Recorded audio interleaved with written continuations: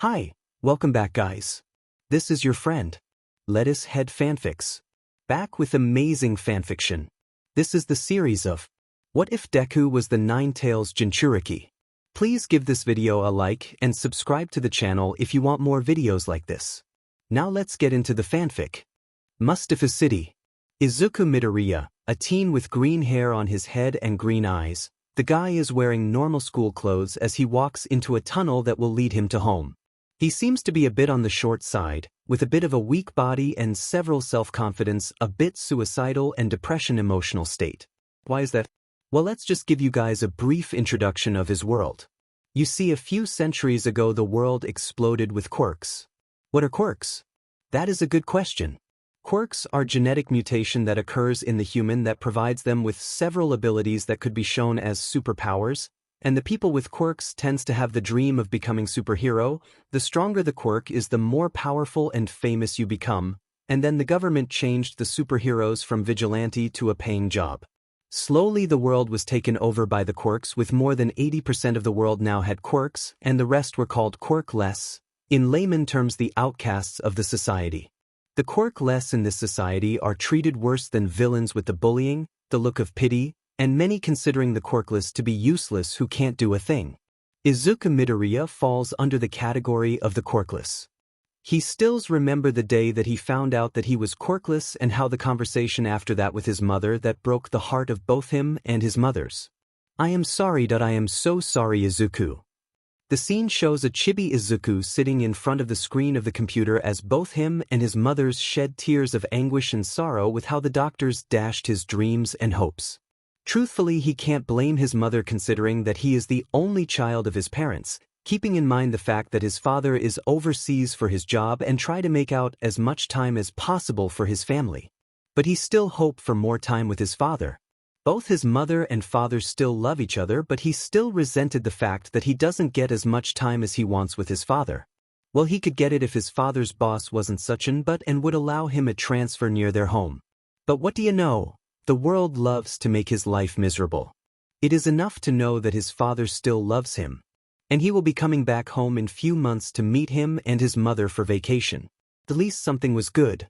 Now other reason was that his childhood friend Bakugo Katsumi, or Kachin, who became his bully, loves to make his life miserable, just because he is quirkless and wants to become a hero by going to UA, the Hero Academy. She has always been a bit egotistical, and he is using the word bit loosely, and according to her he is a Deku or someone useless. But recently she had been much more cruel and angry.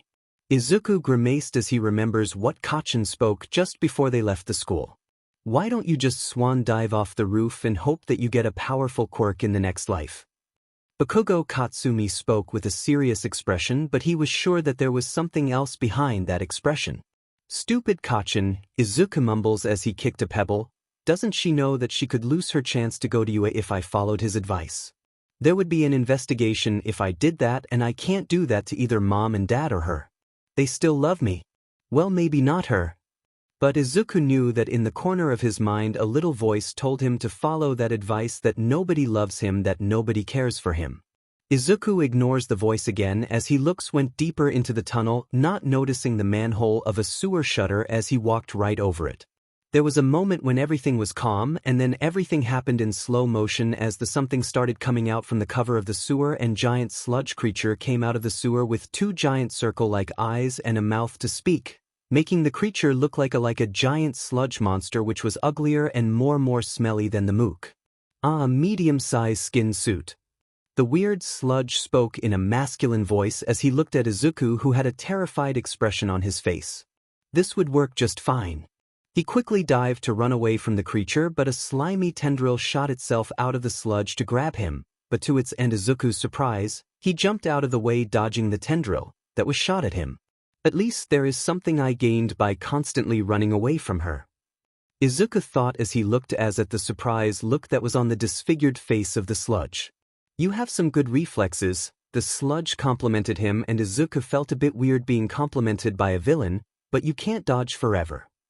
With that, the sludge shot several tendrils at once, and Izuku was able to dodge few of them at once as Izuku tried to run away, but after dodging few, a tendril got hold of his right leg, making him drop on the ground with a yelp. Looks like your luck ran out, kid. The sludge spoke as it then brought it back in the dark as Izuku tried to get away as the sludge covered him. He was thrashing inside the slimy liquid, clawing at it, trying his best to escape from it. Stop fighting it, kid. It will good for both you and me, as I need your body before he comes here. It will be over in a minute. The sludge creature stated, but Izuku was too busy trying his best to get out of the creature, praying for someone to save him. Is this how I die? Izuku thought as the sludge started to suffocate him. Is this how it ends for me? His eyes started to get heavy as he kept on losing air. But I wanted to be a hero, he thought again as flash of small kid with green hair and freckles on his cheeks came into his mind as he watches the screen where it showed the number 1 hero, All Might, saving civilians from a burning building. I wanted to be just like him. He brought some people with a huge smile on his face. I wanted to save people with it. Smile. Another scene passed where it shows 2 adults, one female with green hair and another a male with brown hair, both smiling down at the kid with green hair as he jumps around with an All Might figure in his hand. I wanted them to be proud of me. Another scene shows with 2 kids, one familiar boy with green hair and a blonde girl with red eyes are shown playing together with smile on their faces. I wanted to get my friend back. He finally closed his eyes with darkness surrounding it. But as he was closing his eyes, he was sure that he heard a voice in the dark. You are pathetic. The voice spoke in the dark as a giant red-slitted eye suddenly opened in the darkness. For the sludge creature, everything was going good except for the part where he was on time limit in taking over the body before the hero with the truth, justice and Japanese way could come. He just wanted to use this body to get out of here. As he started to take over, he suddenly felt something foul, something much more dangerous than the person he was running from. He felt a presence that could destroy him, a presence that was telling him to get away from the kid that was right now inside him, a feeling that made him freeze in fear, and in his fear he didn't notice as another manhole erupted. He had a brief terror pass through him as his hold over the kid loosened, and it was sure not because of the person that was coming from the sewer. Behind the sludge creature, a big bulky arm rose from the sewer through which the sludge monster came as the manhole cover flew up, and soon a body jumped out showing a big bulky guy with a blonde hair with 2 of bangs that stood up to make a sign, a giant smile which nearly faltered because of the scene in front of him. He saw a kid that was being taken over by the sludge that he had been following for the past hour. He was almost at his limit. He was ready to get the kid out of safety when a feeling of utter terror washed over him. A feeling that he didn't feel when he fought his enemies. Nobody has made him feel such terror, not even the man that once ruled the criminal empire of Japan, a man that is responsible for several deaths including his sensei. A feeling that if he wasn't the strongest hero in Japan with indomitable will, he would have ran away and not looked back. But there was someone that was waiting for him. Someone who wants to be saved from the villain, and this feeling. This sludge villain turned out to be a lot more dangerous if he was able to make him feel this terror. He then noticed that the grip of sludge on the young child was slipping, which made him get ready to use his move to save him, but he stopped when the child opened his eyes. The pair of eyes that were shown was very unique with white sclera, dark red in color with black slits, and didn't match a bit with the kid appearance of green hair and normal looking appearance. Maybe it's a quirk, All Might thought as he looked in the eyes, but that wasn't what stopped him. What stopped him was the feeling that looking into the eyes made him feel. Fear. That was the feeling looking in those eyes made him feel. What is his quirk that could make me feel such terror? All Might thought as he looked into the eyes. But his attention then turned back to the villain and found an opening that he needed to subdue that villain. Fear not, young man. All Might started as he got in the position of giving a punch, but when he said that he got the feeling that it was not the kid that needed the saving, but it was actually the opposite, but he went with it, for I am here. With it he began charging up his punch as both the sludge monster and the young man turned to look at him.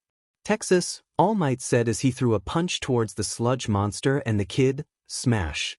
With that a huge shockwave came from the punch, threw both the young man and the monster away from each other.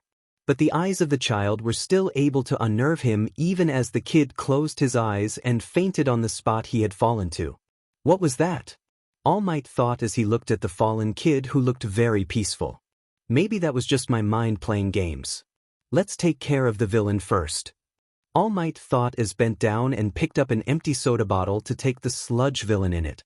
As he collected the last of the sludge, he turned to look at the kid that had fainted. I can't leave the kid here like this. All Might thought as he went towards the kid. Welp, time to be the hero, he thought as he looked at the child and bent down. Slap, slap, slap, slap, slap. Hey, wake up. A voice said, hey, wake up. This was what Izuku Midoriya woke up to, with somebody gently slapping his face to wake him up. He slowly opened his eyes and the first thing he noticed was that there was the face with bright smile and blonde hair and a hand that was gently tapping his cheek. Thank goodness you are okay. All Might said as he noticed the eyes, they are not like how they were. Maybe it is a quirk. Izuku on the other hand was more flabbergasted as he looked at the number 1 hero. Wah-wh-wah. Izuku yelled out in surprise, you are number 1 hero All Might. All Might on the other hand disregarded the outburst and can you blame him, the guy gets these expression and exclamation most of the day. You're okay. Excellent. All Might spoke, apologies, that you got caught up in villain hunt and nearly got severely injured. For that I am sorry it was my mistake. And also, All Might paused as he turned and Izuku noticed that the hero bought out a bottle which now contained the sludge that almost killed him. I must thank you. As because of you I've successfully captured the villain. Izuku on the other hand was thinking almost different thing, All Might is here, he is actually here, he saved me. And then he remembered something, oh an autograph. Izuku said as he looked around for the notebook that was with him, where's my notebook? He looked around as he found his notebook lying on the ground and picked it up and opened up a page. He already did it, oh thank you, this is a treasure. This is going to be my family heirloom. Now I must bid you farewell. All Might said as he got ready to jump and fly away. I've to hand the villain to authorities. Wait, Izuku whisper spoke as he looked at the hero who was about to jump. So many questions that I want to ask you, but All Might was too busy to prepare himself to go away that he disregarded what Izuku was saying. Why do I am finding it a bit difficult in flying today? All Might thought as he kept flying. And what is that sound? True to his thoughts, All Might kept on hearing a mumbling sound that was coming from behind him. All Might turned to look behind and what he saw made him blink and make his eyes go wide. There on his leg was the young man that he had just saved from the sludge villain. He quickly blinked as he looked towards the child, as his expression turned into an expression of disbelief and fear. What are you doing, young man? All Might yelled as he quickly moved his legs back and forth, trying his best to throw the tag along off him. Let go. I can't, Izuku said as he kept holding onto his leg. I will die if I do that. Now that made the number 1 hero pause. Oh right, just hold on. With that All Might quickly went towards a building and with that began one of the most major confrontations that was needed in both of their lives and will be the reason that would set stone for both of their future. But both managed to miss the bottle that fell from the pants of All Might. Katsumi Bakugo, a beautiful middle school teenage girl with a quirk to match her beauty. She has blonde hair and red eyes. She has an amazing quirk which is called Explosion, a quirk that she inherited from her mother and father. It is a combination of these two quirks that made her whole quirk. She is also one of the top students in her school, if not the best. She also has some temper problems and she might have some issues but never tell that to her face. She will probably use her quirk to make you go boom or blast you to kingdom come. Which is not good either. And right now she was more than said and the 2 clowns and a group of 3 extra beaches that follow her time to time like lost puppies just for her attention are not helping either. Can you believe it? One of the clowns said, she actually never bothered with their names, just called them extras or something else. Deku still wants to become a hero. I mean, everybody knows that you can't become a hero if you don't have a quirk. It's practically suicide, especially with the villains that came up recently. Both of the extras didn't notice how Bakugo tightened her fists at their comments. Yeah, I mean he is very weak and quiet, frankly useless, as the other clown spoke and with this spark started to come out of her hands. Does he really think he could survive it? Only I am allowed to speak like that about him. Bakugo mentally screamed as she kicked the Aken away. Where even is he? Deku usually crossed this place 5 minutes ago by now. She should know after all they were friends once. Somehow her mind went back to the last conversation they had today and she cringed at how she spoke her final words today. Why did I even say that? She finally thought. Truthfully, she regretted what she had told him, as he was the only one that spoke to her as if she was normal, now only if he could stop stuttering when she goes to talk to him. Not his fault in that either, with how she had treated him recently. But she will not take responsibility for that. It's that idiot's fault for dreaming to be a hero while still being quirkless. Why can't he understand that I am doing it for his safety? Katsumi thought, and then shook her head vigorously. It's not because she likes him, it's because he is her only true friend, even if she treats him like shit or he follows her like a lost puppy, and that my friends are the sign of Itsundra, which she is not, probably, maybe? In her frustration, she kicks a bottle away, which shook a bit, not noticing the contents of the bottle spill out of it. And it stopped talking about him right now, she thought, as the group behind her kept on talking about the Deku. He will just get in the way of the real heroes, am I right, Katsumi? Another of the extras spoke out as she looked at the angry girl, who just looked more angry than usual right now. Yes, but another voice came this time. It was a bit shy and controlled, like how Izuku spoke with her. But weren't you a little bit more cruel with what you told him, Bakugo? Now that did shut the group, but the final member of the group spoke up. Oh, shut up. The extra spoke up. You are saying that because you like that useless Deku. What? The previous voice yelled out and gave a nervous chuckle. Don't be ridiculous. Why would I like that Deku? I don't blame you for that, the last voice said again. He is a bit easy on the eyes compared to the rest of the class or the other boys we know.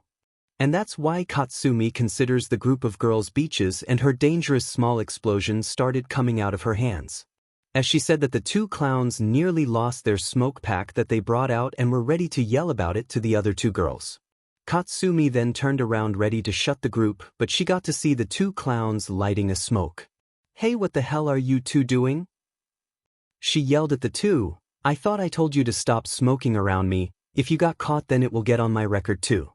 With that, she grabbed the pack of cigarettes and used her quirk to blast it, not noticing the sudden terror that was instilled in the group. Oh, what happened? She asks the group that was following her. The group was on the other hand too terrified to answer her, as a giant sludge villain rose up behind her. A medium-sized body, a sinister voice came from behind her. As a chill went down her spine, with a powerful quirk.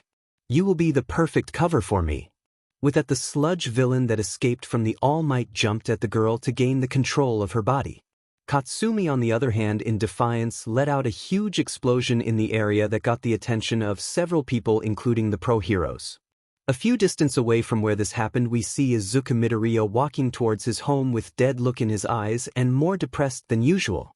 I was right, Izuku said as small teardrops started falling from his eyes. Even All Might said it himself. You can't be a hero without a quirk. Izuku learnt the truth of All Might and his injury and the damage that he took 5 years ago, and also what All Might said about a quirkless not being able to be a hero. But there was something else that All Might said still stuck with him. You shouldn't lie, young man. Now remember that you must speak the truth and tell your friend get a reality check. They are not ready for the dangers that comes in this profession, neither are those that have a quirk could sometimes survive this profession. There are several dangers in this for warehouse. Izuku watches in confusion as the shrunk-down version of the All Might walked of the roof they were at. Izuku learnt the truth about All Might too, about for how long he could hold his hero form that he could not hold for long, and his life-threatening injury, which is a lot disgusting for him. But seriously, what did he mean by lion? Last he checked he was quirkless. Why did All Might thought that he was talking for someone else? Nonetheless, Izuku walked off toward his home in depression, this time mixed with confusion as to what All Might was talking about. As he kept on walking, he suddenly noticed the crowd that was gathering on the other side of the road with several heroes, which consisted of Backdraft, Death Arms, Kamui Woods and Mount Lady, that were trying to go there and provide help. He also noticed that in the arms of Kamui Woods and Death Arms were a group of students from Aldra Junior High, if the uniform was anything to go by. He noticed the group specifically. It was the same group with which Kacchan was with, but right now she was not here in the group. A sudden feeling of dread settled a bit in the pit of his stomach as he didn't see Kacchan with the group. What is happening? He heard one of the bystander ask another person that was there. Oh, a villain has a middle school student as a hostage, and the heroes are trying their best to stop the villain as we speak. The other guy answered. Isn't that the villain that All Might was chasing? Another voice piped in. Izuku walked through the crowd till he came near the front, a place from where he could see what was happening, and what he saw immediately gripped his heart with fear and guilt. In front of Izuku was the same sludge villain that had attacked him but was defeated and captured by him. But here it was trying to take over his childhood friend the same way he tried with him. It's all my fault, Izuku thought as he brought his hands to cover his mouth. That villain escaped because of me. Kacchan is feeling the same pain that I felt because of me. If I haven't done that, then All Might wouldn't have dropped the bottle. With that he went down with the guilt, and he looked around to see why someone was not trying to help her. He saw Kamui Woods and Death Arms that held the middle schoolers, and considering the fire that was raging, it was not suitable condition for Kamui Woods, and Death Arms cannot help as the sludge monster composition was purely liquid and he mostly deals with physical attack which won't affect the monster. Mount Lady can't help if she can't even enter this place, and Backdraft was busy managing the fire and the civilians in the area. All in all, there was no one who could have helped her. Hold on, please, Izuku internally pleaded to the girl. Just hang in there, someone would come to save you. And all of it changed when he saw the expression that was on Kacchan. The fear that was in her eyes, the eyes which were pleading for someone to save her, and with that he ran forward. Hey kid, he heard one of the heroes shout out to him, what are doing? Get back here. He is right, Izuku screamed again, what am I doing? My legs are working on their own. He watched himself running towards the villain that has his friend in it. The sudden shout made both the sludge villain and Katsumi look in his direction. Deku, Katsumi said as she watches in fear as he came running towards her, what are you doing, you idiot? She spoke internally, get out of here, you will get hurt. On the sidelines their classmates watches as the useless Deku ran forward to save their friend. It's that kid. The sludge villain spoke, but there was something else when he shouted it. Bakugo wasn't certain, but she thinks she heard the undertone of anger and fear when the villain looked at him. Unknown to the rest of the people, there was another set of eyes of the familiar number one hero watched the kid that he met a few minutes ago run towards the villain blindly. What is that kid doing? All Might thought as the kid rushed out of the barricade and towards the villain, is he trying to save her? And why I am so pathetic, I can't do anything right now. All Might thought while he watched the kid run towards the sludge villain. Why can't I stop? Izuku thought as he ran towards the villain. But as he kept closer, Izuku felt something in energy that he didn't know he had a sudden power, and then he heard the voice again. What are you doing? A deep, terrifying voice rang in his head as he ran. Izuku, when he heard the voice, was a bit startled. Who is that? He thought, but the voice gave a frustrated growl. I won't ask again. The voice growled as the world slowed a bit for Izuku. What are you doing? I don't know. Izuku answers truthfully and the voice sighed. Let me rephrase the question. The deep voice growled. Why are you doing this, running towards the creature like that? Now Izuku thought again, why was he doing this? What was the reason that he ran towards the villain to save his friend? Why did he ran to save her? When the Katsumi face came in front him as tears were streaming down her face, trying her best to get out of the grasp of the villain. She looked like, Izuku thought as he kept on running, she needed saving. So you wish to save her? The voice asked again.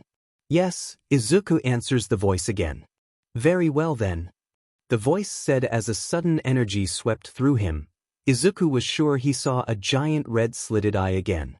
Unknown to him and to the surprise of the people that knew of him, as he was running his eyes changed color as it became red again, with the freckles on his cheek becoming more darker till it became large black spots on his cheeks, and a wisp of red energy rose with each step.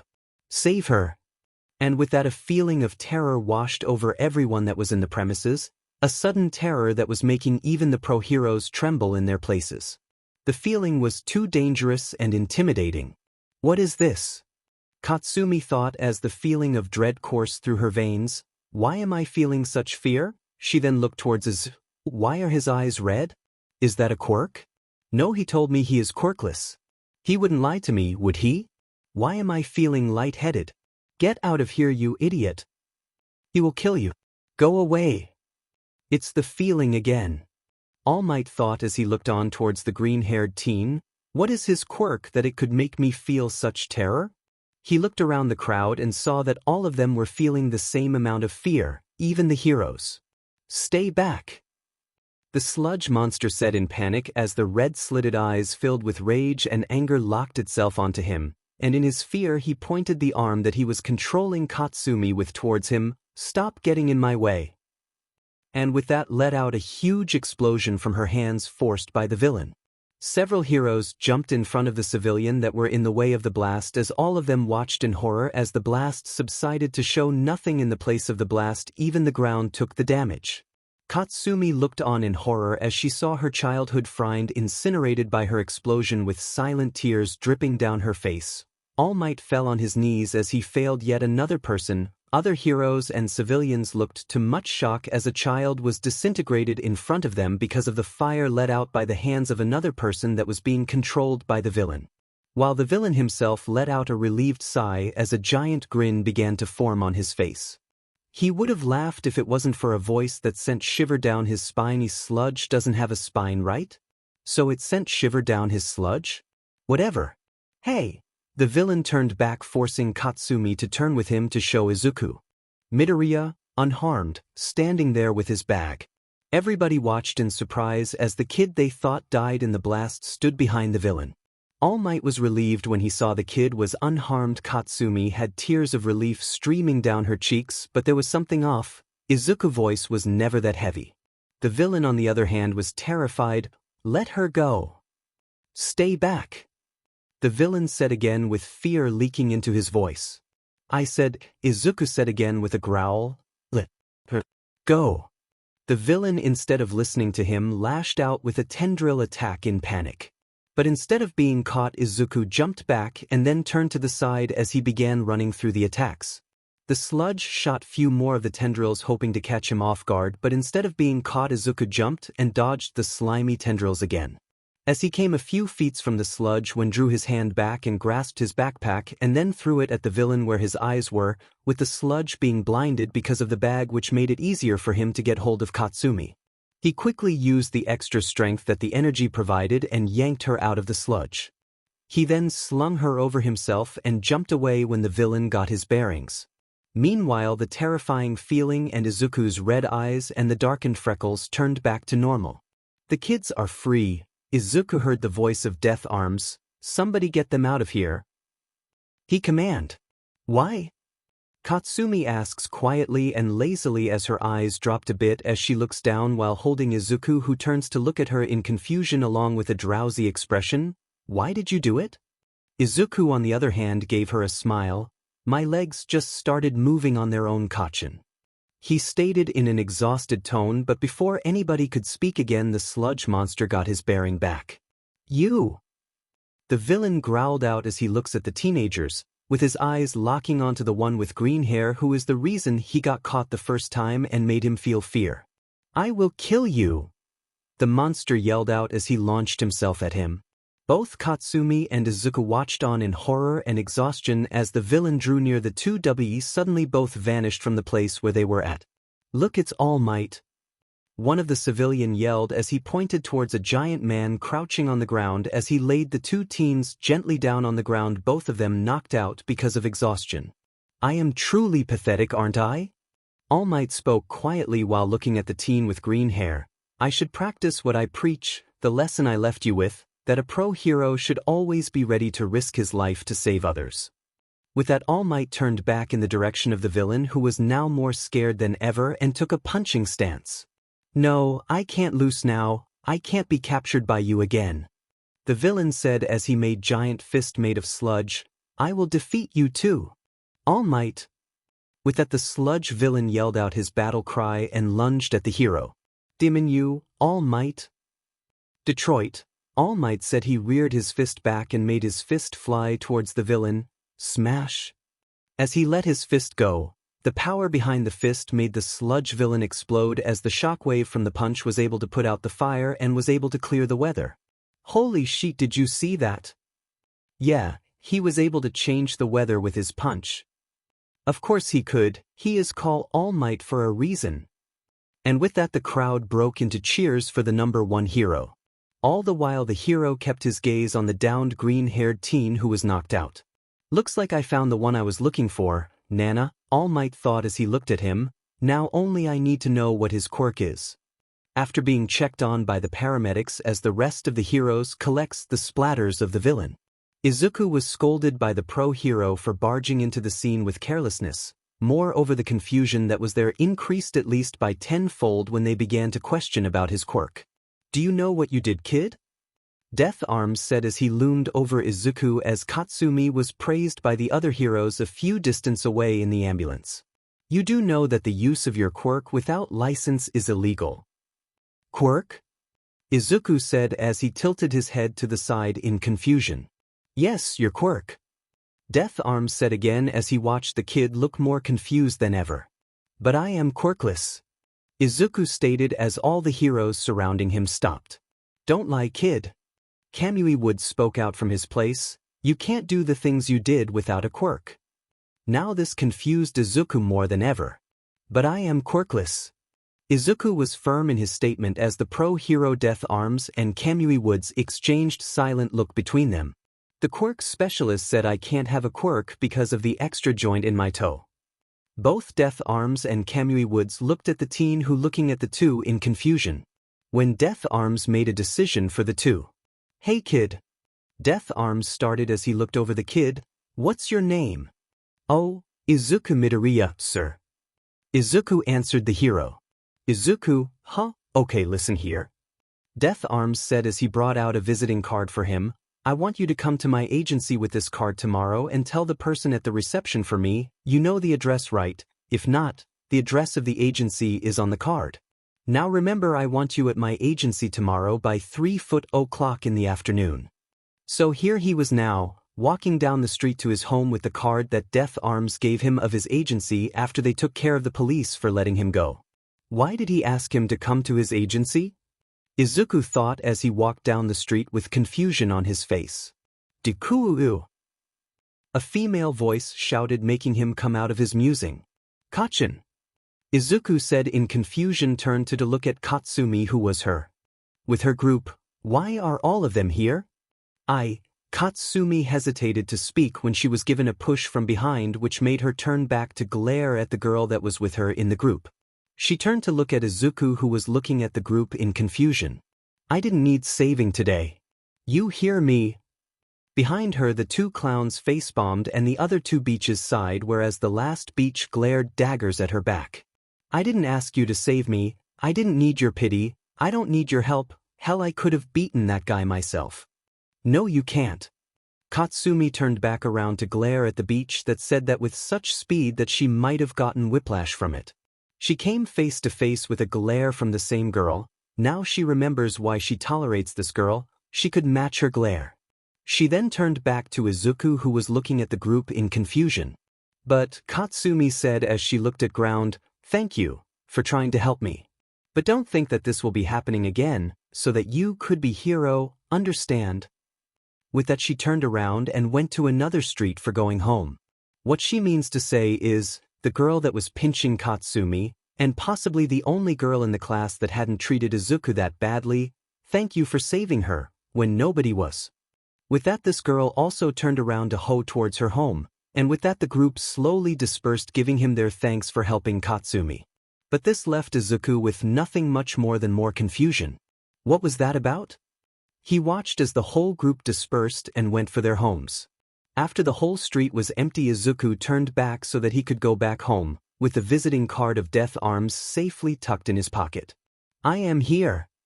All Might yelled as his sudden appearance gave Izuku a scare. All Might. Izuku shouted with a jump. Why are you here? Weren't you surrounded by the police? Shaking them of is nothing for me. All Might said as he looked at the teen while giving him a two-fingered salute. After all I'm all coughblegger. He promptly coughed out blood as he shrunk down to his real form of a malnutrition man. All Might, Izuku yelled as he went near the man who was busy coughing up blood. Are you okay? I am all right, young man. The small Might said as he looked at the teen again, but I am here for another reason. He spoke as he stood straight, I am here to thank you. But why?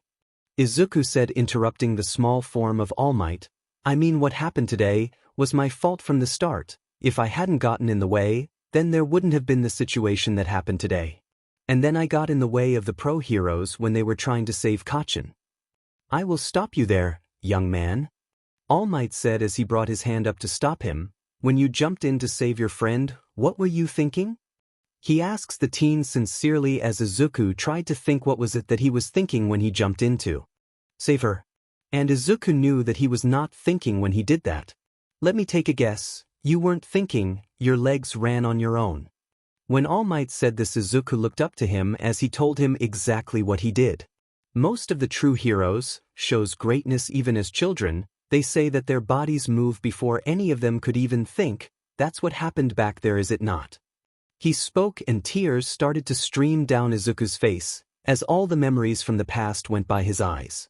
Of all the people in the crowd, it was you, a timid child, who took the initiative to save someone, which spurred me into action. All Might said as the image of the doctor who told him that he didn't have a quirk. I am afraid there's no hope for him. The doctor sitting on the chair said as brought out a X-ray. Your action made me realize my hypocrisy. You can't be a hero, Deku, you are quirkless. Katsumi Bakugo said as she stood over him. Why can't he understand he can't be a hero? Another of his classmates said, he is such a loser, I mean a quirkless being a hero. I am sorry, Izuku. Inko Midoriya cried as he held on to her child as he watched the video of All Might saving the people from the burning building. I am so sorry. That was not what I wanted to hear, Mom. Izuku thought as he looked at the skinny figure of All Might as he bowed in front of him on his knees, crying as he stood over him. You young man, All Might said, looking at the teen, can be a hero. He then brought his hand up in the air. And I deem you worthy of inheriting my quirk. Cue the tears that he was shedding stopped as he looked at the number one hero in confusion. Huh? He tilted his head in confusion. And before I give you my quirk, I would like to discuss about your quirk. Now he was more confused than ever. Discuss about my wa? Heh. Shut up. Shut up. The voice he had been hearing since meeting Sludge Villain and when he jumped in to save Kacchan roared out in frustration. I am trying to sleep here. After hearing the voice again with such anger made Izuku jump up in fright. Who was that? Izuku asks in surprise while looking around, surprising All Might. There is nobody here, young one. All Might said as he also looked around to see if someone else was there. But I just heard someone telling me to shut up. Izuku was looking around in panic when he remembered something and looked at the hero again. Wait, what do you mean by my quirk? I don't have a quirk. The number one hero looked at the teen in surprise. Now, young man, you don't need to lie. But he saw the look of disbelief that the teen was giving him. Wait, you aren't lying? All Might asked again as a part of him remembered a guy who was able to give quirks. Well, I am not supposed to.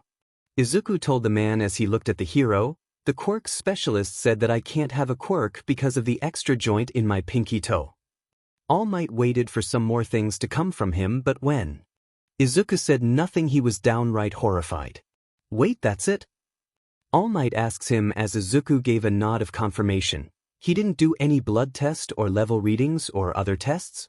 All Might asks him again, which got him a look of confusion. There were other tests? He asks genuinely. Recovery girl is going to kill that doctor. All Might muttered under his breath, so the kid might have a quirk that he didn't even know he had, and after all that time he used it today unintentionally.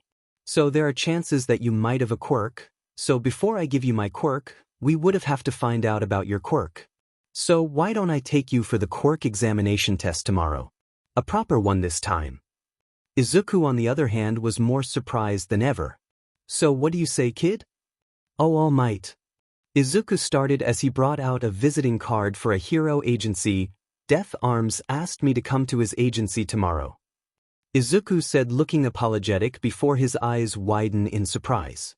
Do you think that they want to know about my quirk too? He asks the number one hero. They could be. All Might said as he looked at the teen. I mean, you did use it in the public even if it was to save life. And something horrifying dawned on the green-haired teen. I found out I have a quirk. Izuku whispered in the beginning as his tone kept on rising, and I used it in public on live television. Oh no, it would show on my record as a vigilante. I can't get admission in Udai if it goes on my record. I could go to jail. My mom would die if she found out I am going to jail. Not before she killed me first. Wait, I've quirk. My mom needs to know I have a quirk. Oh, she will be so happy when she is going to know that I've got a quirk. I got to tell Dad too. And with that the teen went to a mumble frenzy, with All Might looking over him with a bit discomfort. Unknown to the two, he was giving someone else a headache. I said shut up. The voice that Izuku heard roared again, making him jump in surprise with a shriek and making him land in All Might's arms. What happened? All Might asked the child. It was that voice again. Izuku said as silence now surrounds both of them. I think that is your quirk, young one. All Might finally spoke, coming to a conclusion. My quirk has sentience? Izuku spoke in surprise as he looked at the hero. I mean, I've heard that there are quirks that could think for themselves. But even then it is said that these quirks have a quirk for themselves. But before he could go into a mumble frenzy, All Might interrupted him. Yes, young one. All Might said, not wanting to hear a long-winded explanation. But still haven't answered me. What is your answer for being the heir of my quirk? Wait, you could give people your quirk? Izuku spoke in wonder. Yes, young one, Small Might said as he looked at the smaller teen. You might have heard many stories about my quirk, like it was strength-enhancing quirk or power booster, but young one, my power. He raised his hands and brought his hands up. It was passed down to me. Wait, passed down to you? Izuku said in confusion. Really? Yes, Small Might said as he looked at the kid. You can ask me any question regarding it. Whoa, wait, just hold on for a moment. Izuku spoke as his eyes turned into swirls. Your quirk is supposed to be one of the 7 mysteries of the world, and there have been debates over it. There isn't aware Nutherius brought up Bithemidai hiri warsan juwaspisidowntohim noba off to befor. Mumble mumble mumble, he lost All Might halfway through his sentence. Shut the hell up. The voice is very grumpy and the yell in his head made him jump up a great height. Whoa kid, what happened? All Might said as Izuku fell onto his, but, are you okay? Oh, nothing, it was the voice again telling me to shut up. Izuku said while looking at the number 1 hero. I think I get it. All Might said, then coughed. Alright, let me explain my quirk. The quirk that could be passed down. He brought his hands out, which then started to glow with power. My quirk, the ability to transfer power, that's the quirk I inherited, it's called. The glow in the hand started to intensify. One for all. One for all. Izuku quietly whispered. The first person that had this quirk cultivates the power and passes it on. All Might said as he paused, then looked at the sky. The second refines it, and then they passed it on to their heir. In this way, those who are crying out to be saved, and those with brave and true hearts, link together to form a crystalline network of power. And now I have chosen my successor. That is you. But why me? Izuku asks while sitting on the road. Back at that place with the villain, out of all the people. All Might spoke up as he looked at the teen.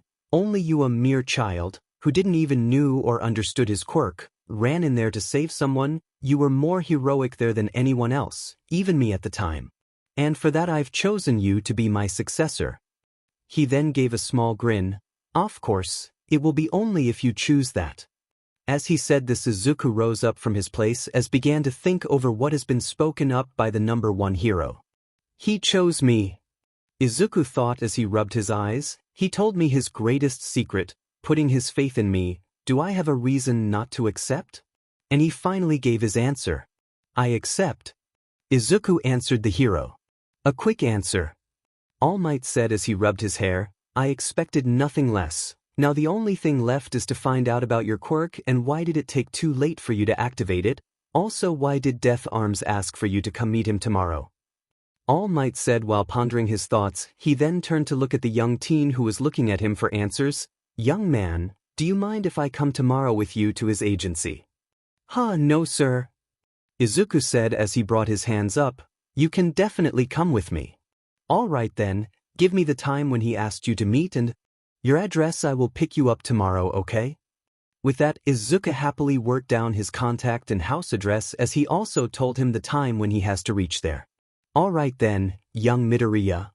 All Might spoke while he picked his grocery from the side he had left it. I will see you tomorrow at 2 o'clock. Until then, young one.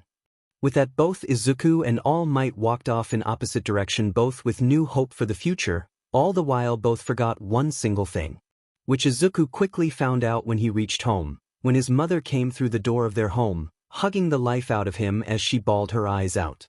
Izuku. Inko Midoriya, a rather plump woman who gained weight due to stress, yelled out as she kept fussing over her child. Are you okay? She asked her son in worry. You are not hurt, are you? Did the sludge villain hurt you? I am okay, Mom. Izuku told her mom as he hugged her mother to reassure her he is all right. I am not hurt. Wait, how did you know about that? And with that, Inko pointed towards the TV and Izuku remembered what he had forgot. There were news reporters, journalists and media present when Izuku used his quirk. That means right now, the quirkless kid who used a quirk on TV which is being watched by several people, including his mother, probably his father. If All Might presence was anything to go by, it will be over every channels, even overseas, all the students and teacher back at the school, the people at UA, and most importantly Kachin.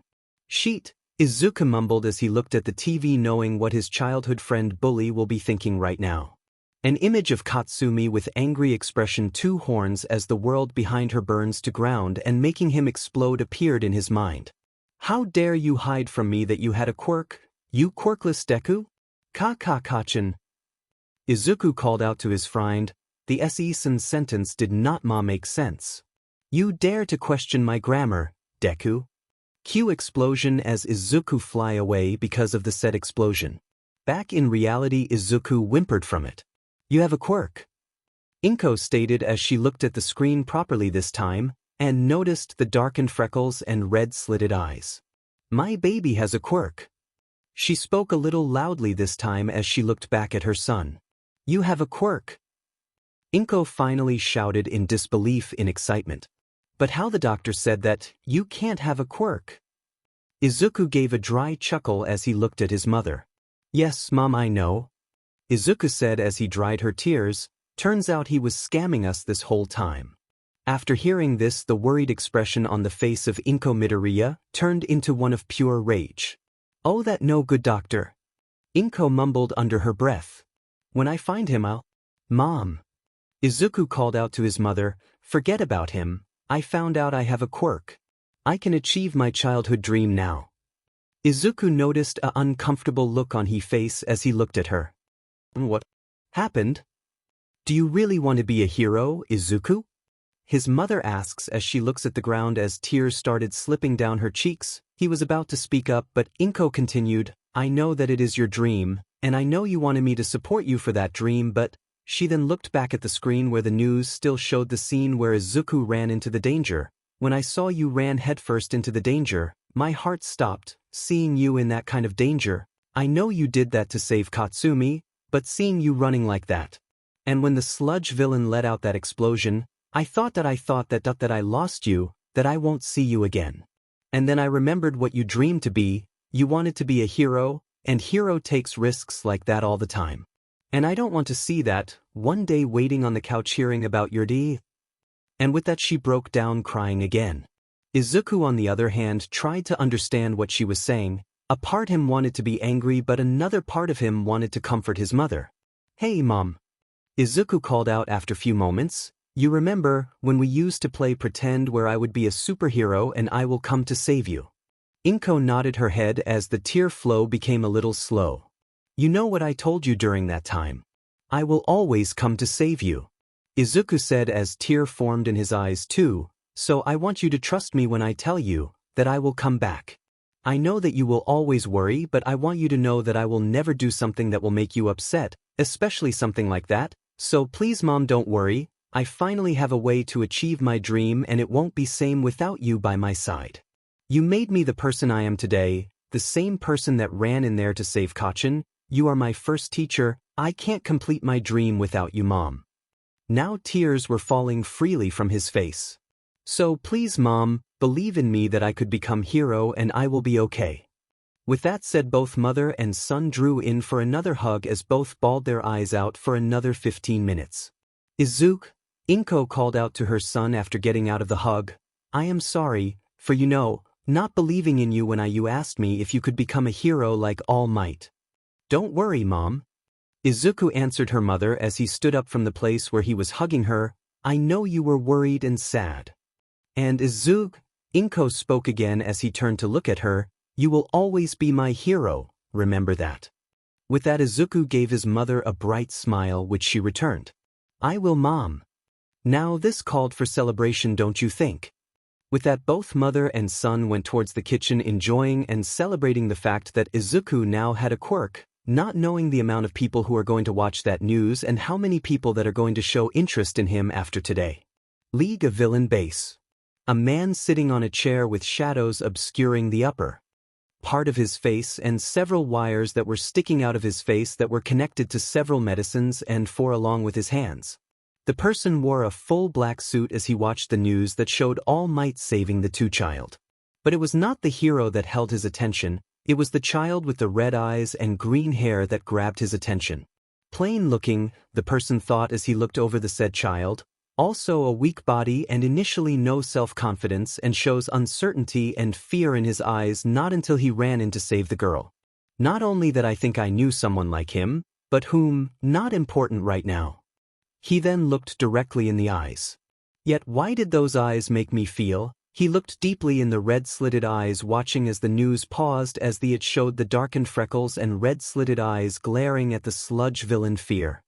Few miles away from the city, in a giant Japanese mansion, a man wearing a plain purple shirt and a plague mask over his mouth watched the news in fascination as the child dodged the explosion that near, and the fact that not only he dodged the attack, the way he moved and how he aimed at the sludge monster eyes and took the girl. But there was something else that was making the child his interest. It was not the fact that he was able to dodge and the movements. No, it was the eyes that promised suffering and anguish and hatred and rage.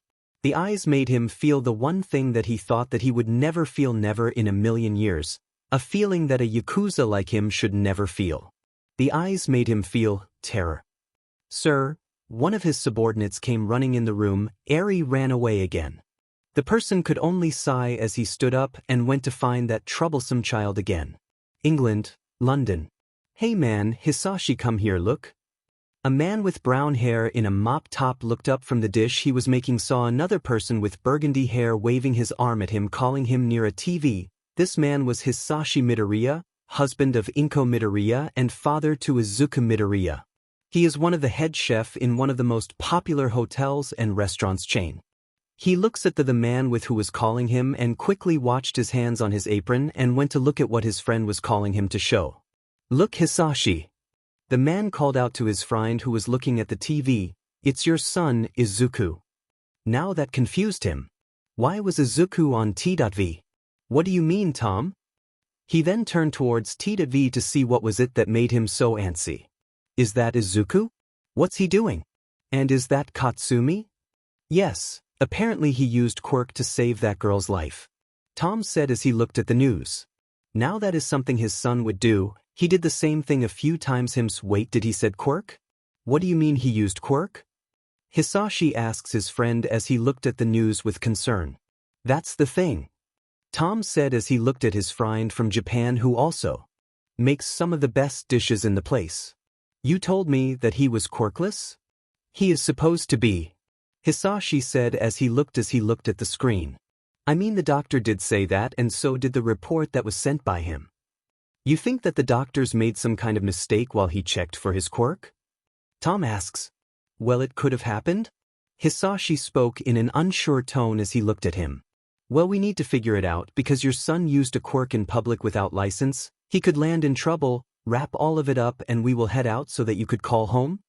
Tom said as he went to a room in the side. But I can't leave all of this like this. What would I tell the boss if he found out? Before this goes to boss, it comes to me, my friend, or did you forgot that I am a manager of this fine establishment? Tom said as he looked at him. Yes. Hisashi spoke truthfully, for a moment I forgot. While Tom looked at him in deadpan expression. Hisashi, get your things, we are going. Tom said as he brought some keys out. Thank you so much, Tom. Hisashi said as he went to get cleaned and leave for his job. You can thank me later, right now get your things.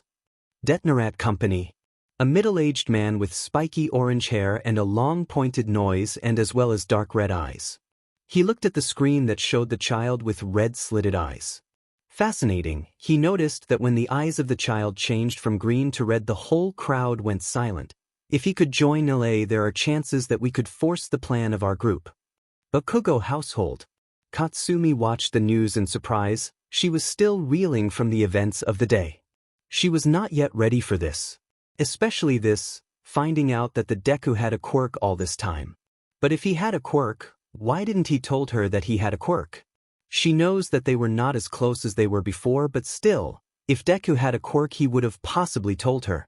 She turned her head to the side to where her father and mother, who both hugged her when they saw her inside the sludge villain, watched the news in surprise. She was a spitting image of her mother. Katsumi knew that. Also, she took most of her personality from her mother. The only thing he might have gotten from her father is somewhat rational mind that her father has, or so she thinks. She noted that both of them looked at the news in bewilderment, especially the part where his eyes changed to slits. Katin, her father, Mr. Bakugo called out to her as he kept his gaze on the news. Did you know about it? Katsumi looked at the news and then to her father. No, Dad, I did not know. Katsumi said as she looked at her father, and I know that Deku would have told me that he had a quirk. She then tightened her fist as a number of thoughts went through her head. Did I pushed him away that much, that he did not thought about telling me his quirk?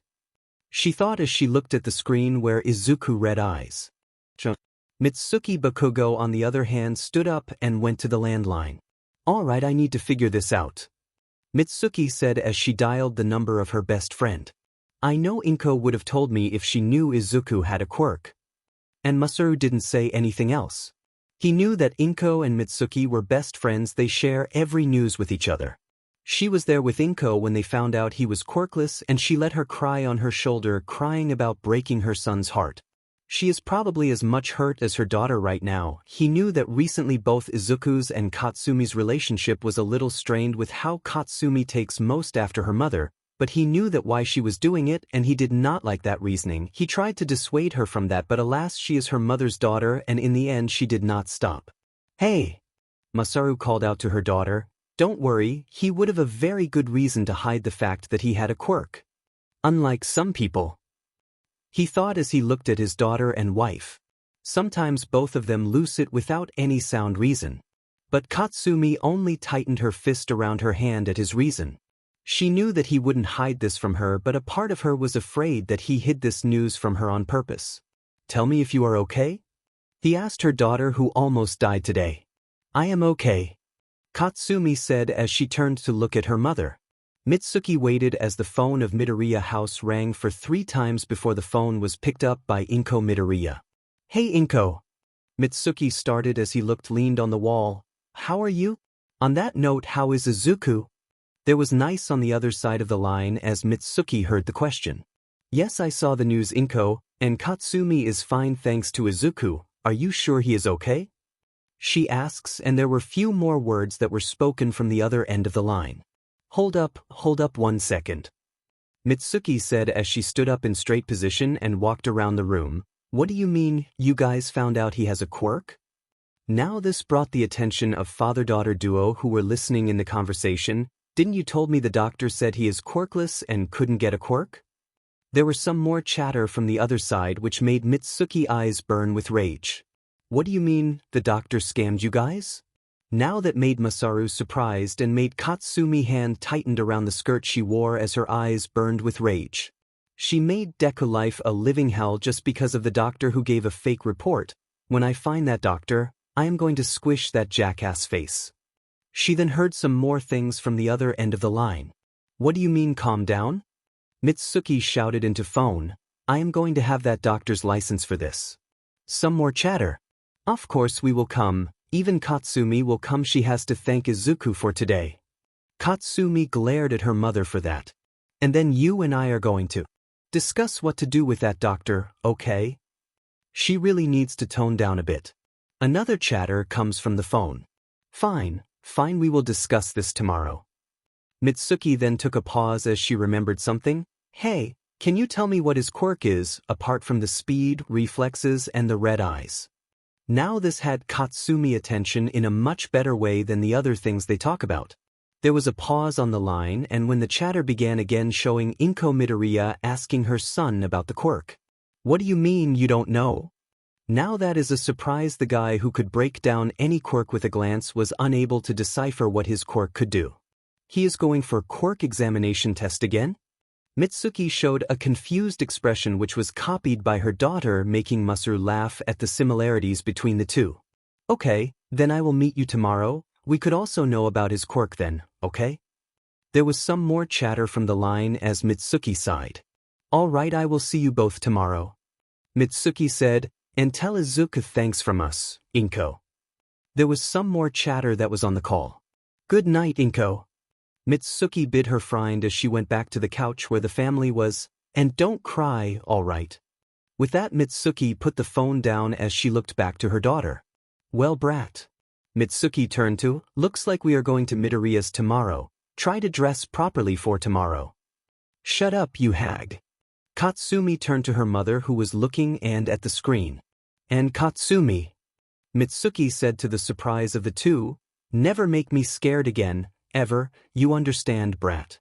Katsumi was surprised. Her mother never shows her compassionate side more often, but when she does, she is actually must be a lot worried than she thought. Don't worry, Mom. Now that surprised Mitsuki, she knows that her daughter almost never calls her that, so that means the incident must have affected her in more ways than one. I won't do that again ever. I am going to prepare dinner, Mitsuki said as she stood up. You go freshen up too, she told her daughter as she went to the kitchen, her husband's gaze following her. I will come down in a bit, okay? Katsumi said to her father as she went to her room, as her father could do nothing more than sigh at his family antics and situation. They really need to communicate more, Masaru thought as he looks at both the mother and daughter. At Yue, in a huge building sat a being, which looks to be somewhat of a mix between a mouse, a bear and human or something else, but somewhat very weird. But the being was actually one of the smartest being the whole world, with an IQ that was much higher than the human with the quirks to boost their intelligence. Who is this being? Well, this is none other than Nizu, Mr. Principal, the principal of UA, one of, if not, the best heroes academy, where aspiring heroes come to learn. He looked at the news in interest and fascination. He has been contacted by the All Might a few hours earlier, informing him of his chosen heir. And who was he? Well, he did not give him a name, considering that even he did not learn about it till he found the kid again, but he has to say he is impressed by the choice that Yagi made in choosing his successor, and also to keep him out of trouble for the illegal quirk use. They are after all one of the most weird set of rules. He then took a sip of the tea he brewed as he looked at the screen in fascination.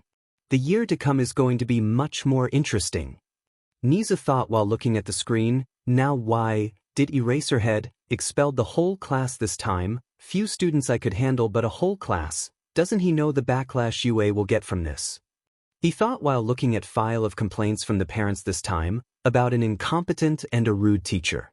In a dark place in an unknown location, a man covered by the shadows looked at the screen in surprise and fascination as he watched the news with his full concentration. Most importantly, his gaze was stuck on two children in particular, one that was taken as the hostage by the villain and the other who ran into the situation to save that other. But most of the time his gaze was stuck on the one with green hair.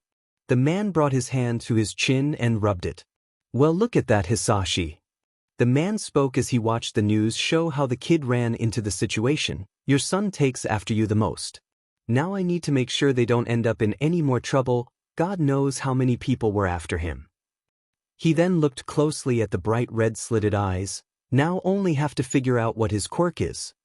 Back at Midoriya's household, Izuku looked at the ceiling with newfound hope and inspiration, and with the news that he now have a quirk.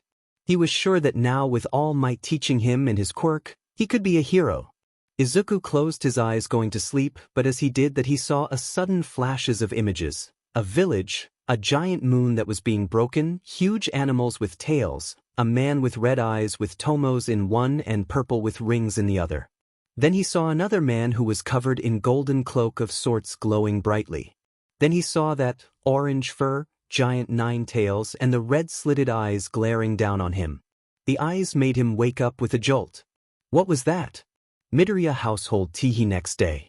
Inko Midoriya happily hummed a tune as she prepared the lunch for the two of them and Mitsuki, who was going to be here around noon or a bit later.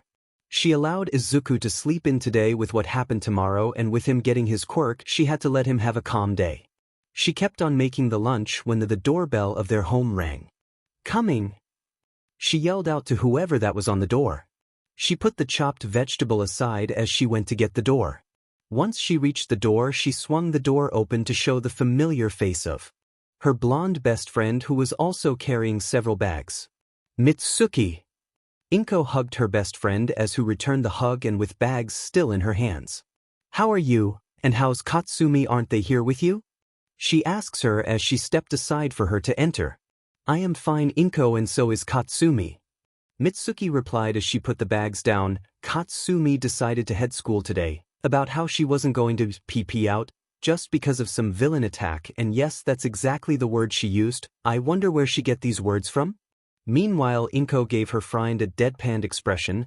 Anyhow, she is in school and said she will arrive later, and so will Masaru. He will head here after completing his project at his job. You, on the other hand, my friend, need to hit a gym. Inko was to give an answer when she thought about it a bit. You know what? Inko said as she pondered as she looked at her friend. Maybe I should.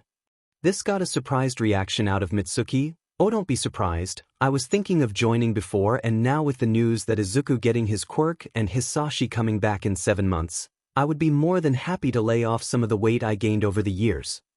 Hisashi's coming back. Mitsuki spoke out in surprise. Good for you and him. Please tell me he is coming back permanently. Now at that, Inko snorted. As if. Inko said, his boss is still an a-hole and he still has another year left of his contract. Before he could come back, he is coming on a month-long vacation. You know, I never liked his boss. No one does, Mitsuki. With that, Inko went back to the kitchen. Now you are going to help me find the gym for me. You could come to mine. Inko actually liked that idea, and with her friend their age, she wouldn't feel like a stranger. I actually like that idea. She kept cooking the lunch for the group as she looked. Mitsuki sat on the couch. And Inko, we really need to do something about that, doctor. Mitsuki said to her friend, who was busy cutting the vegetables she needed for the lunch and also preparing for the celebration that they were going to have in the evening. Oh, we will, Mitsuki. Inko said as her hand tightened around the knife she was using to cut, and he has a hell to pay for what he did. Suddenly fire lit in her eyes as dark aura surrounded her, and another knife flew towards her, which she suddenly caught hold of and stabbed the vegetable she was chopping with full might. Believe me, he will pay. Sometimes I forgot how dangerous Inko could be. Mitsuki thought as she stood up to glance at the vegetable, a cabbage she found out after she saw it, she had stabbed. Hey, Mom. The sudden voice brought both of them out of the funk. Aunt Mitsuki? Izuku entered the drawing room with confusion after seeing his friend's mother here. Hey, Izuku. Mitsuki greeted her friend's son as she looked at him. How are you? She asks him. I am fine, thank you for asking, Auntie. He replied and then asked the question that he wanted to ask. How's Kacchin? Oh, she is okay. Mitsuki said as she turned and gave him a grateful smile. And Izuku, thank you. She spoke with gratefulness for saving her. She is my friend, Auntie. Izuku gave a smile to her as he sat on the other side of the couch with both Mitsuki and Inko sitting on the opposite. I would have run in to save her no matter what. Yes, and for that. Mitsuki rubbed her eyes as they got a bit misty on the edge. I am very thankful. As she said this, she stood up and picked up one of the bag from the ones she brought. And also last night we found out that you had a quirk, which all of us ignored because of that, but of a doctor. Both Inko and Mitsuki frowned when their thoughts went back to the doctor, whereas Izuku grimaced because what his life has been because of that doctor. So Masaru, and I brought a gift for you as a congratulations for finally getting your quirk. She handed him the bag as Izuku reluctantly took it from her. You don't have to, Aunt Mitsuki. Izuku said as he looked over the bag. Nonsense. Mitsuki said as she waved her hands. Now hurry up and see what is it. She spoke with excitement as Inko looked over at her friend. You do not know what's the gift, do you? Inko asks Mitsuki as Esi rubbed her head. Actually no. Mitsuki sheepishly said as she looked at mother and son, it was actually Katsumi and Masaru who choose it. Izuku now looked surprised. Kachin choose it? He asks while looking over the gift. Yes, she did. Mitsuki said with a nod, then remembered something. Don't tell her I told you that, she does not want you to know that. That seems like her. Izuku said with a smile. Tell me about it. Mitsuki spoke with a snort and looked over at the two. She needs to get off her high horse one of these days, otherwise she is going to land in trouble. So come on, open it, I want to see what did she got you. She spoke as she moved to sit with her friend. Izuku quickly pulled the object from the bag which wrapped up. He unwrapped it and put the wrapping aside to open a box that contained a t-shirt, and not just any t-shirt. It's an All Might Golden Age limited edition t-shirt. Izuku spoke as he looked at the t-shirt in surprise. Wow! Mitsuki spoke as she too looked at the said t-shirt. Even Inko looked surprised. Isn't that one of those wearable that are made in very limited supply? Inko asks her friend. Yep. She answered while popping the pea. Where did she get this? Inko asks again, which got her a really expression from Mitsuki. My husband works in the fashion department. Mitsuki spoke out with a deadpan. I really wonder where he could have got it from. Read this part with sarcasm. Now don't be like that, Mitsuki. Before anyone else could speak up again, the doorbell to their apartment rang again, as the three of them looked at each other in confusion. Was there anyone else that was going to come? Mitsuki turns to look at her friend when Izuku jumped up in surprise, remembering who was coming here. I'll see who's that, Izuku said as he went towards the door. And when he did, he was shocked into silence with the people that were at his door. And no, it was not the small form of All Might that was standing in front of him, and neither it was a man dressed in a long brown overcoat. It was the woman that was with them that made his jaw drop. And now you might be wondering who this woman might be who was able to make Midoriya's jaw drop. So for that, let me just get one fact straight for all of you guys. Izuku Midoriya as he is now is very much dense and an idiot regarding girls, and he is more into heroes, not in a romantic or SXL way, than anything else. And the woman that Small Might has brought with him. She is an old woman of small stature, with gray hairs, wearing a doctor's coat with a red and orange vest and a cane designed as syringe. This is the youthful heroine, Recovery Girl. Izuku Midoriya shouted as he fangasmed over her. On the side, All Might and the man in the large brown overcoat rubbed their ears because of that shout. Recovery Girl, on the other hand, smiled at seeing the enthusiasm of the child. Behind him, two women came running when they heard him shout and looked at the arrival that was here. Demon it, Yagi. The man in large overcoat muttered. You should have told me that he could shout. Meanwhile, Inko and Mitsuki looked at the group that just arrived as Izuku started mumbling about the quirk of the old woman. I am sorry. Inko started as Izuku turned to look at his mother. But who are you? The question got the attention of all of them. Meanwhile, Mitsuki took note of the people that were there. One was a small lanky man, who looked like he hasn't eaten in days or years with how his build was, wearing a shirt and pants. Other man was tall and was wearing a giant brown overcoat and black eyes. He had brown hat over his head. And the woman, well, she didn't need to, with how Izuku shouted out her name. So she was a hero, but something else was nagging her. Why did a hero come here, just after Izuku used his quirk on TV? Mitsuki thought as she looked over the three. Oh, I am sorry. The lanky man started as he looked at the three. Good afternoon, my name is Yagi Tashinori. I am All Might's secondary secretary cum agent for most of the things he requires. Now that got a reaction out of the two who gaped at the man who gave out a crooked grin. He used his other's identity reputation to make himself look more believable and not a crook out of the street which he sometimes looks. The lanky man for the two surprised woman and Izuku, Tashinori, turned his hand to point at the other man that was with them. This is Detective Naomasa Tsukachi. Now that got narrowed eyes from the two, who glared at them. Yagi, noticing the glare, quickly decided to introduce the other person with them, and this, as you might have heard, is Pro-Hero Recovery. Girl. That's all well and good. Mitsuki started as she looked at the group, but why are all of you guys here? On the side, Izuku face-bombed as he remembered one of the important things he forgot to tell his mother. We are actually here to discuss about young Midoriya here. The glare on the face of the two women darkened as they heard as Yagi and no Mesa quickly withered and started sweating under the intensity of the glare. Which, judging by your glare, he did not told you about? Now the attention was on the teen who was looking at the ground. As the two of them looked at the kid. A few moments later. So let me get this straight. Mitsuki spoke as she looked at the son of her best friend as she turned to look at the other adults that just arrived. Izuku met All Might and the sludge villain before the villain escaped All Might again, for the first time as the sludge was trying to get hold of him the same way it did to my daughter Katsumi.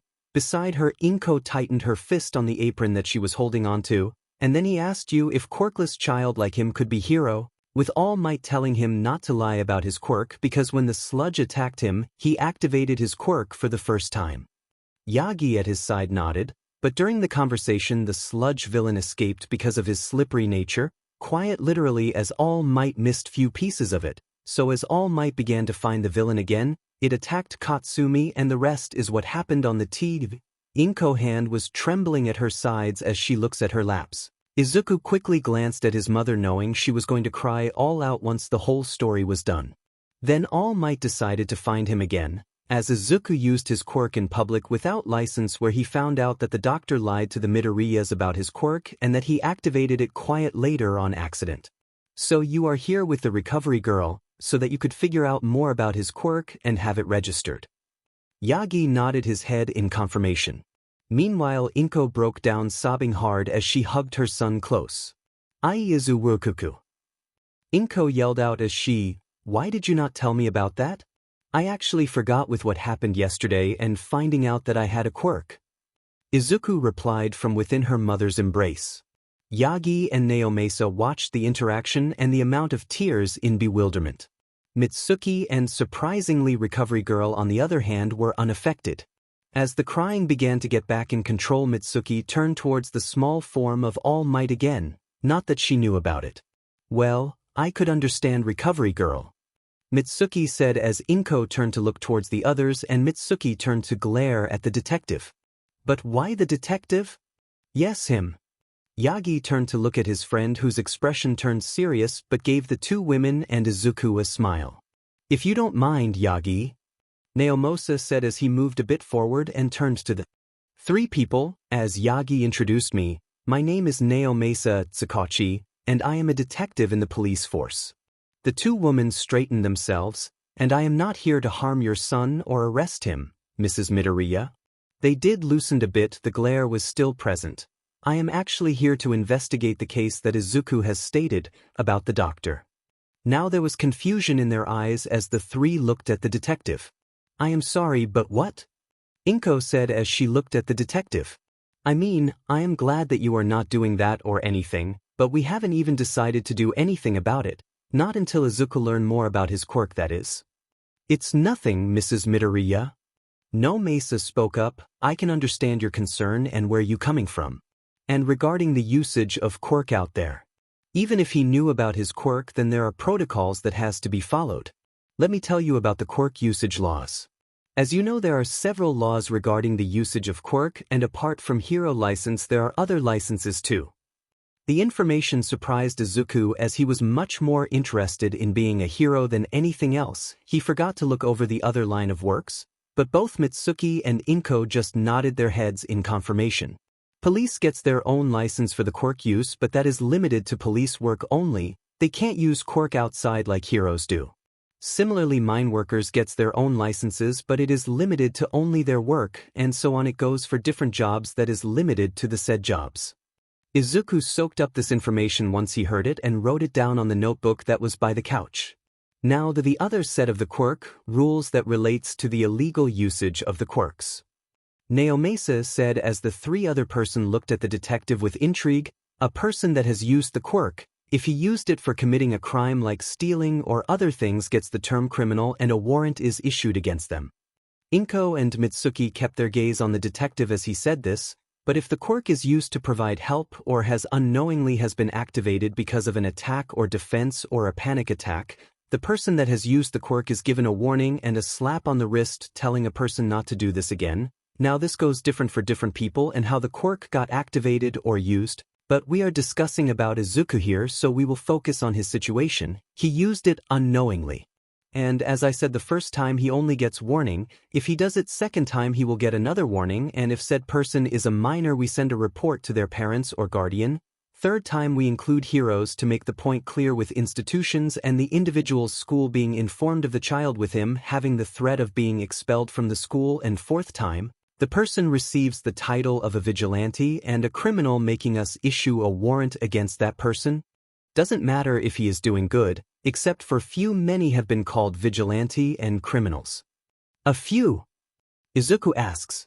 There are only 7 vigilantes who has been considered as true heroes by everyone, which include pro-heroes, police, government, civilians and even villains, and the government is also ready to provide them with hero license and full immunity if they turn themselves in and get registered. But the fact is one of them is dead, and has been for almost over 2 decades, or that is what the world believes happened to the vigilante, Drago. At the mention of this vigilante both Mitsuki and Inko stiffened, but both maintained their posture within a moment notice, which was noticed by both Recovery Girl and No Mesa. The other 6 are of radar. Mr. Tsukachi. Inko spoke up as she looked at the detective. If you don't mind me asking, why are there so much rules regarding quirk usage? Oh, I don't mind, Mrs. Midoriya, and it's actually a good question. Tsukachi stated, most don't take these rules seriously, but the usage of quirks for vigilante purposes are looked down upon and considered illegal and has been for a long time. And as to why so many rules, well, this rule has been there for a long time, but it got its push and standing 10 years ago. The 3 gave the detective a confused expression. The 2 of you might remember the Hosu City Police Department fiasco. Both Mitsuki and Inko nodded their head as Izuku looked in on confusion. That was the reason that this rule got more standing and backing than it originally has. Both Mitsuki and Inko nodded their heads at that understanding about the rules. Okay, now that has been explained. Mitsuki said as she waves towards the detective with her hand, you still haven't explained why you are here now? Because Izuku has already been warned about not using his quirk in public. Yes, I was coming to that part. Namesa said as he looked at the 2 women. As Izuku told All Might, he was told by the quirk specialist doctor that he did not have a quirk. Both Inko and Izuku nodded at that. Well, the thing is, you are not the only person that has been scammed by that doctor. Now that got the attention of the 2 Midoriyas and a set of Bakugo. What? The 3 of them shouted simultaneously. Yes. Naomasa stated as he brought out a file. I believe that he has been giving out these fake report and other complaints which has been overlooked by the officials of the hospital, but the thing is that recently a group of heroes found out an underground lab which has been used for experimentation with several people, well, more like bodies inside the lab. Now that got wide eyes from the 3 women. What does that has to do with him? Inko asks with worry remaining prominent over his face. The people that we found have one thing in common. They all had one same hospital and reports, and only one. There are several hospital but only one hospital, which is the Jaku General Hospital. No Mesa stated as he looked at residents of the house with grave expression. The founder of the hospital is a very well known and respected among the general populace for his findings, research and society work, which makes it difficult for us to work against him, but we wish that possibly and hopefully Izuku's case can help us look into the hospital. No Mesa looked at them as the room fell into silence. How can we help then? Mitsuki asked the 2 teen. No Mesa just gave a smile knowing that he had their attention and help. Right now I would like the reports that states Izuku is quirkless, and I will ask you few questions which you guys could answer. No Mesa said as Inko nodded his head and turned to look at her son. Izuku. Inko said to her son, who turned to look at her, get your reports from the hospital from the drawers, will you? She told her son, who nodded his head and went to find the said report. As he disappeared into the room, Inko turned to look at the detective after making sure Izuku was out of the earshot. Detective. Inko got the attention of the 3 people that were in the room. You said something about the lab. Are these people said to be quirkless? We don't know, Mrs. Midoriya. The detective told the Midoriya matriarch as he looked at her and her friend. I believe that they were looking for patients and other people to do experiments on. At hearing this, the faces of Inko and Mitsuki turned to that of disgust, and I believe that Izuku might have become one of them for that same thing. Now the disgust turned to horror in minutes. Yes, I believe that Izuku was one of the few people that they either forgot or overlooked, couldn't capture or didn't need because their quota was complete. Inko's hands flew to her mouth as Mitsuki's hands were turned to fists, digging her nails deep in her hands. So Izuku could have been. Inko trailed of letting the question hang in the air. Your son is safe, Mrs. Midoriya, and we are here to help him, you and all the other people living in this city, and to keep all of you safe. No Mesa said, reassuring the woman. It is our job as the police to do that. Mitsuki muttered something under her breath which was not heard by anyone else in the room, considering she got confused looks from most of the people in the room. Is something the matter, Mrs.? No Mesa trailed of bot, knowing the name of the probably only person that didn't cry in this house. Mitsuki Bakugo. Mitsuki stated in a casual manner as she got a little lax on her place. And you are here? No Mesa asks again. She is my best friend. Mitsuki spoke as she gave him a dead look, and her son saved my daughter yesterday. Now that was a news to the three. The girl that was taken hostage by the sludge villain was your daughter? No Mesa asks the woman again. Isn't that what I just said?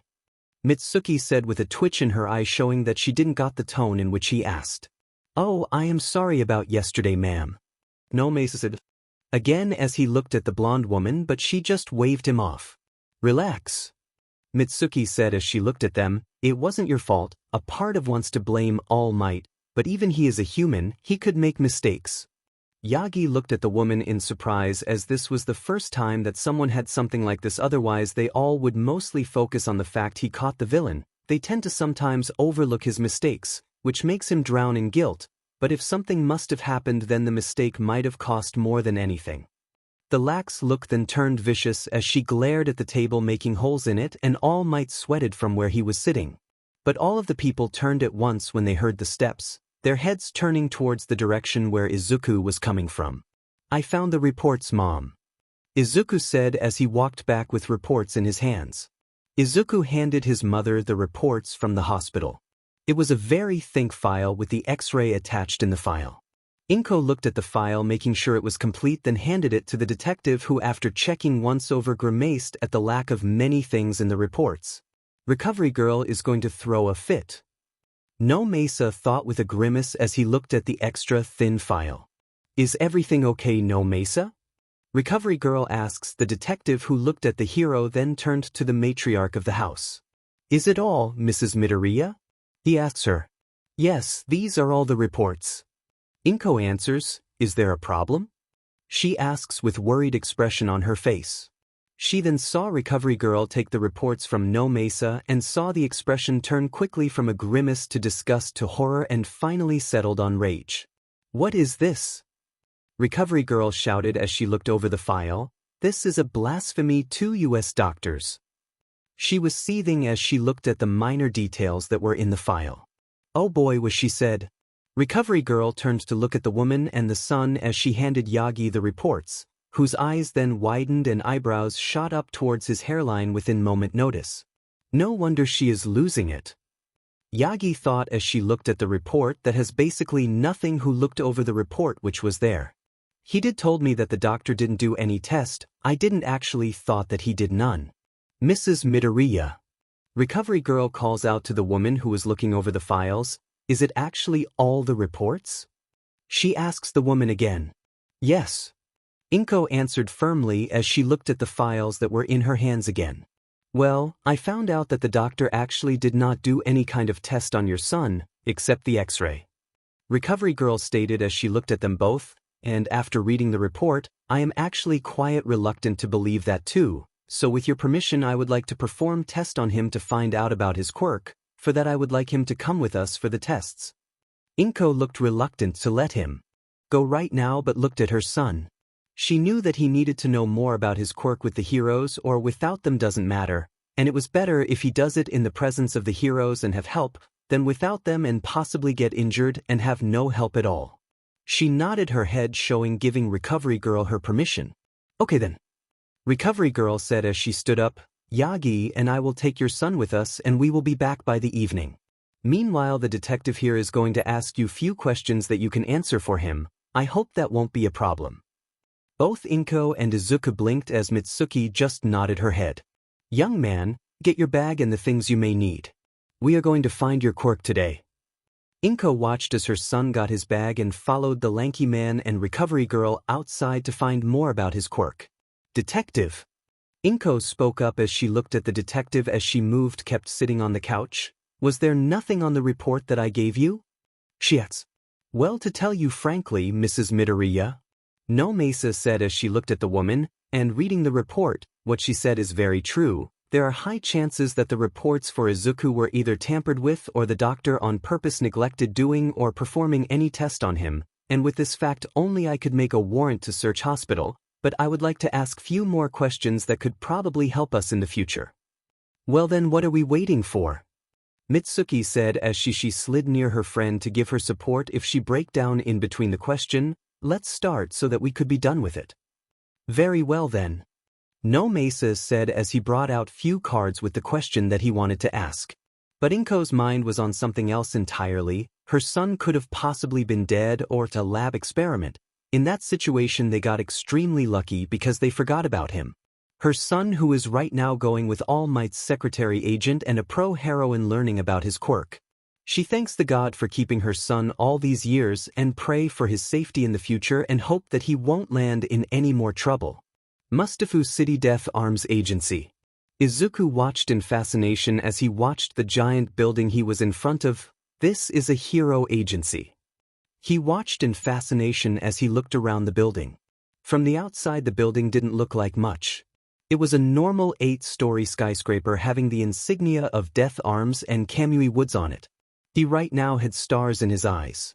"So we are going to test my quirk here?" Izuku questions the number 1 hero. "Yes, young Midoriya." All Might in his small form said as he looked at the building, "I found out that Death Arms asked for Recovery Girl so that we could learn and find out about your quirk, and for that we are here." Or that's what he is supposed to tell him. He couldn't just say that Nizu, the principal of Yuri, did this when he received a call from him and told him that he were to escort Recovery Girl to the Death Arms Agency, and he took that chance for him to be there when they do the quirk test on him. Recovery Girl then took her cane and then went inside the building as Midoriya and Yagi followed behind her as they carried her bag and other things. As they entered the building, Izuku decided to ask one question that has been on his mind since he left his home. He asked many questions on his way here to the Recovery Girl and small form of the All Might, but one thing still was clinging on to the front of his mind. Mr. Tashinori. Izuku called out to the small form as he turned to look at the small form of All Might as both him and Recovery Girl turned to look at him. Why did the vigilante, Drago, and the other 6 considered as a true hero? Both Recovery Girl and All Might looked at him for a few moments as they tried to comprehend what he asked. Why the sudden interest in the vigilante's young Midoriya? Yagi asks as a smirk then passes over through his face as he spoke up in a sarcastic tone. "I hope you now don't wish to become one of them." "What? No, never," Izuku spoke while shaking his head quickly in negative. "I want to be a hero. It's just..."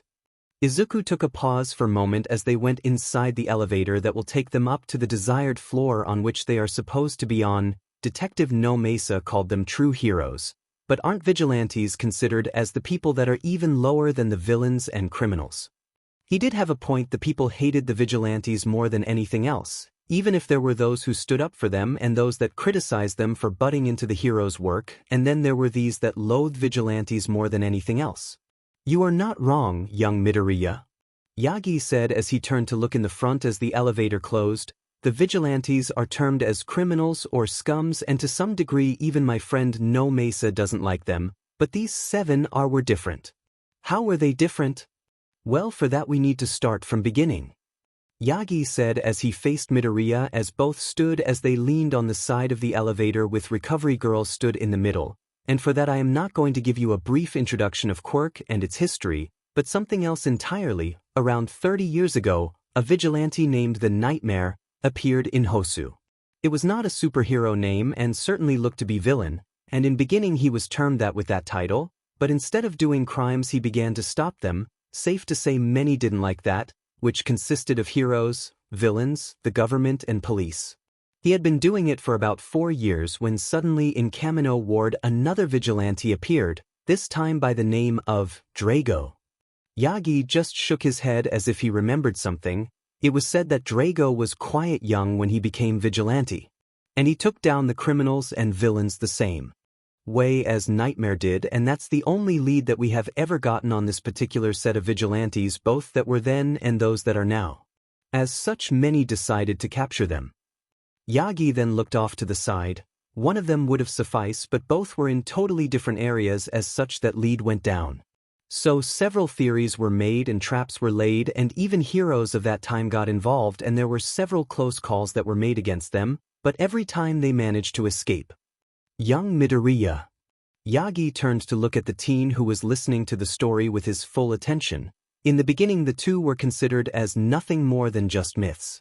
Something that the police and civilians made up to keep the criminals on leash, and the traps and all the work police did was said to be nothing more than just publicity stunts. Till this day many of these types of vigilantes, all except the Drago, are considered as myths, even after they watched them on the news. Yagi then looked off to space, remembering that particular news when he was in UA. I remember it when I watched the news. They nearly caught the Drago. He was trapped, but out of nowhere Nightmare came and saved him. 3 days later one of the biggest crime syndicates in Japan was brought down because of them, and the only reason they got the somewhat of an credit was because the heroes there didn't want to get the recognition of something they didn't even do, which made those heroes much more famous and get better ratings in society, but these two went completely off the grid as they faded. The heroes got the recognition and fame. But after few months, when everything settled down, they came back to protect their respective areas, but again they faded into black and were nothing more than just myth.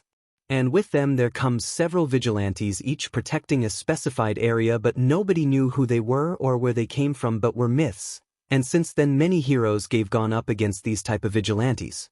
Heck, after the first 3 years of catching them, the attempt to catch them was nothing more than just ritual to try to catch the vigilantes, and it is till this day. But Drago and Nightmare, or those other 5 vigilantes, nobody have caught them or came even close of catching them. Not even why. I mean All Might. Izuku asks him on the side. Recovery Girl snorted. Even Yagi couldn't, Midoriya? Recovery Girl said from her place as Izuku looked towards her in surprise. And yes, I know his secret, and that he has chosen you as his successor, so please don't let this old woman interrupt. Continue on, Yagi. She is right, young Midoriya. All Might from his place called out. The wide eyes of disbelief turned from her to him. But you are All Might. Izuku cried out in disbelief. And I am still human, and I can still be defeated. Yagi said with a sigh, you know when I made my debut? Yeah, it was 22 years ago. Good, and you might know. Me, along with Endeavor, was people favorite in those times, the only 2 young heroes who gained instant popularity and could become top, and our rivalry to become #1 added fuel to that fire. Izuku nodded his head to that. 2 years after that, Endeavor and I were in Hosu for patrol in different areas, when I suddenly came across the vigilante Drago, who was just caught a few criminals. Imagine my surprise that the vigilante being young was not a lie. You mean he was actually very young? Izuku asks the teen, and All Might just nodded his head in affirmation. Yes, in fact he was even younger than me during that time. All Might told him to his surprise. As I said, I came across him, and just like the rest of the heroes I decided to catch him, and it resulted in a fight which soon got the attention of Endeavor. I was sure that I could defeat him and capture him alone, but I was severely outclassed by him. Even after Endeavor joined me, we were unable to catch him and were defeated by him. This sentence got Izuku to gasp and for Recovery Girl to snort. Defeat? Recovery Girl stated as she turned to look at the small figure of All Might. He humiliated you. I haven't seen that many injuries on a single person in my time, and there were 2 of you, both unconscious, as the said vigilante brought both of you to me in UA, which to this day, I don't know how he knew where I was. Wait, he knocked All Might and Endeavor out? Now that was surprise to Izuku. According to him, and the rest of the world, All Might was someone who could never be defeated. Well, Izuku did see the injury, but even then and during that time he didn't even have that injury. From what Drago himself told me. Recovery Girl started again as she looked at Izuku. Yagi knocked himself and Endeavor out. The only damage he did was break Endeavor legs, and even that was accidentally. Most of the damage they had were the one they inflicted themselves. What he did was trying to evade these two. Izuku looked at the heroine and his idol in various degree of surprise. But how? He finally asked. We were overconfident. Yagi admitted as he looked at the things he was carrying, and we severely underestimated him. We forgot that he had more experience than both of us and that he was taking on both heroes and villains and sometimes other vigilantes too, most of the time. But how come they have been able to elude the heroes and police for such a long time? They must have left some evidence? Izuku asks again. Yes, that All Might paused for a moment thinking how to word that. Young Midoriya, you know how much is it easy for police to identify a criminal? Izuku nodded his head at that. Yes, it's easy because of the quirk registry that only heroes and police could look into, and the reason that we have been unable to have any lead on them is because they've never used a quirk in all of their advents. Now that surprised the young teen. Wait, what? They never used a quirk, were they quirkless? Yes, we don't really know if they are quirkless or if their quirk is quite subtle, but from our point of view they've never used a quirk, and there are no fingerprints, and the blood samples that have been taken over the years from the places of battles were always either compromised or have gotten lost. It was if they never existed. So why were these 7 vigilantes considered true heroes? Izuku asks again. It's actually different for all of them. Recovery Girl stated as Izuku turns to look at her, for Nightmare, it was because he saved several civilians and heroes from a psychopath with the ability to ignite, as he was about to blast a building that held over hundreds of hostage which consisted of civilians, criminals, heroes, police and himself.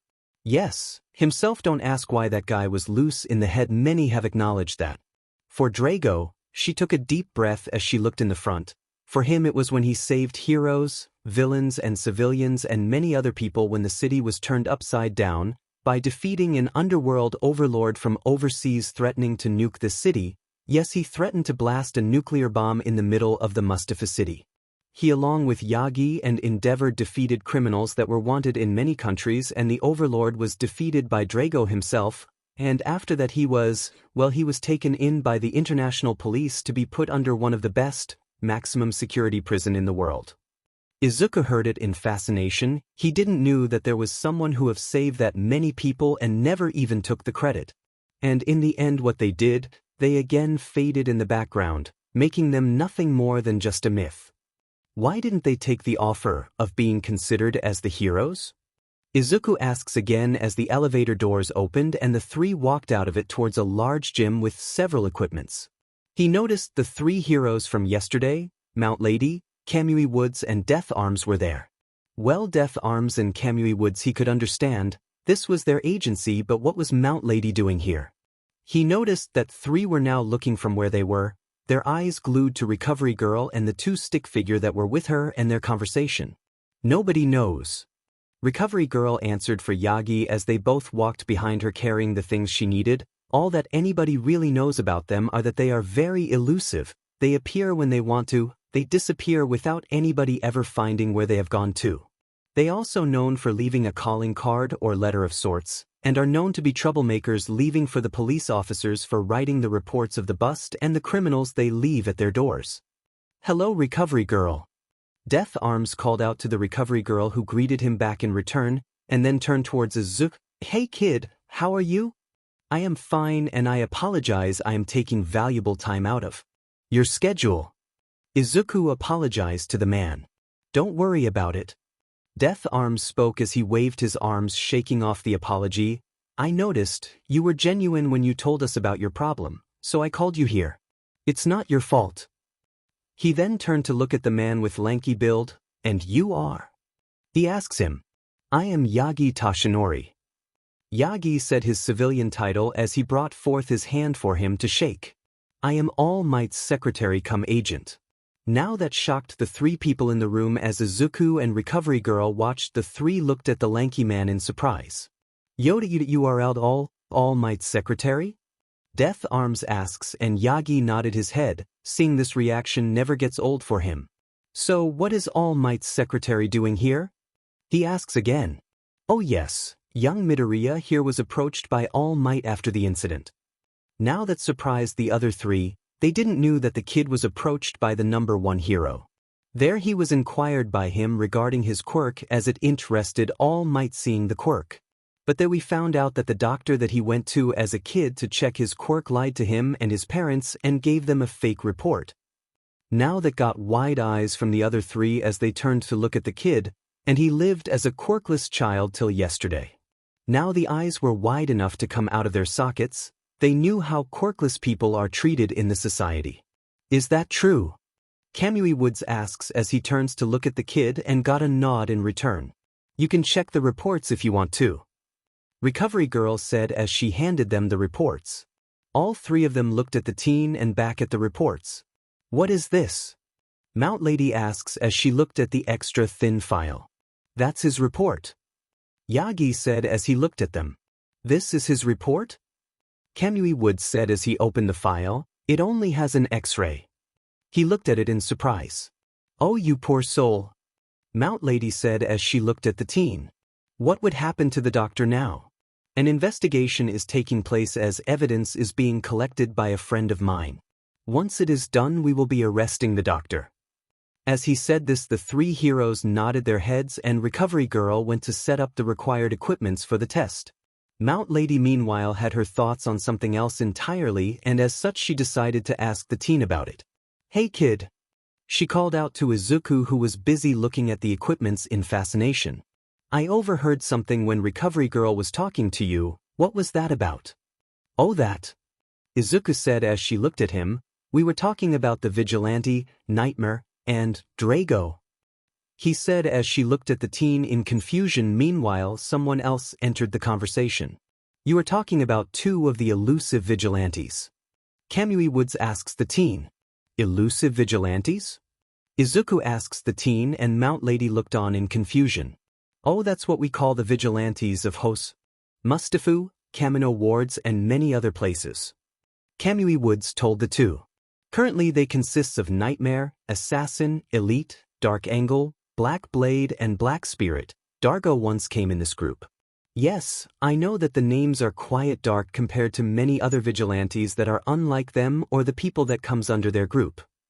The two people looked at the pro in incredulity as he spoke those names. These are the people that are considered as true heroes? Izuku asks again, and this time even Mount Lady dropped her jaw. They are considered true heroes with those names? Mount Lady asks in exclamation. Yeah, I know. Death Arms spoke up from his place. They do have some dark names. Completely missing the actual point she wanted to make.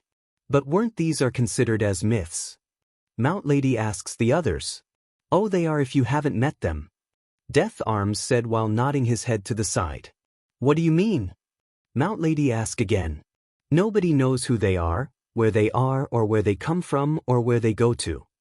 Kamui Woods spoke up as Recovery Girl gave a once-over to the equipments that were there. I haven't met those six, and it is said that meeting with Nightmare is nearly impossible, but I did met another one of these vigilantes who are a recluse, called himself Acre, again weird name. I tried to catch him, and well. Kamui Woods gave out a sigh. Let me guess, they made an idiot out of you. Recovery Girl said as she came towards Izuku to tell him to get ready to give him a basic checkup. She brought out her stethoscope to check his heartbeat. He was being an idiot. Death Arms stated he didn't pay any attention to the objects he was holding, and he paid the price. What was the vigilante holding? Mount Lady asks. A propane cylinder and a lighter. Death Arms said as Kamui Woods rubbed the back of his head on the side as Mount Lady gave him a deadpanned look. Really? Really? Death Arms said, it was quite amusing to watch him roll on the ground to put out the flames on his butt. Seems like a good show. Oh, it was. The vigilante even recorded to have a leverage over him for the next time they go at it.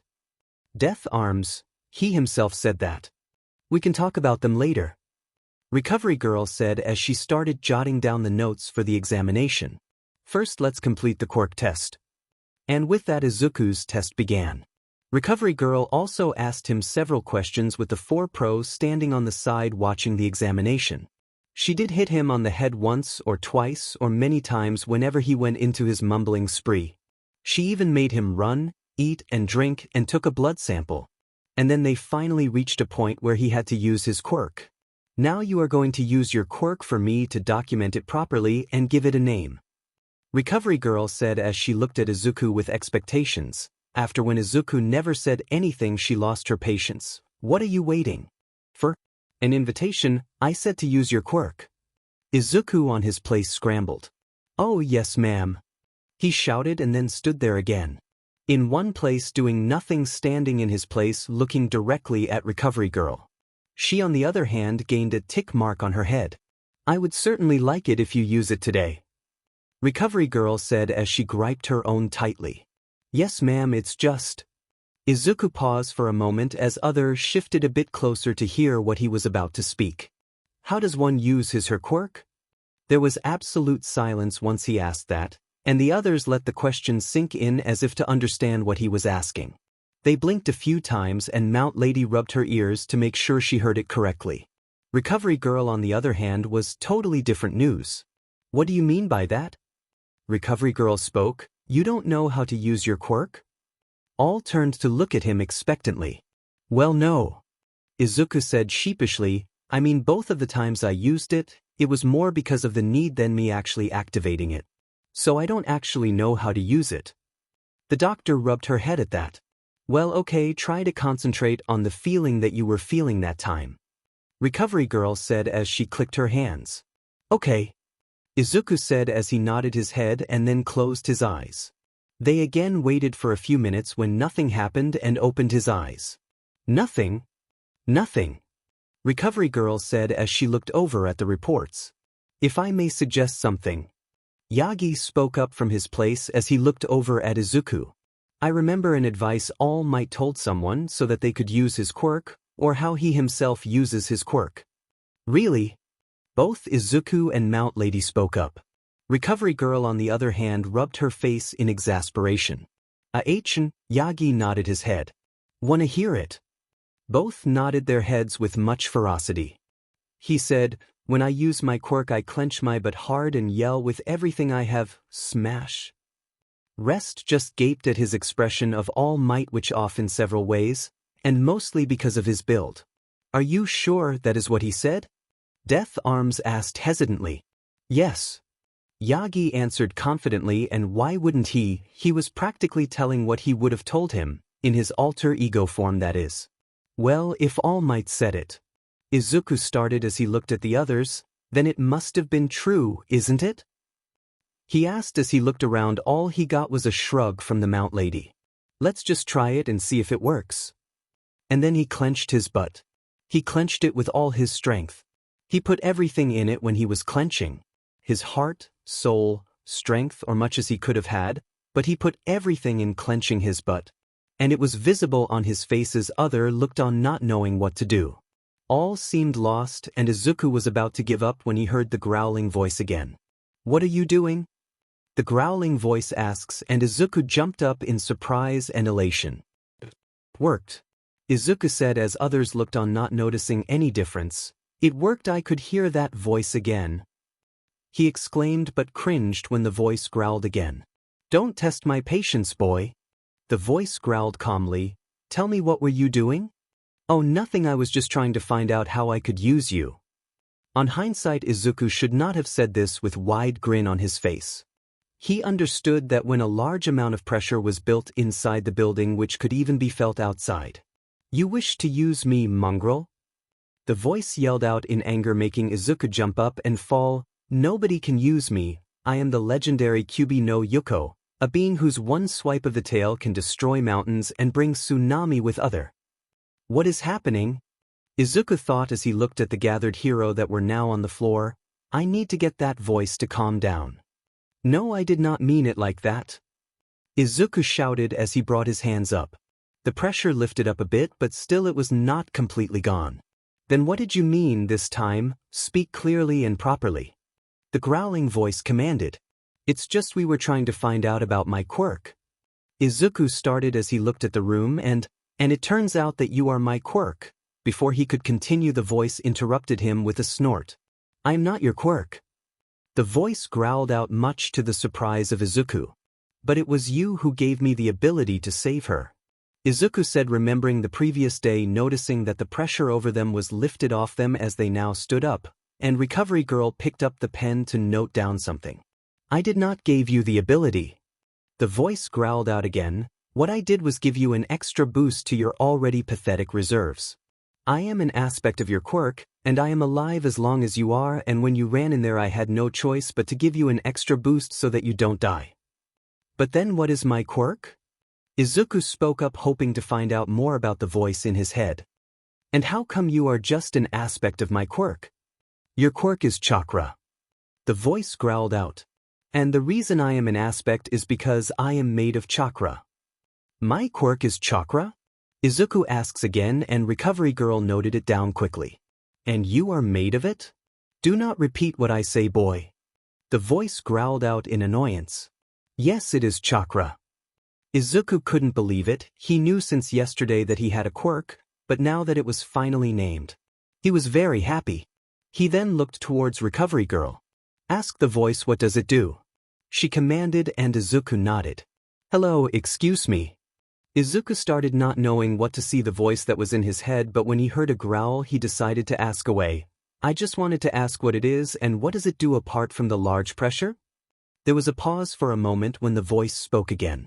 Chakra is the combination of your spiritual and physical energy which you could use to do many things. For one, you could increase your strength and speed. Then you could use it for other things like walking on walls and water, and could use it to make techniques of your own. It's your energy, it all depends on how you use it. As the voice said it, Izuku's eyes widened to an extreme proportion in surprise. At seeing his surprise, Recover Girl urged him to repeat what he had been told by the voice. The pressure, on the other hand, is known as killing intent, or pressure, or presence. Again, it depends what you call it. As he repeated his, the gathered heroes, including All Might, widened their eyes, but not Recovery Girl. She just narrowed hers. How do I use chakra?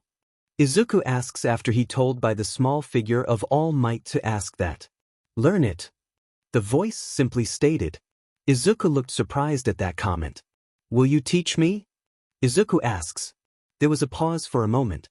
No. The voice answered, and Izuku fell down to the surprise of others at how nonchalantly it was told by the voice. What? Izuku shouted as he stood back up. But why not? He yelled out. Because I don't feel like training a runt. The voice growled out, and Izuku looked ready to argue again. But I am not heartless. Tell you what, I will lay a challenge for you. If you are able to release your chakra, without my help, I will teach you one technique to help you out. Izuku looked surprised, but then he steeled his expression. Okay then, I will do that and you will teach me. Izuku agreed to the challenge, and then he noticed that Recovery Girl was calling him. Ask him what would happen if you would overuse your quirk? Recover Girl asked with a keen light in her eyes as if she knew something. And Izuku repeated the question to the voice, and well, he wasn't expecting the answer he received. You will die. The voice said, and it said it in such a tone as if it was talking about weather. Izuku, on the other hand, choked on his breath. Weigh it? Izuku yelled, making others cringe a bit at the loud voice in which he yelled. What do you mean I will die? This made the others widen their eyes at that, whereas Recovery Girl nodded her head at that, as if she hoping that would be her answers. No need to yell. The voice growled out, threatening the child. You might have heard I said it is the combination of physical and spiritual energy. Izuku nodded his head at that. Those are you life energies, basically something you or any other human use to live. When you are using chakra, you are using your life energy as your source. Overusing chakra will lead to chakra exhaustion, which could result in your coma, and you will be out for quite a time. And during that PRD, if you are unable to get your chakra enough for you to live, then you would eventually end up dying. So remember to use it efficiently. I want to live for a bit longer as of now. The voice paused for a moment as Izuku comprehended what exactly the limitations of his quirk. I am going to rest. Don't disturb my sleep. Right now. And with that the voice went away, leaving others in shock of the limits and consequences of his quirk. Young Midoriya. Yagi called out, getting Izuku out of his shock. What did you mean by you will die? He asked the question that was on the mind of the other three heroes, but before Izuku could answer, Recovery Girl answered for him. It's exactly as he said, Toshinori. Recovery Girl said as all the attention turned to her, including Izuku, and after seeing his attention she decided to explain herself. Let me guess what the voice told you. Your quirk is actually the life energies that you a person used to live. Overusing them would lead for you being unconscious and coma, and that is best case scenario. Worst case scenario, your body is unable to recover enough energy or chakra to sustain you, leading to your death. Her accurate answer stunned Izuku. How did you? He left the rest unsaid, but Recovery Girl understood what he was asking. Because you aren't the only one that had this type of quirk. Recovery Girl stated as she closed her file. I know a few people that had a quirk which is very similar to yours. Death Arms Agency. I know a few people who had quirk quite similar to yours. Recovery Girl said while looking at the two. Wait, what do you mean by that? Yagi asks the heroine as on the side others looked at her too. Exactly what I mean, Toshinori. Recovery stated as she wrote few more things in the file. As you know that we usually classify quirks in 3 categories, there are mutant-type quirks, transformation-type quirks, and emitter-type quirks, with emitter-type being the most common quirk type of all. Others nodded their heads for that. Yes, among the emitter-type there is another one, which is very rare but very dangerous and quite strong quirk. We called it life energy quirks. She paused as the others waited for her to continue what she was talking about. These are very rare cases, but it occurs. But the only problem with this quirk is not that it is strong. The major problem with this quirk is that it has serious backlash, which sometimes results in the death of the quirk user and sometimes people around them, and this is the worst case scenario. The audience surrounding her widened their eyes. The best case, you will be out of action for a long time. Now about the quirk. As the name suggested, this quirk is derived from the life energy, or in simple terms, energy that body needs for survival. Now, as I told you, this quirk is quite a strong quirk, and it's because of what you could use this quirk for. Basically, a person having this quirk can do almost anything and perform anything, and also using this quirk becomes easier over time, but the risk of one overusing this quirk will always remain there. Others looked at her with disbelief. I know it is quite surprising, but that's not the thing we should worry about. Right now what we need to worry about is how you are going to use this quirk and control it without any problem. For that, Mr. Toshinori will be helping you along with any of these 3 heroes. Now the heroes were looking at her in confusion. Wait, what do you mean by we will be helping him in using his quirk? Mount Lady asks her. It's exactly as I said. Recovery Girl said as she started packing her things. The quirk is quite dangerous and he needs to learn control it. Now the problem is that the person I know that has this type of quirk is not here as of now. Even if I called him, he won't be here for few more weeks, and even then it is better if someone is overlooking what you are following with your quirk so that you don't accidentally kill yourself. And keeping in mind that you want to enter U today, well, you only have 10 months to prepare for that. Izuku grimaced at her wording because she was right. He didn't know how to use this quirk, and the person inside his head told him he won't help him if he don't activate it without the voice help. Toshinori, figure out a timetable and hand it to these 3 too. I want all the reports and breakthrough you guys will make while he is learning and practicing with his quirk. Recovery Girl said as she picked up her satchel with the rest of her belongings. This is the first time that I would get to record a quirk like this, so I want everything you guys figure out about his quirk. Izuku on the other hand asked her something. Wait, but you said you knew about this types of quirks? Izuku asks. I said I know someone that has a quirk similar to you. Recovery Girl spoke from where she now was standing and putting her things back. And the reason I even knew as much as I know is because I happened upon him by accident, and he has a certain fear of doctors and syringes, making it difficult for us in general to know about this. Another person is a full-blown villain and another is dead because she used every last bit of her energy, so I don't know as much as I would like to know about this quirk, and now I got to do this from the beginning. When she said the last part, she let out a giggle which didn't sit well with the others. But I still don't know, why do we have to be there? Mount Lady asks. Yes, I would like to know about that too. Yagi pitches in. Because I know you, Toshinori. Recovery girl stated factly, you will forget something that you would think was unimportant and will ignore it, or you will try to keep to yourself. I asked the other three so that not only you can report things to me for proper documentation, but also that if any bad things happen to him, he will have a backup. Yagi don't know what to do except for running to hospital when someone faints in front of him. As she said this, Yagi made face showing his discomfort of having to train Izuku while being surrounded by others, which means he could not talk about one for all freely. What are you waiting for? Recovery girl called out to the small form of the All Might, tell them the time and place for them for his training. Oh, yeah, sure. With that he took a pen and paper and wrote down the time and place for them to be there. I want you guys to be at Dogba Beach at 5:30 in the morning. He handed Death Arms the paper with the timing and location and turned to Izuku knowing that he had heard the time. Now let's go.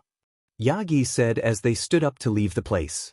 If remember correctly, your mother has asked for you before the sundown. I will also show you the place where you are going to train. With that the three exited the building as Yagi went towards the direction of the beach. As they neared the beach, Yagi got out of the car followed by Izuku and Recovery Girl. Young Midoriya. Yagi called out as he stood in front of the beach. This is the place where I am going to train you. Izuku on the other hand looked behind him, Recovery Girl standing beside him. That's awesome, All Might. Izuku started as he kept looking behind him and then looked back at All Might. But how are we going to train here? He asks as behind All Might there wasn't a beach. No, even if the name said it was Dogba Beach, it wasn't. It was a dump yard, near the sea. He could see several broke things there, from broke TV to a freaking truck to big refrigerator. That's the thing, young Midoriya. All Might spoke up as he looked at the young aspiring hero. Your training will also include your first task on your way to become hero. He spoke as he began to walk down the dump yard. What do you mean, All Might? Izuku asks again. Well, can you tell me what do you know about this particular beach, young Midoriya? Yagi asks Izuku, who was now following him down towards the beach. Well, I heard that this beach was once very beautiful and used to be main attraction of tourists, but the tides brought in several things from the sea, dumping it over the beach. He then paused as he looked at his surrounding, which now had a lot of crap and garbage. Also the people, after seeing the dump, started throwing their garbage here, and because the tides brought in a new load every time it comes, it was nearly impossible for the culprits to be caught. You're right about that, young Midoriya, Yagi said as he stood near the edge of the beach looking at the ocean. This place has one of the best views in the entire city.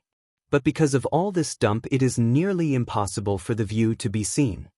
He then paused for a moment as he looked at the teen. You know, young Midoriya, in the old times, being a hero was not about flashy costumes. No, it was all about helping the community. As he said this, Yagi transformed into the hero form of All Might. Beside him, Izuku took the information to his heart. And as such you will clean this beach as a part of your training. When you do, you will be ready for one for all. Whoa, wait a minute. Izuku said as he rose his hands up. I thought you said I am worthy of your quirk? Being ready and being worthy are two different things, young Midoriya, All Might said. As he looked at the teen. If I were to give you one for all as you are now, you will pop up like a balloon with a lot of air. For you to gain this, you have to complete this training. Oh God. Izuku thought as he looked around the beach, another challenge for me to achieve. But he then steeled his expression, mind firm, ready for anything that would be thrown at him. He would become #1 hero. Now let's move, we are already a bit behind schedule. All Might said as he turned back into his small form. Izuku went with him so that both could head off to his home and enjoy the party. Midoriya residence. In the night. Well, the party wasn't what he was expecting. Oh, it was awesome. His mother made katsudon, which is his favorite. All Might, Recovery Girl and Detective No Mesa didn't join in it because of their works. His mother persuaded them, but they refused the offer because of the work they had. Detective No Mesa had to work on the reports and make a case that they would need against the hospital and the doctor. Recovery Girl had to head back to UA because of her work there, and All Might, well, he is superhero, he went to do the superhero work. The part was in full blast. He was actually surprised to see Kacchan at his home in casual clothing for the party. He even got to talk with his dad as he congratulated him about his quirk and told him to train so that he could be a great hero. He also told him that his contract in his old place would end eventually, so there were chances that he would be back sometime between his school years, so he was happy about that. So he got everything he wanted. He got to meet All Might. He had his quirk, which came very late, and his father is coming back after 5 years since his current contract was about to end. What surprised him was that some of his classmates sent him gifts and also get well cards, which he wouldn't have gotten before. Well, there was thank you cats for saving Katsumi too, which if was read by her she would have killed that person. But that was not on his mind. What really was on his mind was the what happened with Kacchan after the party when she was alone with him. Izuku and Katsumi stood opposite of each other discussing out of the residence. There was some shouting going on between the two. Both were trying to put their points down. "Why don't you stop with your dream, Deku?" Katsumi yelled at him. "You will just get in the way." "What do you mean by that, Kacchan?" Izuku asks timidly, a bit afraid that she would use her quirk on him, but gained a bit confidence as he started speaking again. "I finally have quirk, now I can be hero like I dreamed about." "And what does your quirk do?" Katsumi shot back. "It can't be as good as my quirk. Do you even know how to use it? If you don't know, how can you even be a hero?" She then turned around and walked inside. "Face it, Deku, you are useless?" Both of them cringed and grimaced when she said this, but Izuku was not able to see it on her face. And here he was now. As much as he didn't want to believe it, a part of him was afraid of that. Both All Might and the Voice have given him a challenge, and if he wants to learn about his quirk or All Might's quirk, he needs to complete these challenges. But a part of him was afraid that he won't be able to complete them. Izuku shook his head wildly, getting those thoughts out of his mind. "No." Izuku spoke to himself as he looked around him. "All Might has put his faith in me, and so did my mom and dad. I cannot fail them." With that, he decided to put his mind on something else. They said that the vigilantes were never caught using their quirks. Izuku thought to himself as he looked at the clock, which showed 8. "I still have time. All right, let's find about the vigilantes then." With that, Izuku moved himself over to the computer and decided to check about the vigilantes. He booted up his PC as he typed the first thing that came to him. Hosu Vigilante. And it showed him number of vigilantes, a whole list of the vigilantes that were working in Hosu City, but not the one he was looking for. He remembers the name that were used when All Might and Recovery Girl talked about the vigilantes. He typed Nightmare Hosu Vigilante in the search bar. And Viola, he got what he was looking. There were no clear pictures of the person except something that was taken from the security camera footage. And the only thing visible in that was a black and blue suit with black cape of sorts. He then looked over at the articles. Nightmare, Truth or Fake Stunt. The Mystery of Hosu. Nightmare, Myth of Hosu. Nightmare of the Yakuza and Underworld Mafia. Facts about the nightmare. Being as curious as he was, he clicked on the last article. As he read some very interesting things about the vigilante. And he was happy to know that this article was only 2 years old. Some special facts about the legendary vigilante nightmare. Recently there have been several vigilantes that have been crawling up the holes. All of them are not bad, but seriously, some of them are just there for stunts. But then there are these vigilantes, total recluse, secret identity, whose secret is much more difficult to crack than hacking in the servers of Quirk Analysis Research and Technology Corporation, or QART Core, or I-Island. And those servers are some of the most advanced and highly protected servers in the world. We are going to talk about one of the vigilantes and someone who has been considered as a true heroes by the people themselves. Here I'm going to give you some facts about the famous vigilante of Hosu, Nightmare. By Hasley Lee. March 18, 20XX. Name of Nightmare. Contrary to the popular belief, his name is not something that he himself gave to the police. Oh, it was nothing like what people set it out to be. Originally he was codenamed the Owl, and that was because of the mask he wore. But how come he was named the Nightmare? Your answer: he was named that by the criminals, or a criminal. He once caught a criminal who was beaten by him. Once asked by the police what he looked like, the answer they received: Nightmare. Apparently the criminal asked him who was he, and the vigilante replied, "I am your worst nightmare." And you could guess the name became popular. The vigilante that struck fear in the hearts of the criminals was termed by criminals themselves. You could even check out the video of the guy. Nightmare no quirk use. Yes, apparently the dude never uses a quirk. Many have gone up against this man, but the dude basically fights villains, criminals, heroes and police quirkless. How the guy has took on Endeavor and Hawks 7 years ago. 2 of the top 10 heroes and he took them on quirkless. Well, it was funny how he took them out, but seriously he took them down amazingly. Wide assortments of gadgets. Well, if the guy is not using quirks, he has to use something else. Well, guess what he using gadgets and technology. Forget gadgets, the dude is said to have a very high-tech car that could do almost anything. Him with gadgets took on All Might and he was able to evade All Might. Well, he is not the only one of the vigilantes that has evaded him, but seriously he escaped All Might, the #1 hero, because of the gadgets he had. Nightmare feats. Well, I've already told you that the dude has pulled some of the most amazing and incredible feats like evading All Might and beating Endeavor and Hawks. But that wasn't the only feat that he is famous for. He took on 7 different pro heroes at the same time. But not only that, he took down 3 different crime syndicates, caught a dangerous serial and several other criminals and yakuza. Made a fool out of cops. Some of his most famous feats, when helped during the Hosu City police fiasco by taking down the corrupt officer in the department. When he took down a dangerous serial bomber who had the quirk ignite and was ready to blast heroes, convicts, hostages and himself to kingdom come. What was the guy thinking? Don't ask, but Nightmare was able to thwart his plan. But his most famous feat is this: he beat Endeavor with a fire hydrant. He hosed him down then knocked him out with AF King Fire Extinguisher. Who will forget that? Allies in various forms. Everyone has allies. And in the same way our renegade superhero has some too. His allies comes in various forms. From other vigilantes, mainly other reclusive vigilantes similar to him, most notable Dargo, Assassin, Dark Angle and Black Spirit, to police officer, the dude has teamed up with the cops from time to time, and other heroes, he has teamed up with All Might and Endeavor, the same guy he beat with a fire hydrant. Never broke a law. Now this is something that many people will fight with me on, but it's true.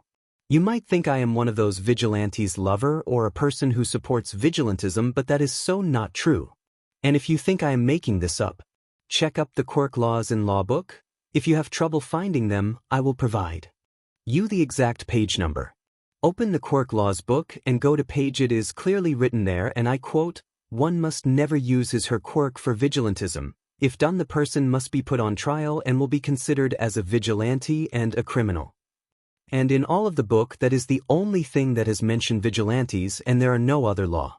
And as I said before, he hasn't used his quirk in public except for the gadgets, so yes, he hasn't broken a law. Expert martial artist. So you know how I told you that this guy was able to defeat a person without quirk. But still you need to have some sort of experience, right? So yeah, this guy does. I found a video of this guy in a building where he took down various criminals with different form of martial artist.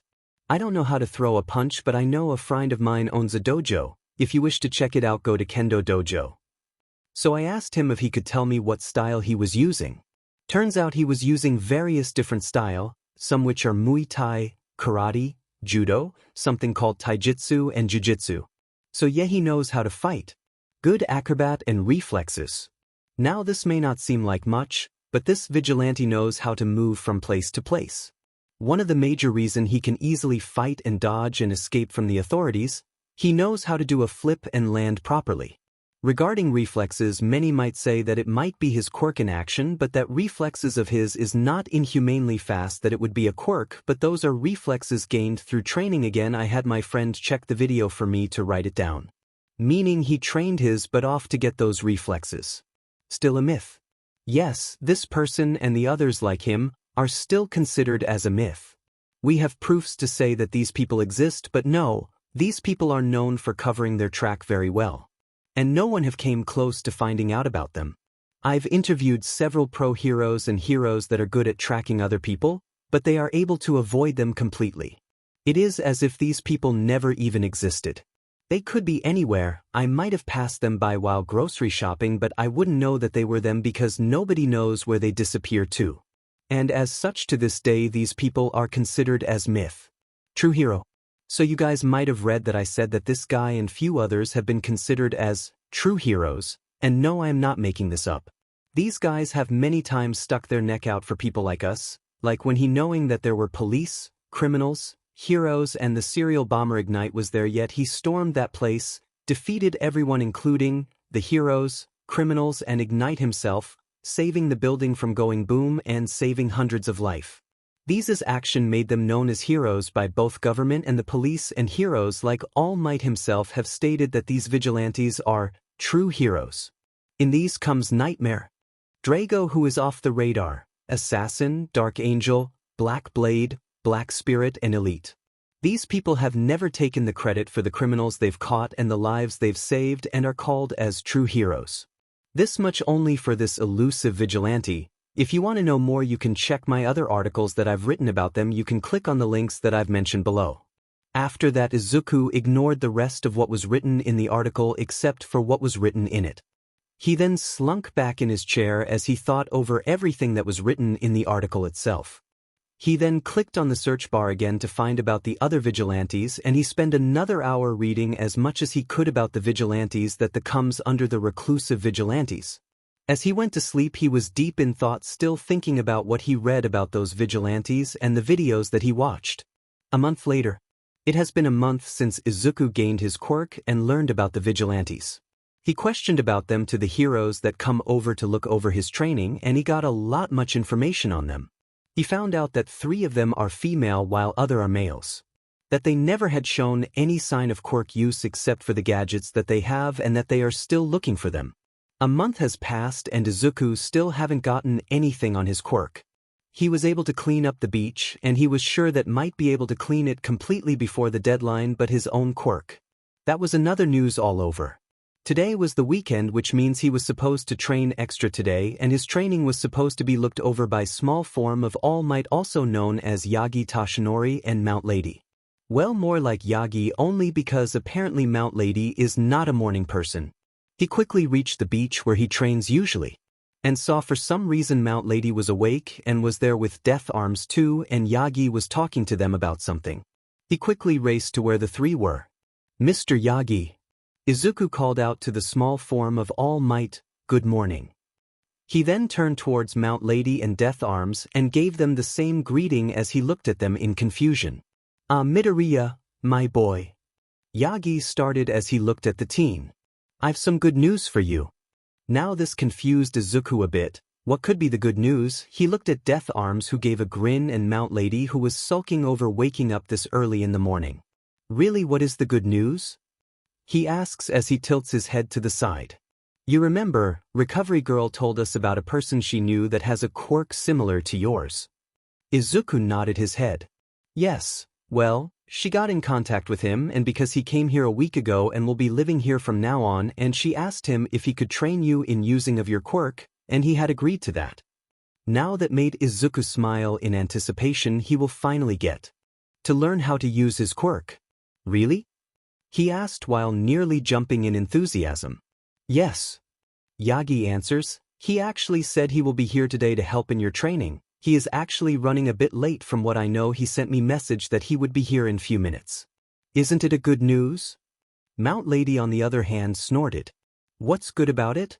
Mount Lady spoke sullenly as her precious sleep is interrupted again. "I mean, do we even know how the guy looks or what is his name?" "Oh yeah, we do." Yagi spoke up. "His name is Hikari Murasame. It's nothing to be hyped up about." Mount Lady said again, "And we still don't know what he looks like. He might be some old bald guy with white beard with cane that is bigger than his, wearing a turtle shell and shades, or another old man with a giant scroll over his back wearing a giant headband holding a notebook and pen and weird paint over his face wearing haori and wooden sandals. Or it could be combination of both, and he could be a pervert for all we know who peeps on woman and writes a perverted novel by seeing those women." She grumbled as she continued with her rant, not knowing that another person had reached there and heard what she was talking about and was smiling with amusement. "That is one weird imagination you have, Ms." The person spoke up from his place, surprising the 4 people that were there. The pro-heroes took a firm authoritative stance, whereas Izuku looked on with surprise at the stranger. "Who are you?" Death Arms asks the person that was there with them. "Oh, yes, my introduction." The person now stood tall, showing a figure of a young man around 24-year-old, with dark brown, almost black hair that were in a mess and few spikes coming out here and there, and brown eyes. He was of average height and little taller than Mount Lady, but considering she could increase her height to 30 meters, we can ignore it. He was what you would call somewhat of an average good-looking guy. "My name is Hikari Murasame," the person said, making the other widen their eyes at his name, "and I was told by Recovery Girl to reach here and help someone by the name of Izuku Midoriya. Dogba Municipal Beach Park. My name is Hikari Murasame."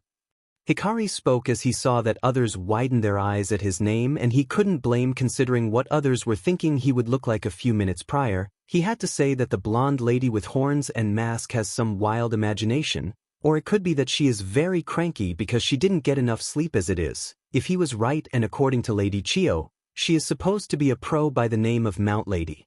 The other was a tall muscular man with short spiky white hair. He was wearing a black and yellow caution headband and similar armbands. This is the pro-hero Death Arms. The other was a short lanky man, with blonde hair, wearing a plain white t-shirt and loose jogging pants. This is supposed to be Yagi Tashinori. On first glance this person won't look like much, but he knew otherwise. This guy is the #1 pro-hero, All Might. How does he know that? You guys will learn about it later on. Hikari thought and then grimaced. "Sheet, I am spending way too much of time with them. And I was told by Recovery Girl to reach here and help someone by the name of Izuku Midoriya." He turned to look at the young teen that was there with them. He didn't look like much with the showing of only bones, and looked as if he started to gain some muscle and height recently. Started to work out at the start of the month, huh? He thought as he looked him once over. He noticed that the beach was a dump, but a part of it was starting to get clean. So they are having him clean the beach as a part of his training. He nodded his head as he looked over the place. Not bad. "Hello." He was brought out of his musing when he heard the enthusiastic of the teen calling out to him. "Good morning, my name is Izuku Midoriya." Hikari smiled at the teen. "Well, at least someone has manners," Hikari said as he smiled down at the teen with his comment bringing others out of the silence. "Oh yes, sorry." Tashinori spoke as he shakes his head and finally looked at the teen young man once over. "My name is Yagi Tashinori, I am All Might's personal secretary." To his surprise, he did not get the reaction that he usually gets. He noticed that the man was not as excited as some of the other people get when they learned where he works or what kind of work he does. This guy didn't show any of these reaction. "And I am currently helping young Midoriya here in his training." He then turned towards the man with the headband. "This here is the pro-hero, Death Arms." He then turned to point at the woman with blonde hair, "And this is another pro, Mount Lady." Both greeted the new person that had came to help them. "Good morning." Mount Lady greeted Hikari as she fidgeted in her place while she looked at the man, blushed and turned to look at the ground. "And listen, so sorry about before, you know where you compared me to a combination of two old men that peeps on women and write perverted novels after peeping on them." Hikari spoke up with a smile. "Don't worry about it, I can see that you are tired. Just remember not to say something like this in front of anyone else. I didn't mind because I found your imagination hilarious, but don't do it for anybody else." The last part was spoken with seriousness. "Sorry," Mount Lady replied in embarrassment. "Don't worry about it," he responded with a smile. He then turned to look back at Izuku. "So Recovery Girl said that your quirk was quite similar to mine. Is that right?" he asked the teen. "Yeah," Izuku said as he nodded his head. "She said you had chakra too." He nearly jumped in excitement. Finally someone was there who could teach him more about his quirk. "Whoa, hold on to your horses," Hikari said as he brought his hands up, calming the kid. "If you remember correctly, I said similar, kid," he said as all of them turned to look at him. "I don't have chakra or whatever that is that you have as quirk." "Then what is your quirk?" Izuku asks in confusion. "Well, I would tell all of you that," Hikari said as he turned to look at all of them, then back at Teen as he plopped down on the sand surrounded by the dump. But first give me brief rundown of your quirk for me. He told Izuku as others also sat down. Well, Izuku said, chakra, my quirk, is a life source energy which is a combination of spiritual energy, that is the energy of the soul, and physical energy. He then looked at the man that was supposed to help him in learning about his quirk, who was looking at him expectantly. They all remained silent for a few moments, with Izuku and Hikari looking at each other, and the smile that was on his face slipped. Is that it? Hikari asks. Ahun. Izuku mumbled and nodded his head. Do you know how to activate your quirk on will? Hikari asks the teen, and the teen shook his head in negative. Well, ain't that just lovely? Hikari mumbled under his breath and looked up as he noticed that others were looking at him. Okay, so your quirk is a life energy quirk, you might know that much, right? Others nodded their heads at that. Well, and you told me that your quirk is the combination of spiritual energy and physical energy. Am I correct? Yep. Mount Lady said with a pop in the teeth. All right, I can help with your quirk. This got him smiles from the others. But let me tell you, it's going to be difficult, and you might have to add few more things in your schedule, which is also going to include hand-to-hand combat. You must be ready and extremely dedicated for it. These trainings methods are going to be tough, and you must do everything that I am going to tell you. Are you ready for that? Izuku looked at the serious expression that was on his face. He gulped, knowing that his life and schedule is going to be tough from now, but he steeled his expression with determination. Yes. He replied determinedly. Good. Hikari said with a smile that sat again in cross-legged position. Now if I remember, you asked me what my quirk is, am I right? Others nodded their head at that and got a little closer to him. Well, let me just tell you a bit about the quirks under which our quirks come. He said as Mount Lady groaned. Yes, I know that you might have heard before, but every quirk differs from the other, even if they are quite similar. In this case it would be mine's and Izuku's quirk. He said as Izuku's attention was solely on him. As Recovery Girl might have told you that our quirk comes under Life Energy Quirk, which is already under the category of Energy Quirk, okay? So in our cases the energy is the sole thing that we as a humans need to survive. So in essence everyone has these energies. This got him wide eyes from the others.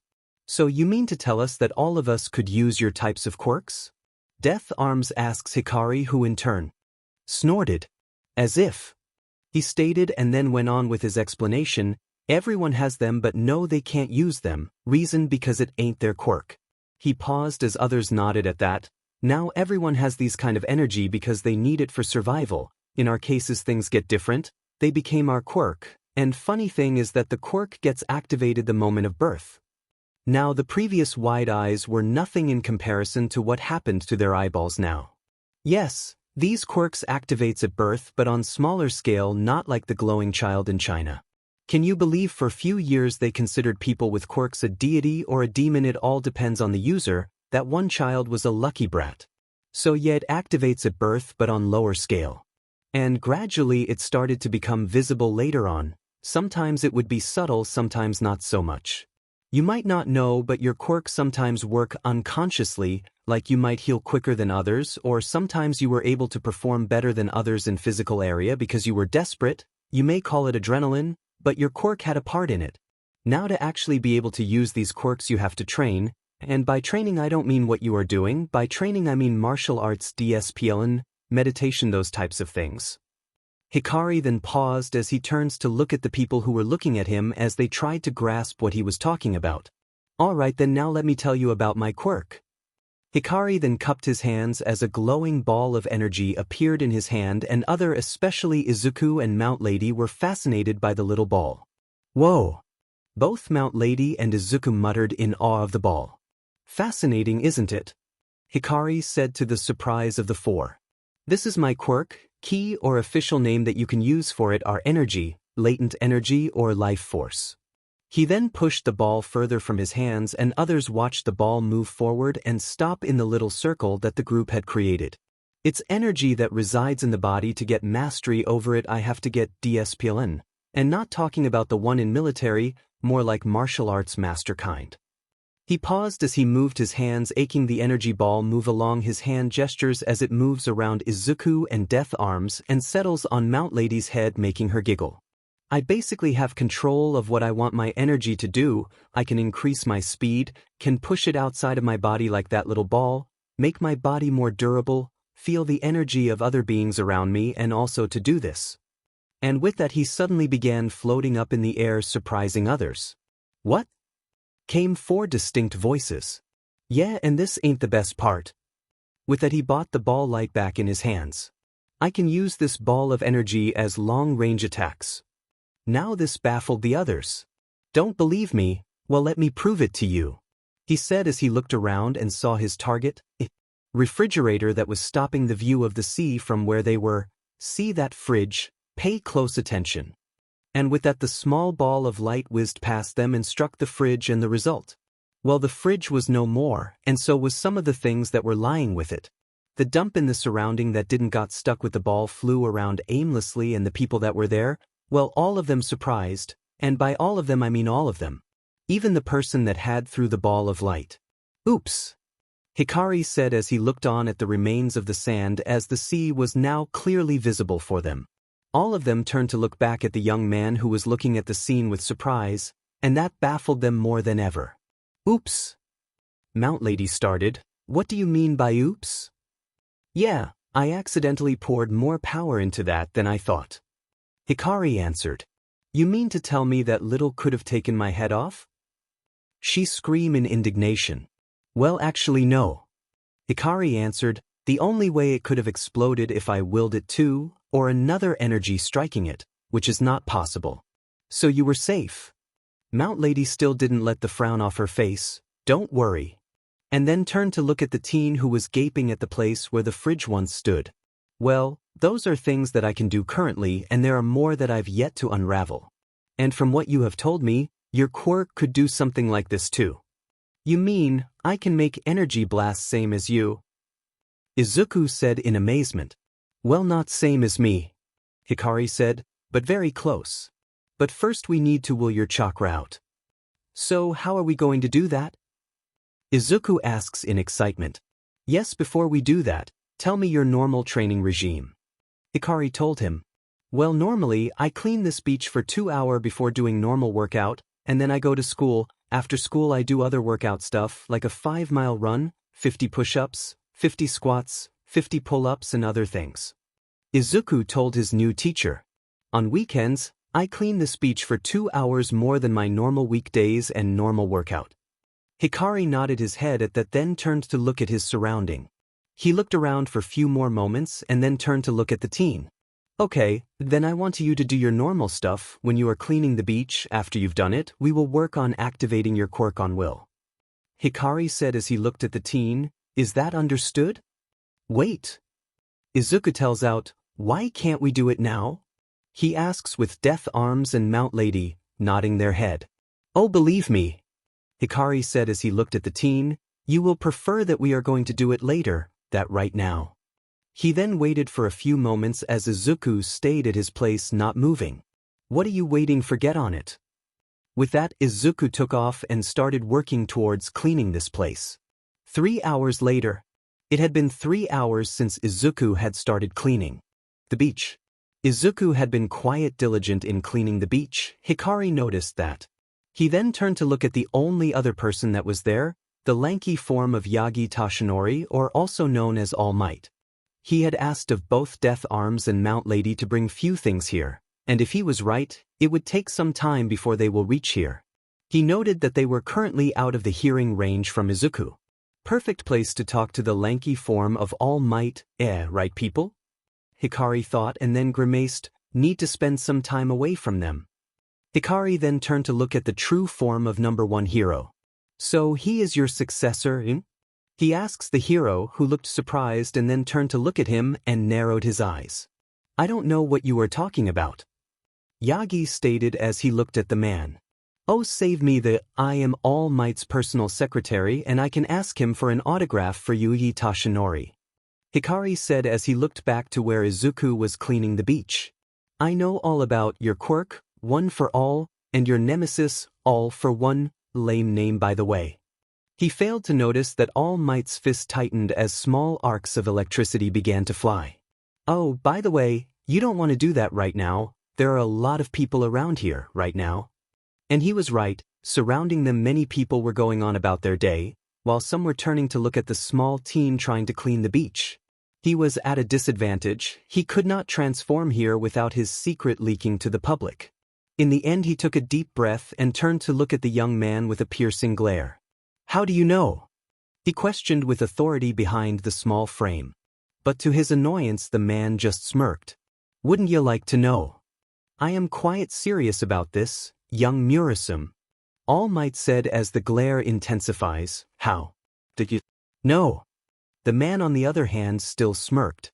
"You haven't said the magic word." Hikari taunted the small form, knowing that he was playing with fire. "Are you serious right now?" Yagi nearly yelled at the smirk that was on the face of the youth. "It still isn't the magic word I am looking for." He shot back with a smirk. Seeing that he was not getting anywhere, Yagi relented. "All right then." He mumbled under his breath and then looked at Hikari with a soul-piercing glare. "Please, Hikari, tell me, how do you found about my quirk?" By the end of the question, Hikari had a giant smile plastered over his face, and Yagi looked like he was losing everything right now. "Now was that so difficult?" he said, totally missing the fact that All Might was trembling with rage. Hikari then picked up his satchel that he came with and brought a small diary out of it.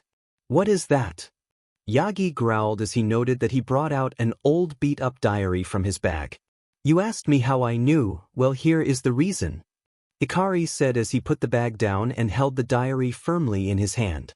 "First and foremost, if you remember, I said that I am able to sense energy of different people, and number 2 people have same energy until or unless they are related to each other," he said as All Might's small form eyes widened as he remembered the young man telling them about it. "And also," Hikari said as he looked at the diary in his hands and turned and handed it to Yagi. "I think this belongs to you now." Yagi looked at the man in confusion and then at the diary. He looked at the backside of the diary and then decided to flip it over. He read the name on the diary and dropped it down as he read it, and turned to look at the youth with livid eyes. "How?" he growled, releasing a bit of his power. "Me and one of my friends were going through some dump few months back for something that my friend's daughter dropped it there," Hikari said as he kept his gaze at the teen who was cleaning the beach. "I came across it accidentally, and I recognized the name. I decided to look for familial relation, but found out that the family died in an accident with no survivors. When I found none, curiosity got better of me and I decided to read the journal to find out someone, most likely next of kin. Imagine my surprise about what I found there." All Might remained calm but didn't remove the hostility that was in the eyes. "Does someone know?" he asks in a whisper. "Well, no," Hikari answered truthfully, "and I didn't tell anyone else because it wasn't my secret to be told." At the curious glance that he got from he decided to explain himself. "I know a thing or two about secrets and how important they can be, so don't worry, I won't be telling anyone about it anytime soon," he reassures him.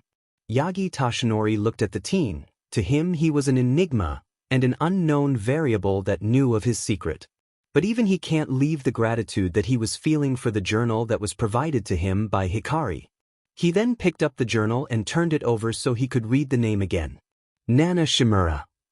Yagi kept on staring at the journal for few more minutes. "Hey!" Mount Lady called out to the 2 people that were watching over Izuku. She was carrying lots of bags along with Death Arms, who along with her were carrying those bags. "Want to tell us why did you ask us bring these things?" she asks as she came close to where they were standing as Yagi closed the journal as they approached. "You will see," Hikari said as he then went down to where Izuku was working on cleaning the beach, as others began to follow him. "Oh, I kid," Hikari called out to the teen as said teen turns to look at him while carrying a TV. "Put that thing with the others and come here," he told the teen, who nodded his head and hurried up to put down the TV he was holding onto. Once he put the dump in its place, he quickly came back to the new teacher awaiting his order. He was surprised when said teacher handed him a bottle juice. "Drink it," Hikari told him, "and take a breath. We are soon going to have you activate your quirk at will." Izuku widened his eyes as he decided to quickly chug the drink down. Oi, have patience, we are not going to do it not until you are properly rested. Huh, but why? Because you will be expelling a lot of energy when we get to it, and if you are tired there are chances that you will knock yourself out before you even come close to activate it. Oh, okay then, Izuku said as he finished his drink and decided to lay on the sand. How are you sure that he will knock himself out? All Might spoke up in confusion. It's because he has never used it or activated it on will. Hikari told others, whenever someone activates their quirk, especially a quirk like ours, we would sometimes knock ourselves out because we would release energy even if we don't want to. So we need to work on it so that he doesn't waste his energy. But it would happen the first time he wants it or not. He finishes as others understood what he was telling them. So I need to rest? Yes. Hikari told him as they fell into silence, nobody saying anything, just enjoying the peace that was in that moment. After a few moments, when Hikari was sure that he was rested well enough, he stood up. I think that much is enough for now, Hikari said as he stood up and turned to look at Izuku. All right, Izuku, stand up. Izuku followed his command and stood up. I want you to take a seat at that place. He pointed towards an open area away from the road, and meditate. Wait, what? Izuku tells as he looks at Hikari, other doing the same thing. Yes, what? Mount Lady was the next to yell it out. What do you mean by meditate? Hikari looks at them while tilting his head in confusion. Exactly what I mean. Hikari told others, I told him to meditate. Yes, but why? Death Arms asks. Because that is how he going to activate his quirk. Hikari said as it was the most obvious thing in the world. Yes, but how? Izuku asks again as Hikari understood that he needs to explain it properly to the teen. Okay, listen carefully. Hikari said as Izuku gave him his attention, you are going to sit there and concentrate. You are going to concentrate on the energy that is inside you. For that you need to find your center, it's that energy that you are going to find and pull out, and to do that you need to meditate. So I need to meditate to find that pull? Izuku asks again. Yes. Hikari said, now hop on it. Izuku decided to give him a benefit of doubt. He decided to sit at the place where he was pointing at. After meditating for a few more moments, he noticed that he was not getting any kind of energy or whatever he was talking about. You are way too tense, kid, you need to relax. He heard the voice of his new teacher. Relax yourself, keep calm mind, otherwise you won't be able to. And he decided to heed the command. He took a deep breath and relaxed himself and started searching for his center. After few more minutes, he felt a blue swirling vortex of energy that was near his stomach. What is that? Izuku thought, and then he remembered Hikari's word, you need to pull out your energy. And he did just that as the energy became surging through him. Now this is interesting. He heard Hikari's voice again. What is? It was Mount Lady that spoke up this time. I didn't know anybody could find their center that quick. What are they talking about? Izuku thought again. Unknown to him on the outside, he was surrounded by a blue glow in the shape of flame. Dogba Municipal Beach Park. Izuku didn't know, but to Hikari and the others his chakra was flaring outside of his body. It had taken a form of blue flame-like aura that was now surrounding his body. All right then, Hikari said as he looked at the scene, I think you've reached your center and the energy that we were looking for. It's enough for now, you can now stop. But he didn't. If he was unable to, him or the others was totally another thing. He is letting all of his energy out. Hikari thought as the flame-like aura became big. At this rate he will burn himself out and won't be able to work on it for a long while. He then noticed something else. The flame-like aura turned red for a moment. Kid, it's enough for now. Hikari spoke in a commanding tone. Stop before you kill yourself, accidentally. Others turned to look at him at his proclamation. What, he would kill himself if he keeps on letting out all of that energy. But then something else happened to Hikari's surprise. The red aura that he saw flickered a few times again. And then out of nowhere a large wave of energy crashed into the people, pushing those who were ready for it back. But those that weren't, they fell on their butt, and feeling of dread washed over the people in the surrounding. Even the passerby on the road were affected by it. Hikari looked on in surprise at the sudden wave, especially about how it was formed. What was that? Hikari exclaimed in his mind. He looked at the kid. It was a powerful wave. It came from the kid, but... Hikari looked at the kid again. It was as if the energy belonged to someone else entirely. How is that possible? He turned to look at the others that were there. They don't look that much surprised about the secondary energy. I wonder why? He seriously needs to put lid on the other guy? He heard Mount Lady say as she picked herself up and dusted herself. Other guy. He spoke up in confusion. Yeah. Mount Lady started. He hears this giant voice in his head, who told him what his quirk was, before we found out more from you. He has a split personality disorder? Hikari asks in surprise, why didn't you tell me? Well, not a split personality per se, Yagi said as he tried to explain. The other guy is actually the manifestation of chakra, if what was told by him was correct. Why wait just wait a moment? Hikari said as he brought. He had chakra, which is the combination of physical and spiritual energy, right? Yagi nodded his head. And he also has a being who is made up of said energy inside of him? He asked again and the others nodded. How is that possible? We don't know. Yagi stated after a moment, and considering that we don't know much about these kind of quirks, we were hoping that you might be able to tell us. Great, more work. Hikari mumbled under his breath as he turned to look at the kid who was still in the midst of the flaming red aura.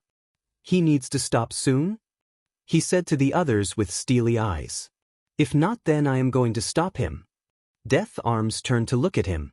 And how are you going? His question was cut short when Hikari vanished from their sights to the surprise of others and appeared behind the kid that was surrounded by the flaming red aura. Wah? He didn't get to finish this sentence either as they saw the new guy punch Izuku in the head, and suddenly the aura began to subside and so does the dreaded feeling, but Izuku on the other hand fell on the ground in a crumpled heap with Hikari standing tall over him with his hand outstretched. The others on the other hand were livid. They just saw the man who was supposed to help them knock the kid out. Hey! Yagi yelled as he looked at Hikari. What the hell was that for? Who the hell was he, knocking a kid like that? Oh, shut up! Hikari said as he rubbed his hands. I did you guys a favor, and also so that the kid don't die. What do you mean? Death Arms stepped forward, a bit of apprehension in his step. The kid was releasing all of his energy. Hikari said as he moved to pick up some of the bags that were brought by Death Arms and Mount Lady that had fallen over. And as I and Recovery Girl have told you before. He checked inside the bag as if looking for something. Once we use all of our energy, we not only put our life but sometimes the life of others at risk in this scenario. He dropped the bag not finding what he wanted and then moved to the other. He would have died if I didn't knock him out. He searched through the bag again and brought a bottle. In other words, I just saved his life. He started walking towards the knocked out teen. Couldn't there have been another way? Yagi asks again. I can think of few other ways, like calling out to him. It wouldn't have. Hikari said while shaking his head as he turned to look at the shrunken form of All Might. I know knocking out a kid is not a good thing, but I just saved his life. Even Recovery wouldn't have been able to save him if he would have let out all of his energy, also about calling out to him. He stopped in front of the teen. He was released his own energy at an exceptional rate and was in a state where he can't hear of you, and then he wasted the energy of another being. Do you even know the effect of the other energy that occurs on his body? He was twisting the cap of the bottle as others shook their heads in negative. Yes, and that effect might have given him a boost but could also be dangerous. To him and his mind, and as such we can't have him use that energy freely. He needs to use it as a last resort. Moreover, he doesn't have any sort of control over his own energy, so you can't expect him get a control over that energy. As all of them had a conversation over the knocked out body. There was another conversation that was taking in the head of the teen. Unknown location. Izuku opens his eyes. He was in dark place he noticed. It was like a basement, like a dark dingy basement of a dungeon. He looked around and he noticed that it was like a basement, but not a basement of the metal bar door was anything to go by. No, this is a cellar prison. Izuku noticed as he stood up and noticed a long corridor laced with lights. Different types of lights. It was colored blue and red. and lights they were going down the corridor. He heard the sound of snore and moving coming down from the corridor. Izuku took a big gulp as he started to move towards the end of the corridor. Doesn't horror movies have this kind of premises? He thought while moving down the corridor. After moving for a while, he came to an end where there was a giant prison metal bar door. And the lights ended there too. Inside that cellar there was no light, just darkness. There was an infinite amount of darkness inside the cellar room.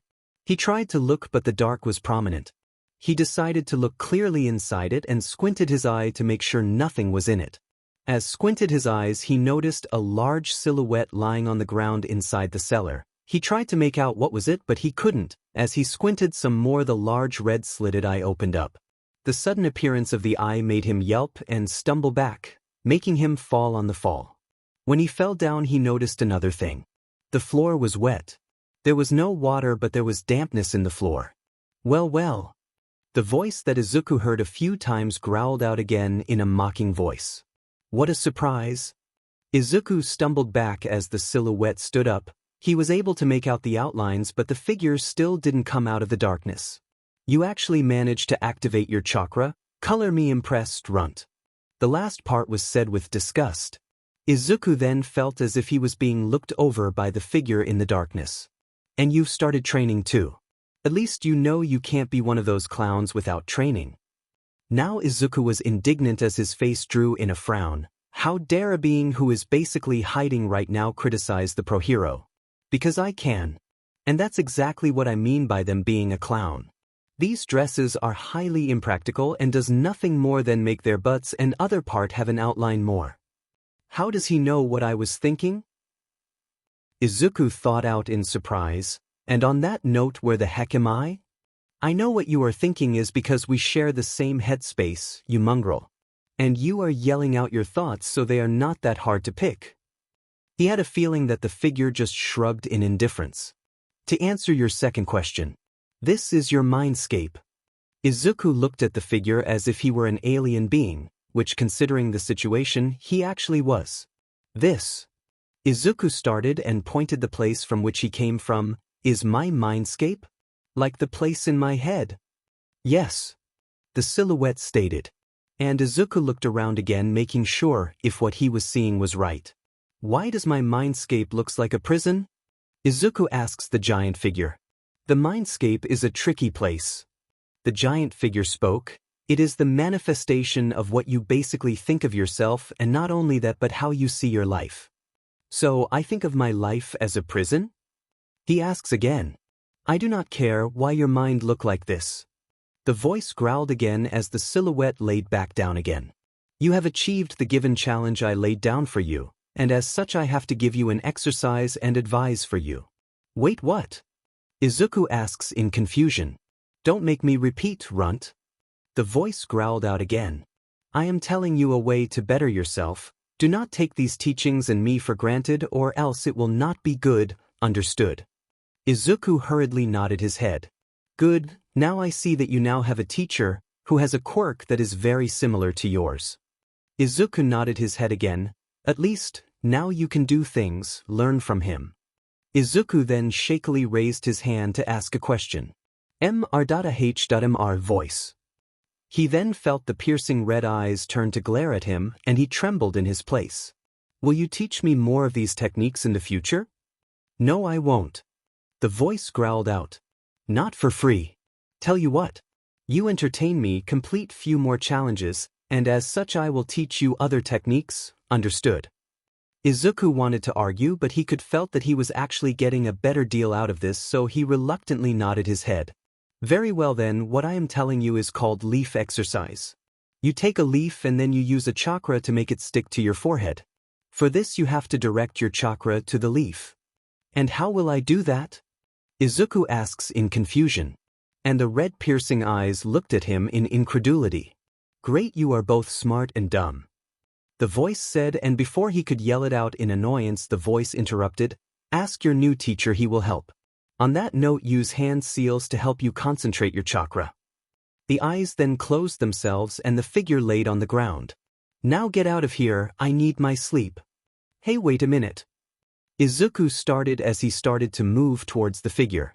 I have so many questions regarding my quirk and why you are here, and what else it could do. I need some answers. But before he could say anything, a large burst of energy came from the cellar and pushed Izuku back. As he was pushed back, Izuku felt something cold hitting his face. His face felt cold and wet. Why was his face feeling wet? Why does it feel like I am having water in my nose and mouth? Izuku the jerked up sitting as he threw up the water, and with that the bottle that was being forced down his throat. He began coughing as he threw the water out of his throat. What cough? What was that cough? Izuku yelled as he kept on coughing. Don't worry, Sleeping Beauty. He heard the voice of Hikari from above him. It was to wake you up. He then heard a thud in front of him as he rubbed his eyes to see the clear picture of his new teacher now sitting in front of him. You and I, on the other hand, have a lot to discuss. Yes, before that I need to tell you guys. Izuku started as Yagi nodded his head for him to go on. You know the other guy in my head? The voice that whenever I hear I get a huge boost. Yes, I was going to discuss about that too. Hikari chimed in, but I am curious to see what you have to discuss. Izuku nodded his head as he went on to discuss what he has learned and about the voice that was inside his again. After being explained what has been happening, Hikari put a hand under his chin and hummed. Mount Lady and Death looked in between the two figure who now had the most weirdest of quirks that they have seen in their lives. So the voice that you heard is a giant being made of chakra, which is your quirk? Hikari said as Izuku nodded. And he said that if you entertain him and complete his challenges, then he will tell you more about the techniques and chakra? Izuku nodded. Alright, cool, but I don't want you to use the secondary energy. What? Izuku yelled out in shock. But why? Well, for one, you aren't ready, plain and simple. To this, everybody in the group nodded. Even the voice in your head will agree to it.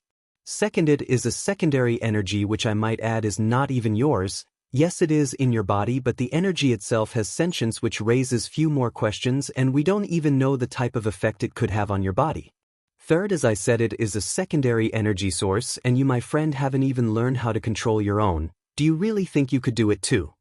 Izuku was about to speak up, but Hikari didn't let him. Let me tell ya, it won't happen. And fourth, I am your teacher as of now, so you will do as I say. You can use the secondary source in emergency, like in life-threatening situations, but outside of these situations, never use it. Okay. Izuku slowly nodded his head, seeing the point. Alright then, eat up the food. He then brought up the edibles that he had asked for Mount Lady and Death Arms to be brought. Why no, I can't do that? Izuku yelled out. Mr. Yagi gave me diet plan which I've to follow. The plan might have worked before. If you didn't release that much energy in one go, your body is going to need it, so eat and don't ask. Izuku was about to object when the smells of sandwich went to his nose and his stomach growled loudly in anticipation. He blushed at the sudden sound as Mount Lady and Death Arms looked at the loud voice in astonishment, whereas Yagi and Hikari grinned at him. As I said, don't bother arguing. Hikari shoved a sandwich in his hand. This is the first time, and your appetite is only going to increase with your energy and training. Wait, so does that mean I have to make a diet plan for him again? Yagi asks while turning to him. Yeah. Hikari said as he chewed down a sandwich. That's one of the things you get with our quirks when they start to develop and be used like his. It will increase your appetite, and because of the energy training we could use it in a way so that it can also burn our calories faster, making our metabolism much faster. Cool, Izuku said as he looked at his new teacher. So when will I learn more about it? When you tell me that you have learned it to activate on will. Was the answer he got. Also tell me, are you ready to train with everything you have got?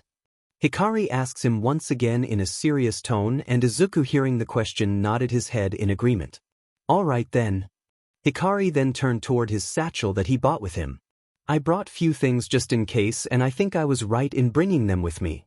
He brought 4 different bands from his bag. Right now, you are only getting this, but once we decided the fighting style that you are going to learn, then I am give you a whole another set. Izuku looked at the bands in confusion. What are those? He asks his new teacher. These are training weights. Hikari said with a giant grin. and you are going to wear it every second of your life. You can remove it while you are sleeping or while showering, but the whole day you are going to wear it. Izuku stood up to accept the gift, and as Hikari dropped the weights in his hands, his whole body went down along with the weights. And they are quite heavy, so be careful with it. I noticed. Izuku muttered from the sand. Now activate chakra.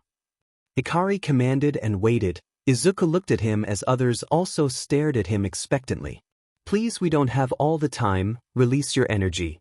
Yes. Izuku started, let me just. There was still nothing happening as Hikari rubbed his face. In this scene, Izuku remembered something that he was told when he went with all might for the quirk test, and he decided to follow that instructions. End result, he looked constipated, as if he was holding his sheet and not letting it go. Hikari noticed it too. What are you doing? He asked the teen. Mr. Yagi told me that All Might activates his quirk this way. He got a face that asks, what way? He said whenever he activates his quirk, one must clench his but hard and yell out smash. Izuku answers for him as Yagi looked at him with proud expression and Hikari looked at the shrunken form of All Might in exasperation. Well, kid, don't do that. Hikari spoke up and Izuku was ready to protect the instructions of his idol when he continued, and here I was hoping you were some kind of prodigy. In regarding these kind of things. Your quirk is different from All Might's quirk, which makes it that activating it very different from his quirk, and considering that how our quirks work, you need to concentrate while you are trying to activate it.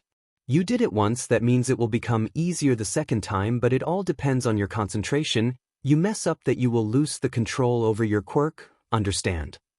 Izuku nodded at the end of his explanation. Alright, now I want you to go along with your normal schedule, just don't overdo it while wearing the weights, alright? I want you here tomorrow at the exact same time, and after that we will look for what kind of combat training you are going to learn. Okay, you can take the rest of the day off. Wait, I am not going to do anything for today anymore? Izuku asks and others look at him for the same thing. No. You vote hold of your energy for the first time and your body needs some time to adjust to your body expelling the energy out, so for today rest. From tomorrow your real training starts, and considering tomorrow is Sunday, I am going to prepare another schedule for you with Mr. Yagi here. He then turned to look at the shrunken form of All Might as he stood up. Is that all right with you, Mr. Yagi? He asks. Mr. Yagi nodded his head in confirmation. With that, Hikari bid the four farewell as others looked at his back as moved away. Well, you heard the guy. Death Arms said as they turned to look at the teen. Better prepare yourself, kid. And he did wonder what kind of training he was going to go through with his new teacher. Dagoba Municipal Park Beach the next day. Hikari Murasame reached the place early in the morning. He breathed in the air and smelled the dump that was around him. It's a good thing that this place is going to get a makeover. He thought as he looked at around the place, which was surrounded by the dump except for one place. The place where Izuku started to clean up. Look at that, a kid becoming a hero before being in the academy. Funny thing, he is not doing anything illegal. Hello, Hikari. An old voice came from behind him. He turned to look at the familiar face of the old lady with the cane-shaped of syringe that he met all those years ago on that fateful day. It has been a long time. How are you? He in turn gave a grin to the older pro-heroine. Hey, old hag. Hikari answered with an amused smirk as the eyebrow on Recovery Girl's twitched. I am good, how's it going on your end? I am good. Recovery Girl replied to the teen. And I see that you still have the same dmed mouth on you, huh, brat? Hey, let me tell you, I am not a brat anymore. Hikari started as he brought a finger to clear a point. I've grown a bit from before. You might have grown physically. Recovery Girl said as she looked at the young man up and down. But you are still the same brat that didn't even know how to zip his pants. Before Hikari could say anything in return, a new voice interrupted their conversation. So you two are very familiar with each other. The voice of the lanky, shrunken form of All Might interjected. Oh, we are. Hikari said as he looked at the small lanky man. So have you prepared a new schedule for him? Yes, I did. Yagi said as he looked at the young man in front of him. He was still a bit wary of him, not a whole lot, and he believed that he had a good heart, otherwise Recovery Girl wouldn't have suggested him. He did not know this man, and he was the only one that was not in his circle who knew about One for All, and the fact that he had his mentor's journal. Yagi shook his head as he looked at the man in seriousness. There were other things that were needed to be discussed. So, is there a reason that asked for the changes, or why you asked for Recovery Girl to be here today? Yep. Hikari replied. May I know the reason then? Do you really want to? Hikari asks the man. Yes. All right then. Hikari said as he looked on in the distance towards the sea. First and foremost, with his quirk in action, many of your exercises wouldn't have said effect that it would have previously when his quirk was still working unconsciously, and you probably can't sense when he is using his quirk, even when he doesn't want it to. He said as he turned to look at Lanky Man.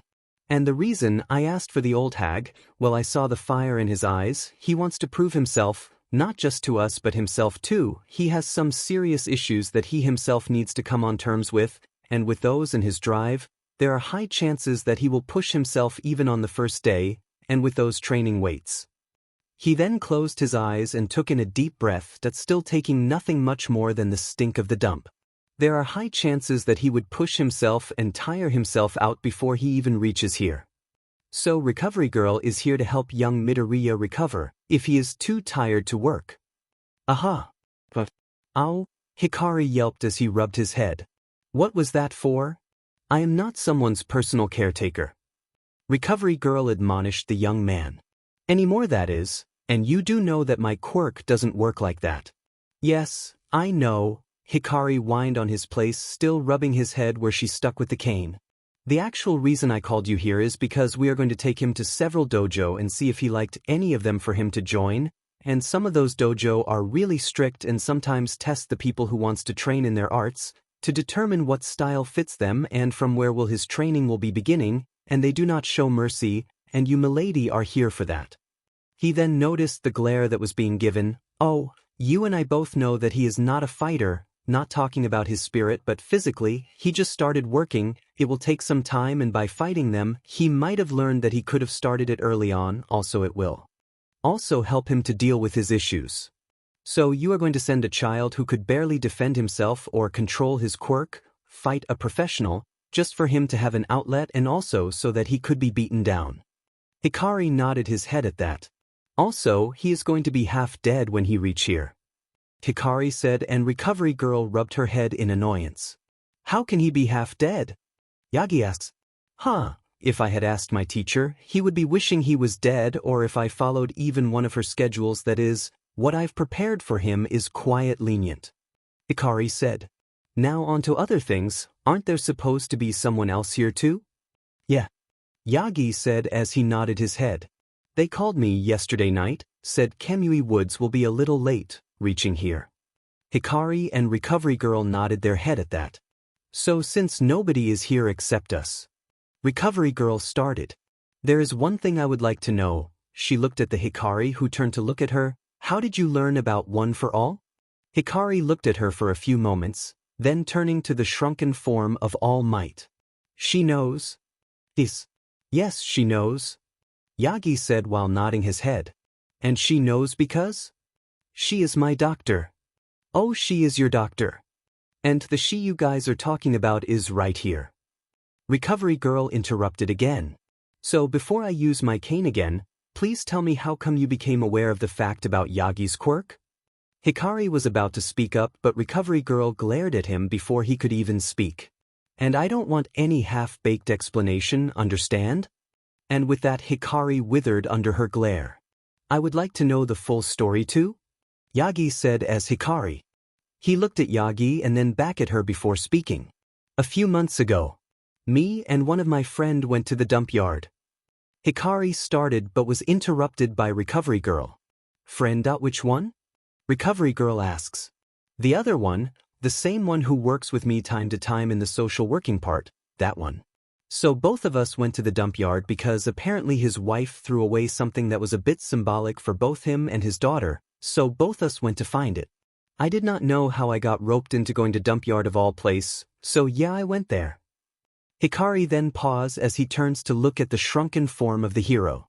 So we were searching for the symbolic father-daughter thing when I kicked a large dump away, while trying to search for it when a few books fell over, While we were looking at it, I saw the name on the journal that said Nana Shimura, and I knew few things about her, especially because of my daily job, so curiosity took over me and I took the journal with me after we found the thing.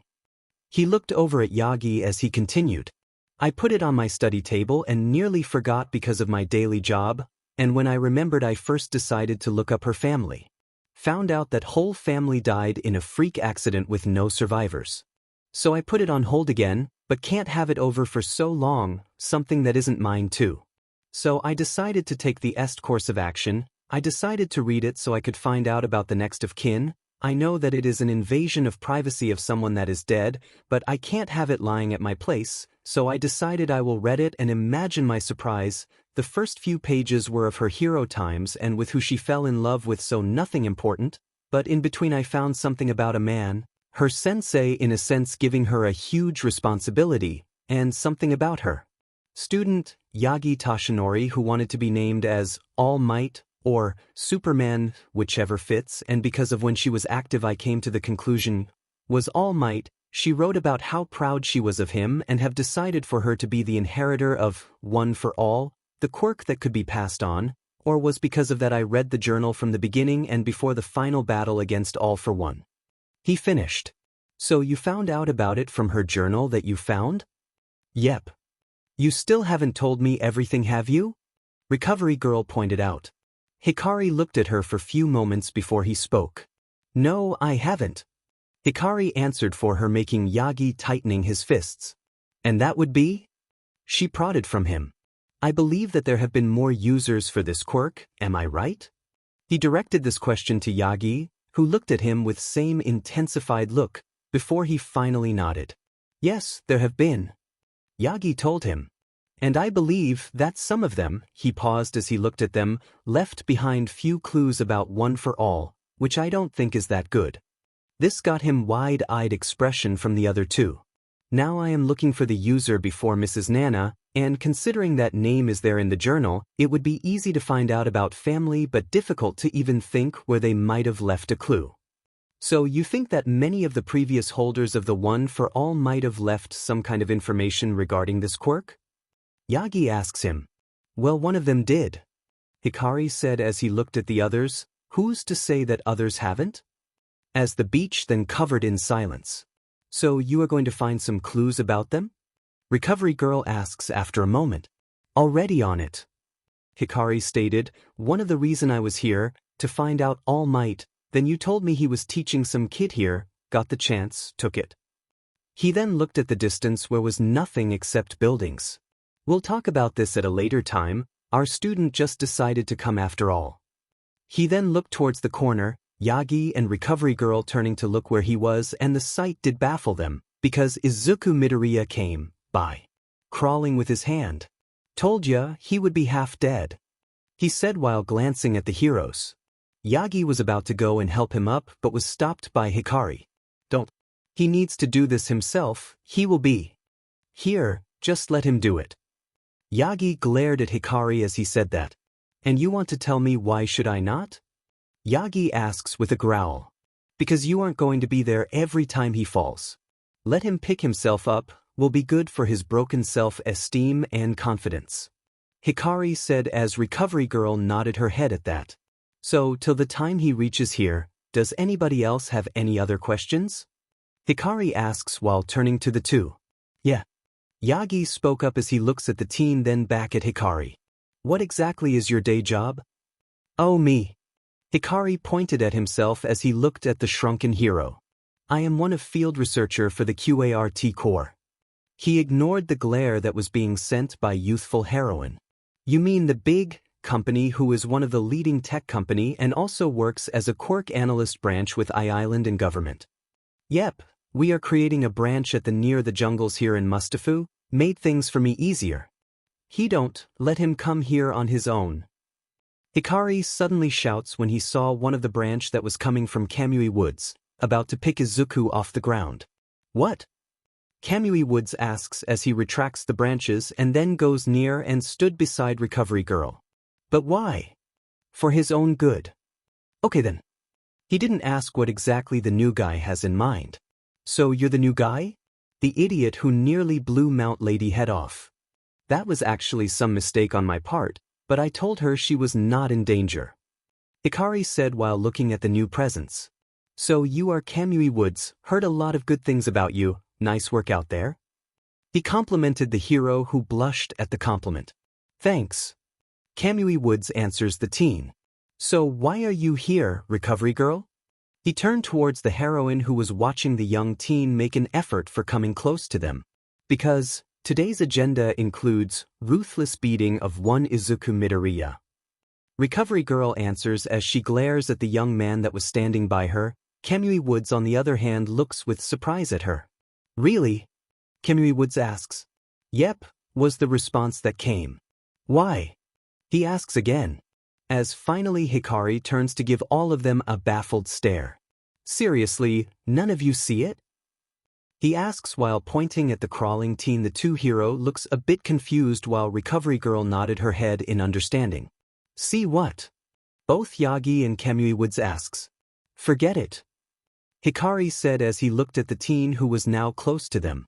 You will understand soon. He then stood over the downed teen who finally reached where he was supposed to be. Pant. Pant. Wheeze.m. Izuku took a deep breath as he stood up with his legs wobbling. Here. And then fell on his back. Good morning, kiddo. Hikari greeted him with a smile. How's the first day with the training weights? Izuku craned his neck to look at the new sensei. He panted and huffed with his legs and hands now sore, are killing me. Good. Hikari said again with a smile as Yagi and Kamui looked at the man beside them in bewilderment. Recovery girl on the other hand sighed at his attitude, with Izuku dropping his head back in the sand. Rest yourself. He commanded to the downed kid who had his eyes closed.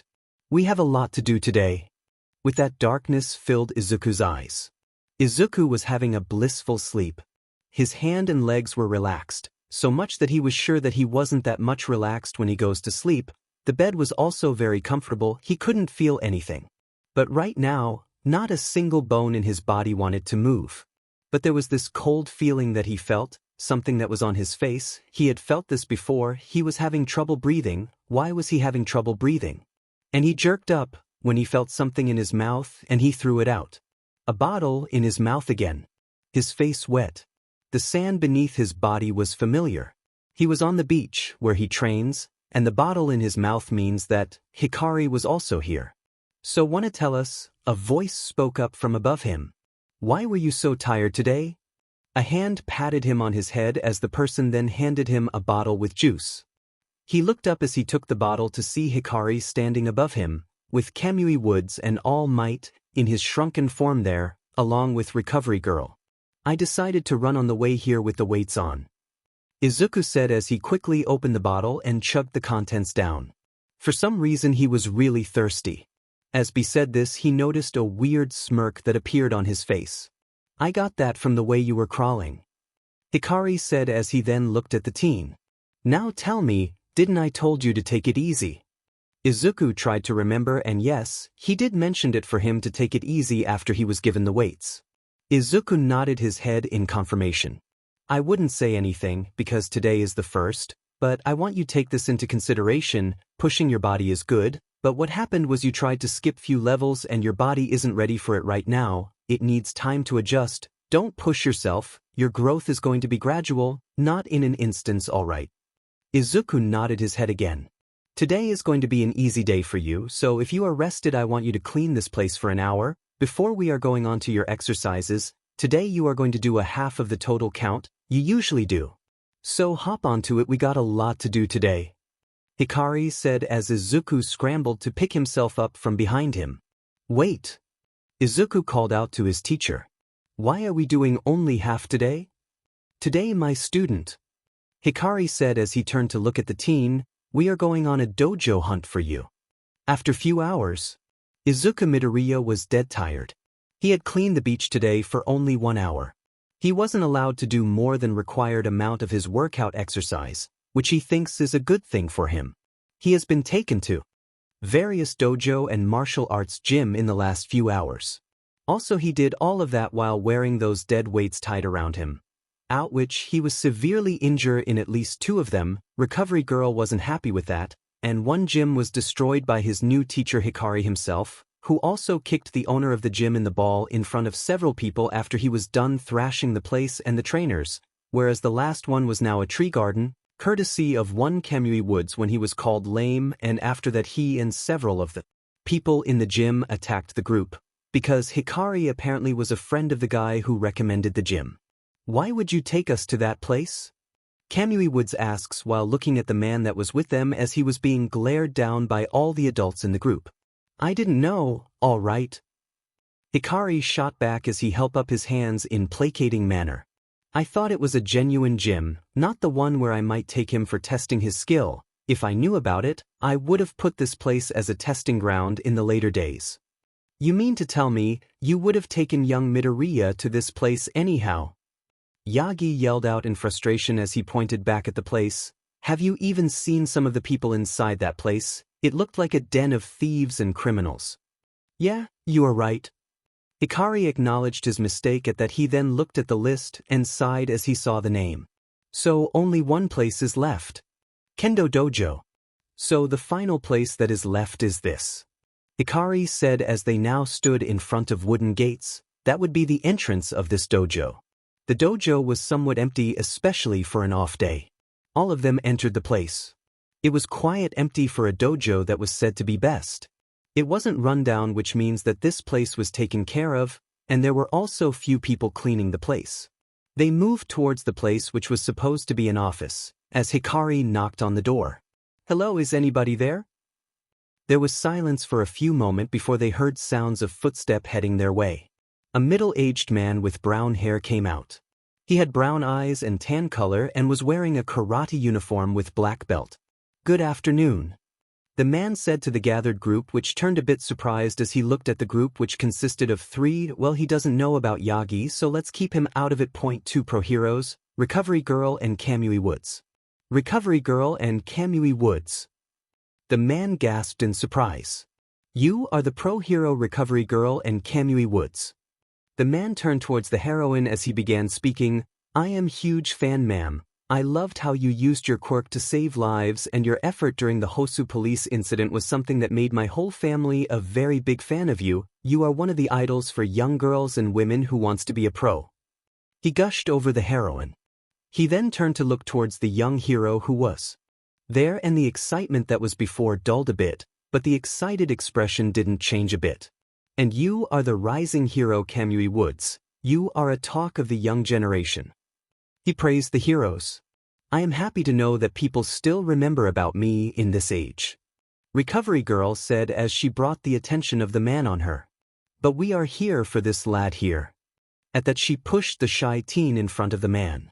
We would like to know a few things, mister? Oh yes, I forgot to introduce myself in excitement. The man said as he rubbed his head in embarrassment.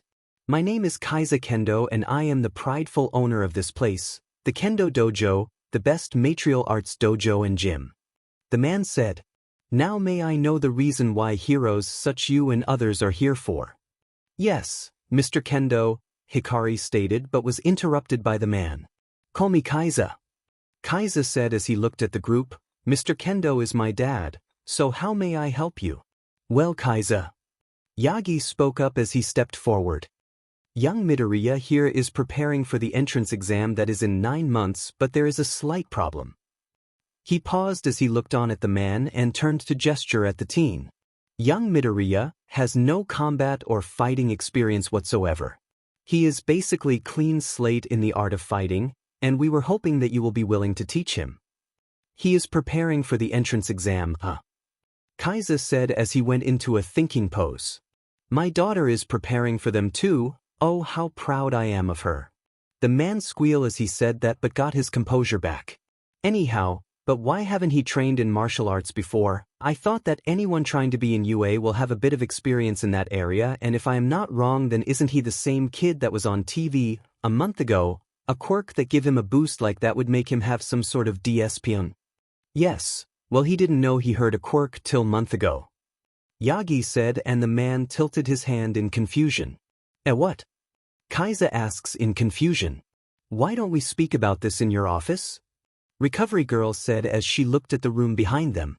With that, Kaiza invited them into his office where Recovery Girl, Yagi and Hikari explained about the quirk. Oh, I see. Kaiza said as he looked at the teen who was squirming in his seat. Kaiza's eyes narrowed as he looked at the squirming child. So you want me to train him, but before I train him I need to gauge him properly. He then turned to look at the kid. I would like to fight him before I decided to fight him. Yeah, sure. Hikari said as he stood up. I don't see any problem with it. With that, the whole group moved towards the mat that was in the center of the gym. As Izuku hesitantly stepped onto the ring, Kaiza called out to him. Kid, I am not going to fight you when you are restrained. Kazuya said as he looked at the teen. Behind him, Hikari smiled. Remove those weighted bands and then enter this ring. I cannot evaluate you. You are holding back. But I've been told to. Izuku started, but he was cut off by Hikari. Remove the bands, kid. Hikari ordered from behind Izuku. Izuku turned to look at the man that called out to him, and nodded his head. He removed the bands and rubbed his hands in satisfaction. His hands felt at ease now, with no extra weight. He did the same with that those were on his feet feeling a bit free. Now we can fight. Kaiza said as Izuku entered the ring. The fight started, if it called that. It was clear that the older of the two had been holding back significantly, but Izuku expertly dodged and weaved through most of the attacks. On the sidelines, the four kept their gazes on them. Young Midoriya is doing much better than before. Yagi stated as he looked at the ongoing spar. Beside him, Kamui Woods nodded. Are we sure he hasn't had any training whatsoever? He hasn't, Mr. Yagi. Hikari said as he kept his eyes on it as both Kamui Woods and Yagi turned to look at him. It may look like he is dodging expertly, but he is not, he is only running away. Huh? What do you mean? Kamui Woods asked. If you look closely, you will see that he is not dodging but is actually trying to run away. He has good instincts. It tells him that he is in danger, which helps him to dodge, but when he dodges, he wastes a lot of movements, effectively tiring himself out. Also, since the spar has started, he hasn't actually fought back. He pointed out as he looked at the kid who tried to punch the older man with a sloppy fist. Not because he won't, he has tried to punch, but it was more out of necessity of the situation. Also because I told him to, he doesn't have any stance, not even for the proper punch. What he is doing right now is flailing, like a fish out of water. Finally, the older man decided that it was enough as he then picked up the kid and threw him down. It's enough for today. The man said as he looked at the down teen. Mr. Murasame, I would like to speak with you and Mr. Toshinori real quick.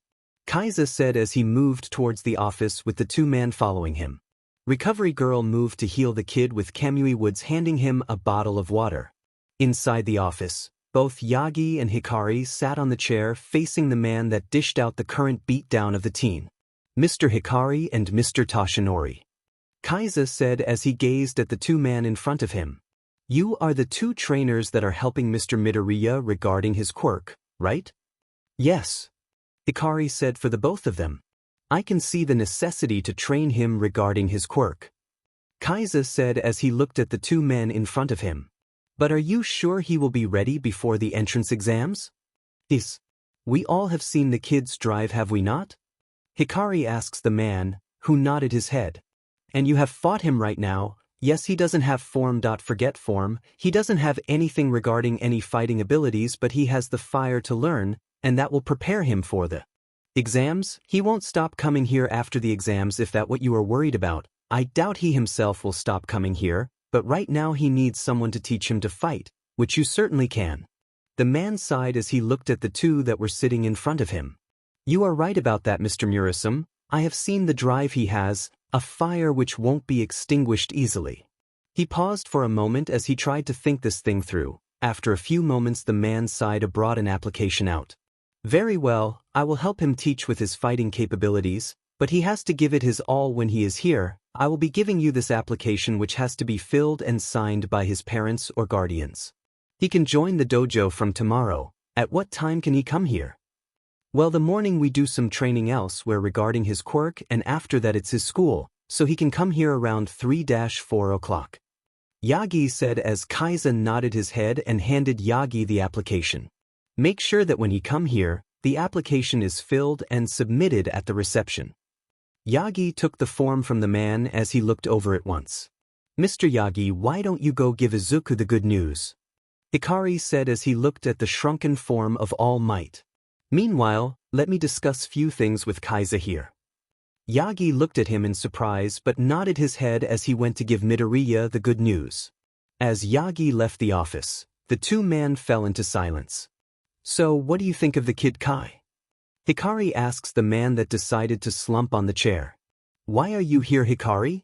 Kaiza asks as he rubbed his eyes. Hey now, is this any way of treating your friend? Yes, and I also know that where you are problems follow behind? Kai shot back.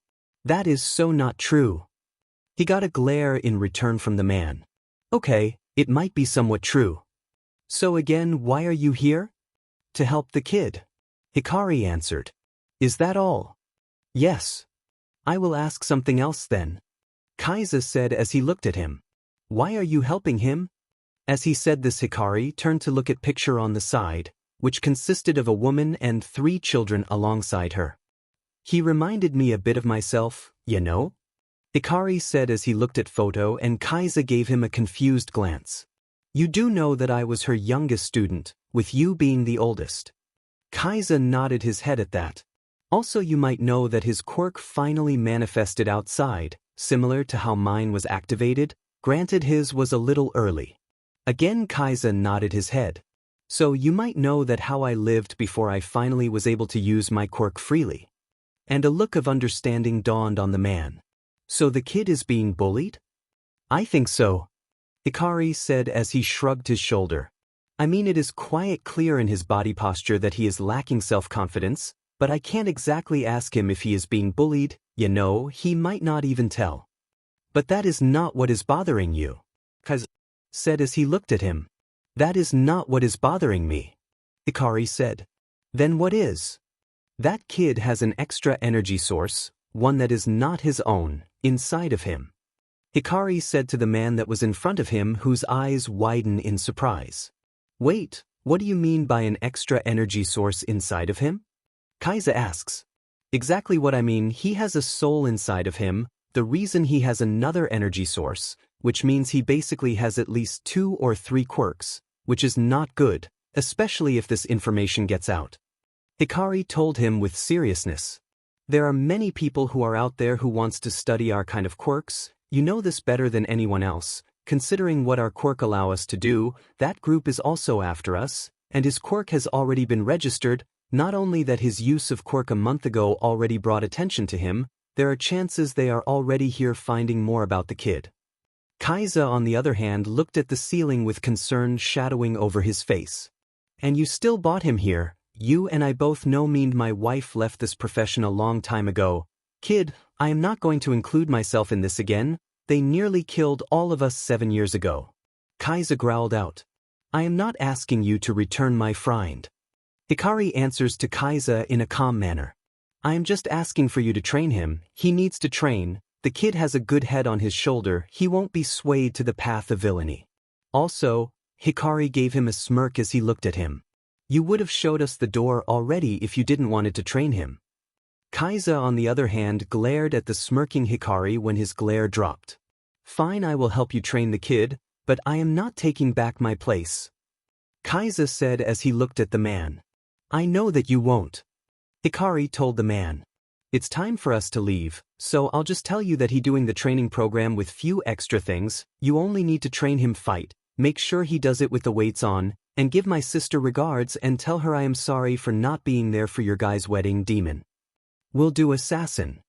In the night. In the dark of the night in Mustafa City, a lone figure stands atop of the tallest building, his image only visible in the light of the moon. The figure wore a long white jacket with black linings here and there visible with a hood that was covering the head. Similarly, the pants he was wearing was black in color and white linings. He had several holsters on his red-black belt with devices and bracelets with a claw-like object attached on it. The person's face was obscured in the hood. On his back were 2 katanas with a tanto attached to his hip, and 2 eskrima sticks just below the katanas. A beautiful night. The figure spoke to himself. No problems in my life, not much work in the morning except have to wake up early and reach the beach, so ARC can you set an alarm for me about 4:30 in the morning? There was silence before a robotic male voice spoke up in his ears. Reminder had been set, sir. The artificial voice spoke. Is there anything else that you would like to add? The voice asks. Yes, add an apology gift to be searched for Kendo House foreseeable future. The figure said as he laid down on the ledge. I need to find a gift for her, because I know she will kill me, then revive me, and then kill me again, just to prove a point. Done, sir. The artificial voice said again. Anything else? Yes, remind me to call my sister, next week, to tell her about the progress of the building. The figure said as a sound of beeping came for the system. So, is there anything for me? The figure asked. Well, sir. RC began. With your morning and a bit of the afternoon being booked most of the time, you are behind on the paperwork that you are yet to sign. Apart from that, is there anything? The figure said as he sat straight on the ledge. Well, sir, you have 6 meetings scheduled for the next 2 weeks. RC said. 2 in this, one of them is the day after tomorrow around 11 o'clock in the morning. The location of the meeting has been shared. Also, you have 3 video conference on the next week. That lady boss has told for me to make sure that you actually listen to what the investor has to say and not to put the people on mute again. Okay, I can handle that. The figure mused as he nodded his head at the schedule. Anything else? Yes, you have been invited to a party in Hosu. Again, the location has been shared and you are expected to be there. Tarsi said. On that note, there is another event for the charity for the orphans and other disabled and quirkless people. You are again expected to show your presence there. Okay, so 2 parties, I can handle that. The figure just gave a nod as he looked at. Is there anything else? Yes. Tarsi said. Mr. Daimon has requested for your presence in following month as Hikari, of course. Now this made the figure stand straight. What does that guy want? Hikari spoke with venom laced in his voice. Don't know, but he had asked for this meeting, to talk about business, or that's what the message has been sent about.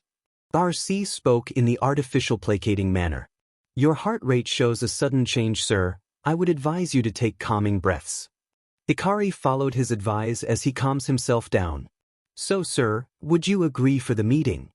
I know for the fact he doesn't know about this, so I can't let my anger be seen. Hikari said as he rubbed his chin in thought. But if I don't, the heads will take it in the wrong way. Well, nothing bad could actually happen from the meeting, so let's just put it in, I'll think about it, all right. Yes, sir. Tarsi said. So let's begin our night.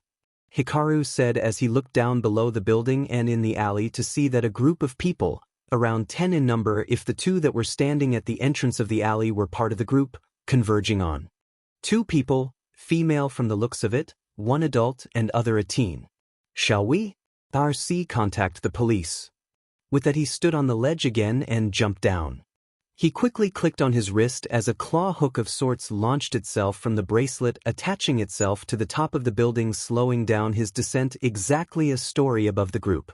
The group was so busy trying to hold the 2 female that they didn't notice a figure that was now direct on top of them.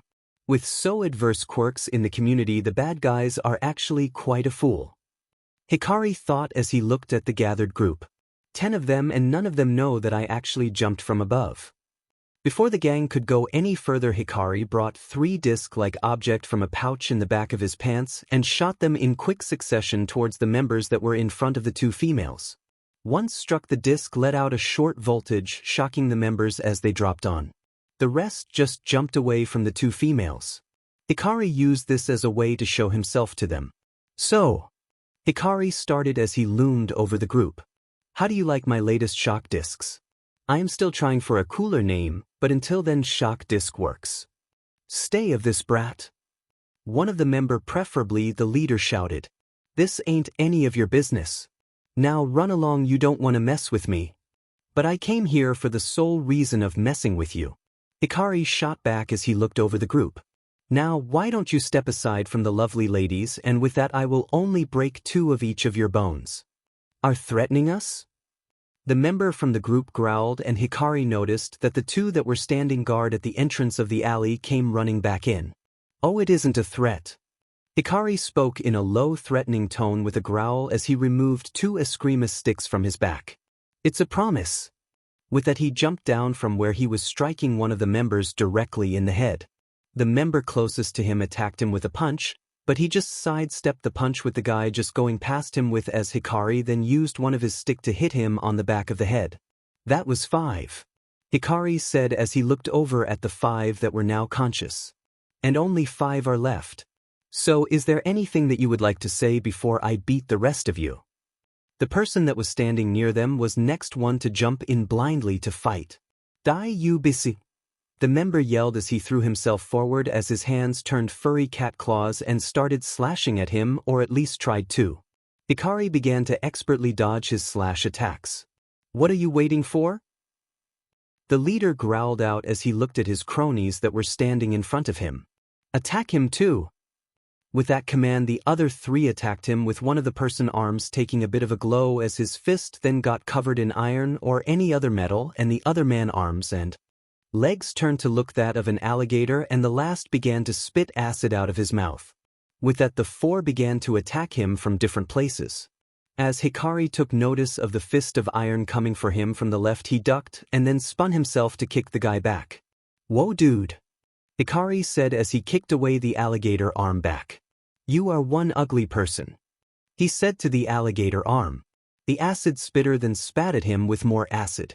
You must be having some tough time even trying to get a kiss from someone. No wonder you surround yourself with guys. The acid spitter began to spew more, but Hikari, after dodging the other 2 and tripping the 3rd, quickly sprinted towards the acid spitter and decked him in the face hard as his punch threw the guy back at least 10 feet, and knocking him out cold. So now it's only iron arms, alligator limbs, and kitty arms, Hikari said while looking over at the 3. So who's first? With that, the 3 attacked him simultaneously but were surprised when he vanished from in front of them. Above you! The leader yelled towards the 3, and they looked up but were too late to notice when he threw 3 more discs at the 2, with them falling down in the same crumpled heap as the first 3. And I was hoping for some fun, Hikari said in a condescending manner as he looked at the 3 that were on the floor convulsing. Hikari then stopped when he heard the sound of clapping and turned to look at the man. The group leader was smirking as he looked at him. I am impressed, the group leader said as he looked at Hikari with a smirk and stopped as his arms fell to the side. I am very impressed. He then glanced towards his fallen man. Nobody has fought off my gang that easily. The smirk on the face was then converted into a frown and a glare came over. And as such, I can't let you leave this place alive. You should be proud. Not many has gotten the chance to fight me before, and those who did, well, that's a whole another story. Wow, man, you can talk, Hikari said as he looked at the man. You might stop with the praises, otherwise people will start to think that you are crazy. I will show you crazy. With that, the man touched a metal dumpster, with that his whole body began to take the appearance of a green metal armor. Hikari looked at the change in interest. Impressive, isn't it? The leader said after becoming green metal guy. It's my quirk, allow me to absorb properties of any material. And then silence took over the alley. What are you afraid now? He asks in a mocking tone. Hikari, on the other hand, continues to look at the scene. He then turns to look at the females that they took from the road. The older one was embracing the younger one. With the appearance, I would say they are mother and daughter, Hikari thought, and then quickly turned back towards the leader. You do know that you took on the properties of a metal? Hikari asks as he looks at him. The leader, on the other hand, got a confused expression. Yeah, what of it? He shot back. And I basically used throwing electric discs against your man, and I also have these Eskimo sticks. Who does the same thing? Hikari asks again. I am not seeing the point. The leader said again. God, I know the criminals were fool nowadays, but to think they were this much of an idiot. Hikari said as he looked at the scene. Dude, you have hostages with you. If you wanted, you could have used one of them as bargain chip for your escape. The leader looked back at the 2 females whose eyes were widened at his advice. Can I try? The leader asks after contemplating the thought. You may not. Three voices said at the same time. You are not a hero, are you? The leader asks. Really, what gave it away? Hikari spoke in a sarcastic tone. The advice, the suit, the words, or was it something else? I don't know you. The leader said in a plain tone, making him blink or the lens that were on the mask. I am sorry? Hikari asks again. I don't know about you. The leader said again. And how does that comes into equation? Hikari asks again. There are many heroes out there, some of them you might even not know about. No, I know about them. The leader said again. I even know about Eraserhead and Stain, or as much as you could find on them, but I don't know you, so this means that you are new, but you took my group out without any problems and even know what I can use to escape. You are a vigilante, aren't you? The leader asks again and Hikari tense up his arms. And not just a rookie, you are one of them, aren't you? That group, but only one person has this garb and 2 katanas on his back. You are the assassin. It's time for you to sleep. With that, Hikari quickly moved towards the man and with his Eskrima stick in his hand. Hikari was fast enough that man was too shocked when he came to stand just beside him. He put the end of his stick the nape and pressed a button on his stick, and a huge jolt of shock passed through the leader's body, making him pass out. When he fell on the ground, Hikari picked his arms and jerked and shook it and turned towards the 2 females. You two, are you okay? Hikari asks as he looks at them. The older of the 2 nodded her head. Good, I've contacted the police, they will be here any minute now. With that, the sirens of police cars came. Oh, they are already here. Hikari said as he looks towards the entrance of the alley and then back at the females. Tell them everything that had happened here. He commanded and the older one just nodded her head. He then shot the clawed hook at the top of the building. Freeze! A police officer shouted from the entrance when he saw a man shot some kind of rope at the top of the building, but Hikari quickly zipped himself up. The police officer quickly ran inside and saw 2 female that were on the side. Hey, are you 2 okay? The police officer asks and both of them just nodded their head. Meanwhile, with Hikari, who was now quite a distance away from the place, was cursing himself for calling the police before going in that place. Why did I do that? Hikari yelled at himself as he kicked the nearby wall. After a few deep breaths, Hikari called out to his AI for a request. RC, patch me through Nightmare's lair.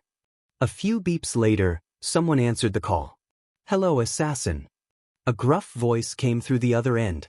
Hey man, how are you? Hikari said in a cheerful tone. May I know the reason as to why you have called at this time? The voice asks. What, can't I just call to check in on my partner in crime? Hikari said as he kicks few broken pieces away. I would have thought of that, but you could have called me on my cell, if you wanted to check over my health, and that is not the case here, is it? No, it's not. Hikari said as he looked at Moon again. Listen, I ran into some street thugs tonight. I do not expect you to have problems with street thugs of all the people. The gruff voice growled out. Or did some of them got a lucky shot in? Hardy har har. Hikari spoke up in a sarcastic tone. That's very funny indeed. Cut to the chase, assassin. The voice at once commanded. One of the thugs. Hikari started. Possibly the leader knows about me. Knows about you as in? The voice asks in a serious tone. He doesn't know my real identity. Hikari said, don't worry about that. Then what is the reason of this call? The voice growled again. Speak clearly. He knew who was assassin. Hikari said, not the real identity, but that I existed. Where are you? The voice asks. I am in Mustafa City. Was the quick reply he got from the assassin.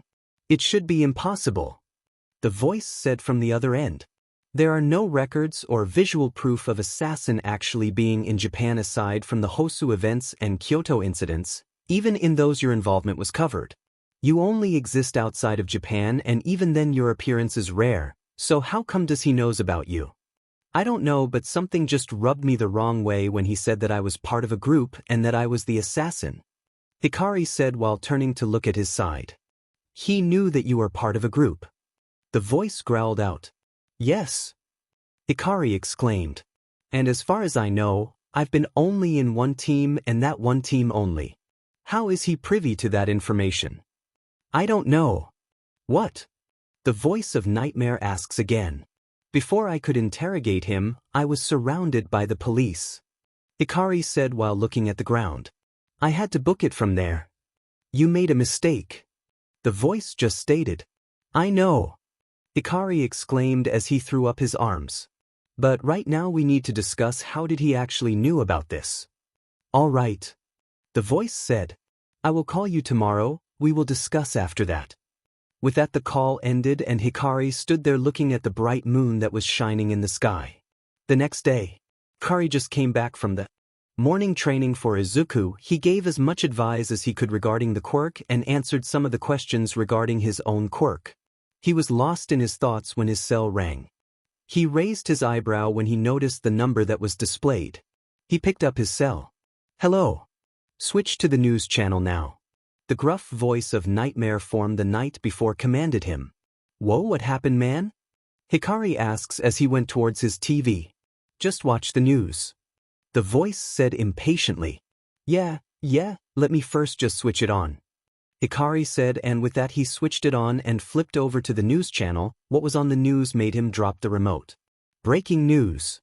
The news anchor, a female, said as she pointed towards a picture of Hikari in his assassin's garb.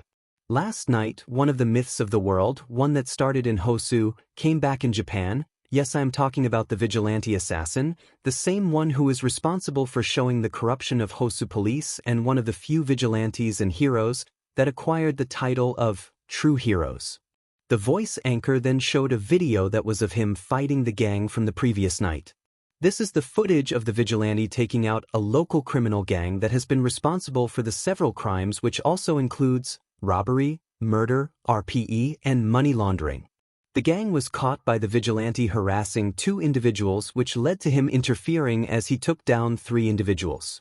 After that, the young lady used her cell to shoot the video of the vigilante taking down the rest of the gang, and because of this video we were able to confirm his identity. Then the part was played where the leader told Hikari that he was aware of them. You are one of them, aren't you? That group, but only one person has this garb and 2 katanas on his back. You are the assassin. As this was said, Hikari could only utter one word and one word only. 2 weeks after joining Kendo Dojo. Izuku joined the dojo a week ago.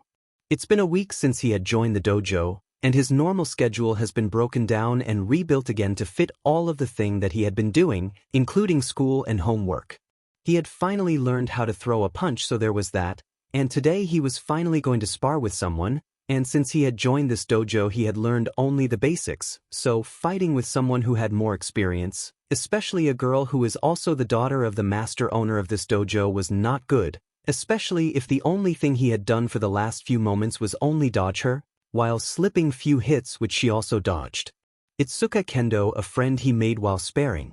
It was interesting because most the time they talked were the ones where they would be practicing. She had orange hair like her father and had the quirk big hands, where she could increase the size of her hands and as such also increase the power too. She was one of the most advanced students in the dojo, while she was the master's daughter, so she must know how to defend herself, and her defense is more like her being able to break any sort of bones with her skills. They become friends while on the field as she helps him time to time. He also noticed that unlike other girls, it's easy for him to talk to her, considering that they talk when on the field, but he is able to hold conversation with her. Another thing of noteworthy that happened in the city was the sudden appearance of the vigilante assassin. Unlike the pro heroes, and some of the vigilantes, these guys don't have monikers, just their titles, and when he appeared the news the social lit ablaze. There were many theories, many speculation, and many weird backstories, but none of them could be true. After all, All Might himself said it. Catching these vigilantes. All Might, in his skinny form, started after Izuku asked him if he was going to be one of few heroes that would help in their capture, as from the corner Mount Lady and Hikari listened to the conversation. Especially the true heroes is extremely difficult, but capturing either Assassin or Nightmare, it's impossible. All Might said to the impressionable teen. I'm not saying it to break your confidence, young Midoriya, or that many of them would fail, any of them could get lucky. All Might then got a frown on his face. But in the end it will be just that, luck. Why is that, Mr. Toshinori? Izuku asks the man. Mount Lady also wanting to know the answer to it. Answer me this, young Midoriya. All Might started. How come the girl was able to got the video of the vigilante, and how come there are no other footage of them? Izuku looked surprised at the question. Your answer, the girl was lick enough to get it. They are known for wiping out the evidence of their existence, and as such their whole existence has been in question, well at least till a week ago. So you are telling me? Mount Lady said into the conversation. None of us would be able to apprehend the vigilante, even when we have All Might on our side? Especially when you have All Might on your side. Toshinori said, surprising the three. I've come across all of the true heroes and I am one of the rare few ones that had met them. And as such they have came up with several strategies and techniques that helps them escape. If they are not using quirk, they are keeping their mind sharp to escape instead of fighting back. He then looked on in the direction of the sea as the beach was now somewhat clear. They try to escape most of the times when pro heroes gets involved, rare times when the pros and the vigilantes will team up together and fight against bad guys, and extremely rare when they would fight the pro hero themselves. The later happens when there are battle of ideals, and which that happens most of the time, pro hero find themselves fighting for the wrong side. What? Izuku asks in shock. But aren't pro heroes supposed to help people? So that would make the vigilantes on the wrong side of what you said about them being true heroes. Tell me, Izuku. Hikari got in the conversation. Are there many types of people? Yes. Izuku said without any hesitation. Tell me, what do you think of the sludge villain, All Might, Nightmare, and the villain Berserk? Hikari asks again. What do you mean? Izuku asks him. Tell me, what does the people call them? Hikari clarifies for him. Well, Izuku started. All Might is a pro hero, Nightmare is considered a true hero, but is called a vigilante, Sludge was a villain, and so is the Berserk. What if I told you that you are wrong in your assessment of these guys? Hikari said, much to the shock of Mount Lady and Izuku. What do you mean? Mount Lady asks. Well, you've been told there are only heroes and villains. Mount Lady and Izuku nodded at Hikari's word, whereas Toshinori looked at him in surprise. But in truth there are only 4 that actually defines everything about them. Izuku brought out a notebook to write the words down. There are heroes. He pointed to the Mount Lady. Villains, anti-heroes, and anti-villains. But wouldn't the anti-heroes considered as villains? Mount Lady questions him. And anti-villains as heroes? And that's where people gets confused. Hikari said with a chuckle. While you are correct, that an anti-hero would be considered as villain, but that is not correct every time. Mount Lady and Izuku looked lost. They are generally a person that have loose ethics and no moral codes but would sometimes do the right thing. Either it's because in their self-interest or because someone crossed the line that shouldn't be crossed, and they also don't mind killing someone. A look of understanding fell on her. You mean like Endeavor? Mount Lady exclaimed. Izuku looked at the women in surprise, whereas Toshinori chalked on air while trying to restrain his laugh. Not a bad example, but not good enough. Hikari told the woman. To remain a pro hero there are certain rules and requirements that must be met for him to remain in the line of work. He told her, as Mount Lady nodded her head at that, knowing the amount of rules that had been put in their head and the oath they took when they became pro hero. While accidents may happen, he cannot on purpose harm someone critically. What about the anti-villains? Izuku asks the man. Well, Hikari started. Just pray and hope that you never come across an anti-villains. Why is that? Mount Lady asks. Because they are the worst enemy one can have. Toshinori said from his place. Are they that bad? Izuku asks him. They are not bad per se.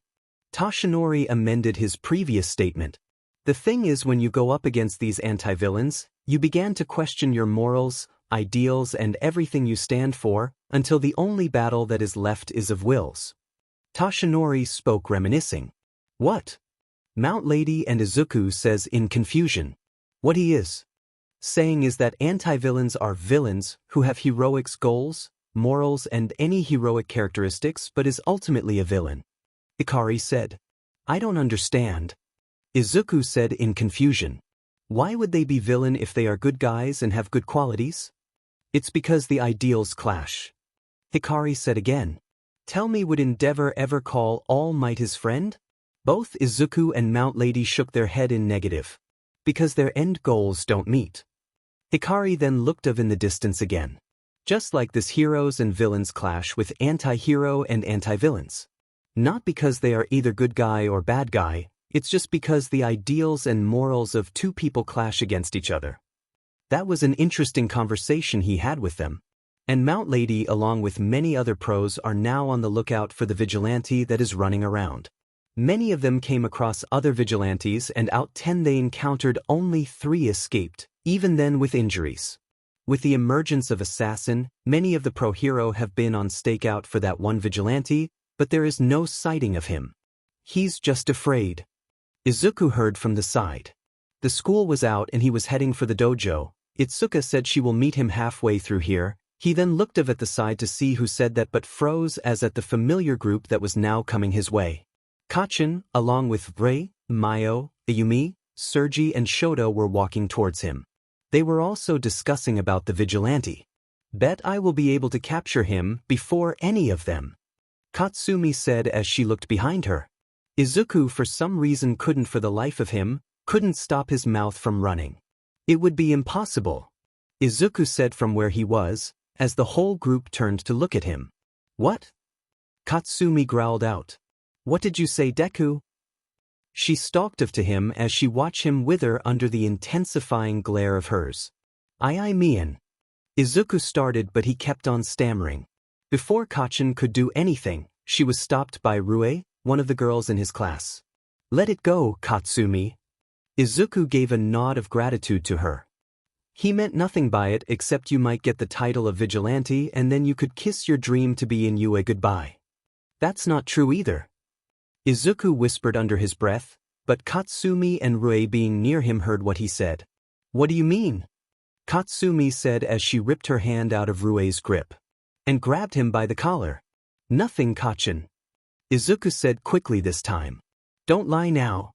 Katsumi snarled over him.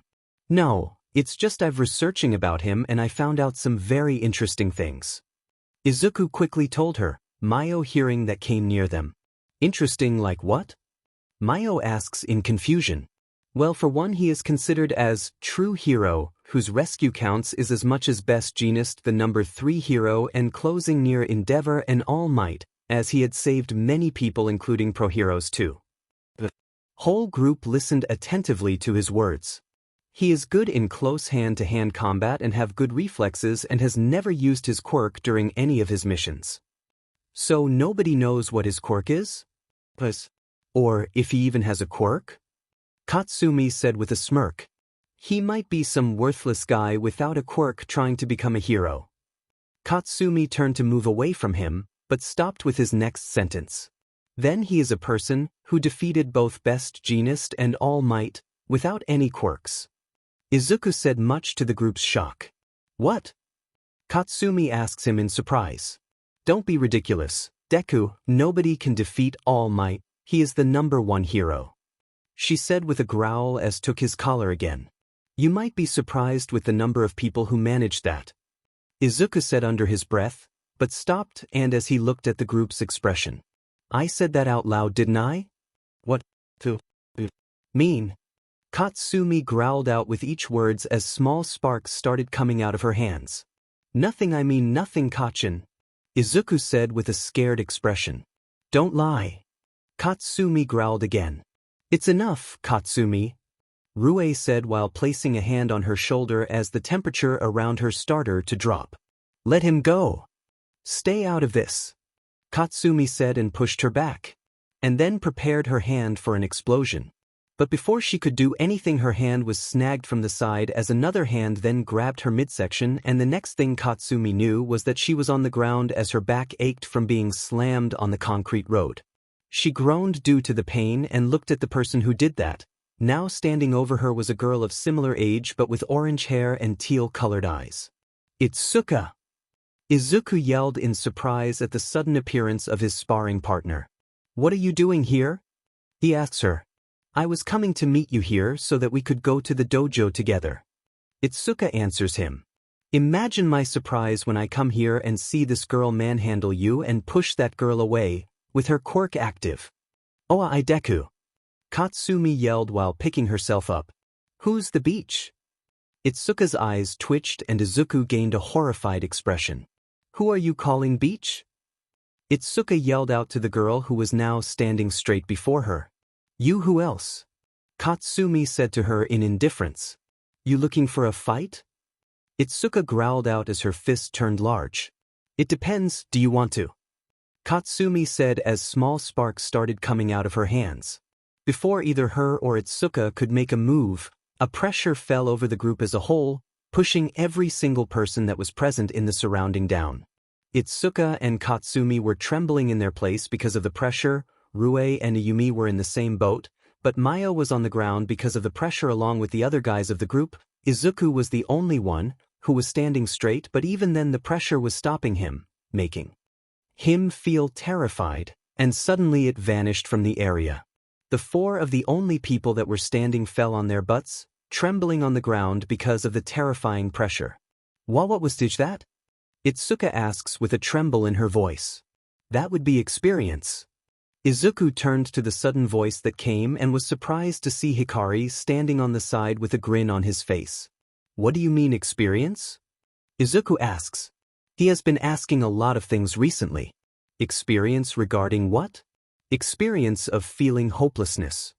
His comment shocked the group. What are you looking at me for with such expression?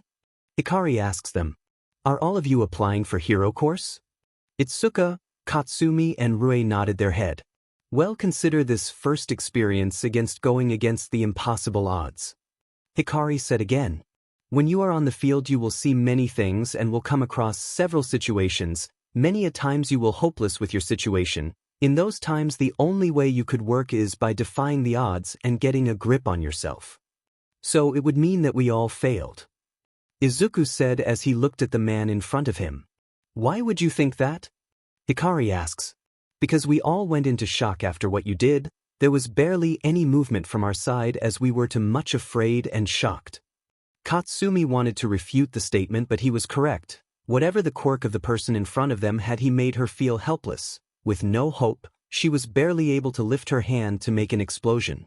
Itsuka on the other hand nodded her head at her partner's statement. She had met the man in passing when he came over to the dojo and introduced himself as someone who is helping Izuku control his quirk. It was because this was the first time any of you have felt the killing intent aimed at you guys. Hikari said. Now that you've been introduced to it, it will be easier for you to suppress your fear and shock when introduced to it in future. The group was shocked at the statement. It doesn't mean that you will not work again. Oh, it will work splendidly if none of you train yourself. What do you mean by that? Izuku asks again. Everyone has this killing intent, but there are other names for this thing. Hikari said as the group of children started standing up.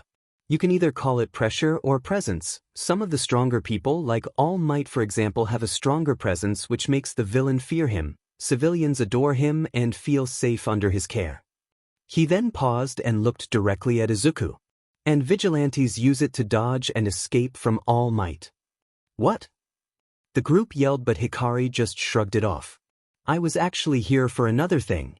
He then pulled his backpack and brought a few new arm and leg bands out of it, ignoring the questions that the group was asking about the vigilantes. These are for you. He told Izuku as Katsumi looked surprised that Izuku knew this man. I want you to remove the bands you are wearing tonight and you will wear these on from tomorrow morning. Hikari's eyes then took in a serious tone. You will wear these bands tomorrow morning after your body takes a rest from wearing the previous bands constantly. Understood? Izuku just nodded his head and Hikari let the objects fall on his hand. The sudden weight from the objects nearly brought Izuku face to face with the ground, but he was this time a bit prepared. Even then the weight from the objects was too much to be handled by him. Oh, Deku, don't tell me. Katsumi started after seeing the teen struggle with arm and leg bands.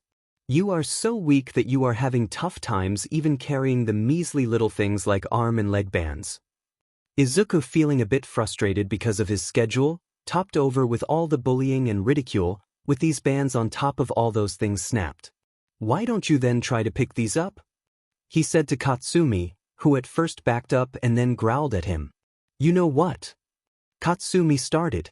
I will. Izuku lifted his hand with much effort and let one band drop. Before Katsumi could say anything, the sudden weight shift made her meet the ground with her hands below the band. What the F dash? Katsumi yelled out loud as her hand nearly crushed itself below the weight. What are these? Training weights. Itsuka said in surprise. And you are already wearing a set? She asks Izuku. Well, they are much lighter than these. Izuku said to her. As they don't make much of a difference. Itsuka and Ayumi were about to ask few more things but stopped when Hikari started speaking again. You guys can discuss things later. Hikari said to the group. I am here to tell Izuku that I am going to be gone for tomorrow and a day after that, but when I come back you will be working on the leaf exercise, understand? Izuku nodded his head. All right. Hikari said again. So I will meet you 2 days later. With that, Hikari bid the guys farewell as Ayumi and Rei along with Itsuka began to question the teen regarding the man that just left. In the night, Mustafa City. Hikari stood in his vigilante garb again, on top of the tallest building as he looked down to see several heroes running around doing patrol and finding something else entirely. So they are looking for me, huh? Hikari said to himself as he looked down and watched Kamui Woods and Death Arms moving quickly. Why not just introduce myself to them? With that, Hikari jumped down while using his zip lines and claws and hooks to stop his descent as he landed in front of a group of heroes. Hey guys! Hikari began to his amusement and the pro heroes' shock. There's a word on the street that you guys are looking for me. Well, guess what? The pro heroes quickly got themselves back together and jumped back to get some distance. Your prayers were heard. Hey, careful! Hikari shouted in his vigilante garb as he jumped from places to places, dodging the various strikes of the pro heroes that were trying to apprehend him. Another one of the heroes jumped up with his leg extended as he just flipped over it. I know that I surprised you guys somewhat, but I am not here to actually fight or harm you guys. That's what every bad guy says. Another one of the pros said, but Hikari just gave him a deadpan look. Dude, I am referred to as a true hero. Just like that one villain who is named the Prince, you even have a villain name. Another one said as a sword made of light appeared in his hand as he hacked at Hikari, who kept on dodging him. Hey! Hikari shouted with fake indignation. Let me tell, it's the people that gave me that name. He said again as a burst of cold went past his shoulder. Is that ice? He asks, but then shook his head as he touched where it was splashed and smelled it. My quirk allows me to freeze my surrounding to sub-zero temperatures. He then uses his quirk to shoot another burst of ice at him, but Hikari dodged it. As the freezing burst touches the floor, covering the ground in the alley in ice. That is an interesting quirk. Hikari said as he landed as he watched him cover the whole ground in ice.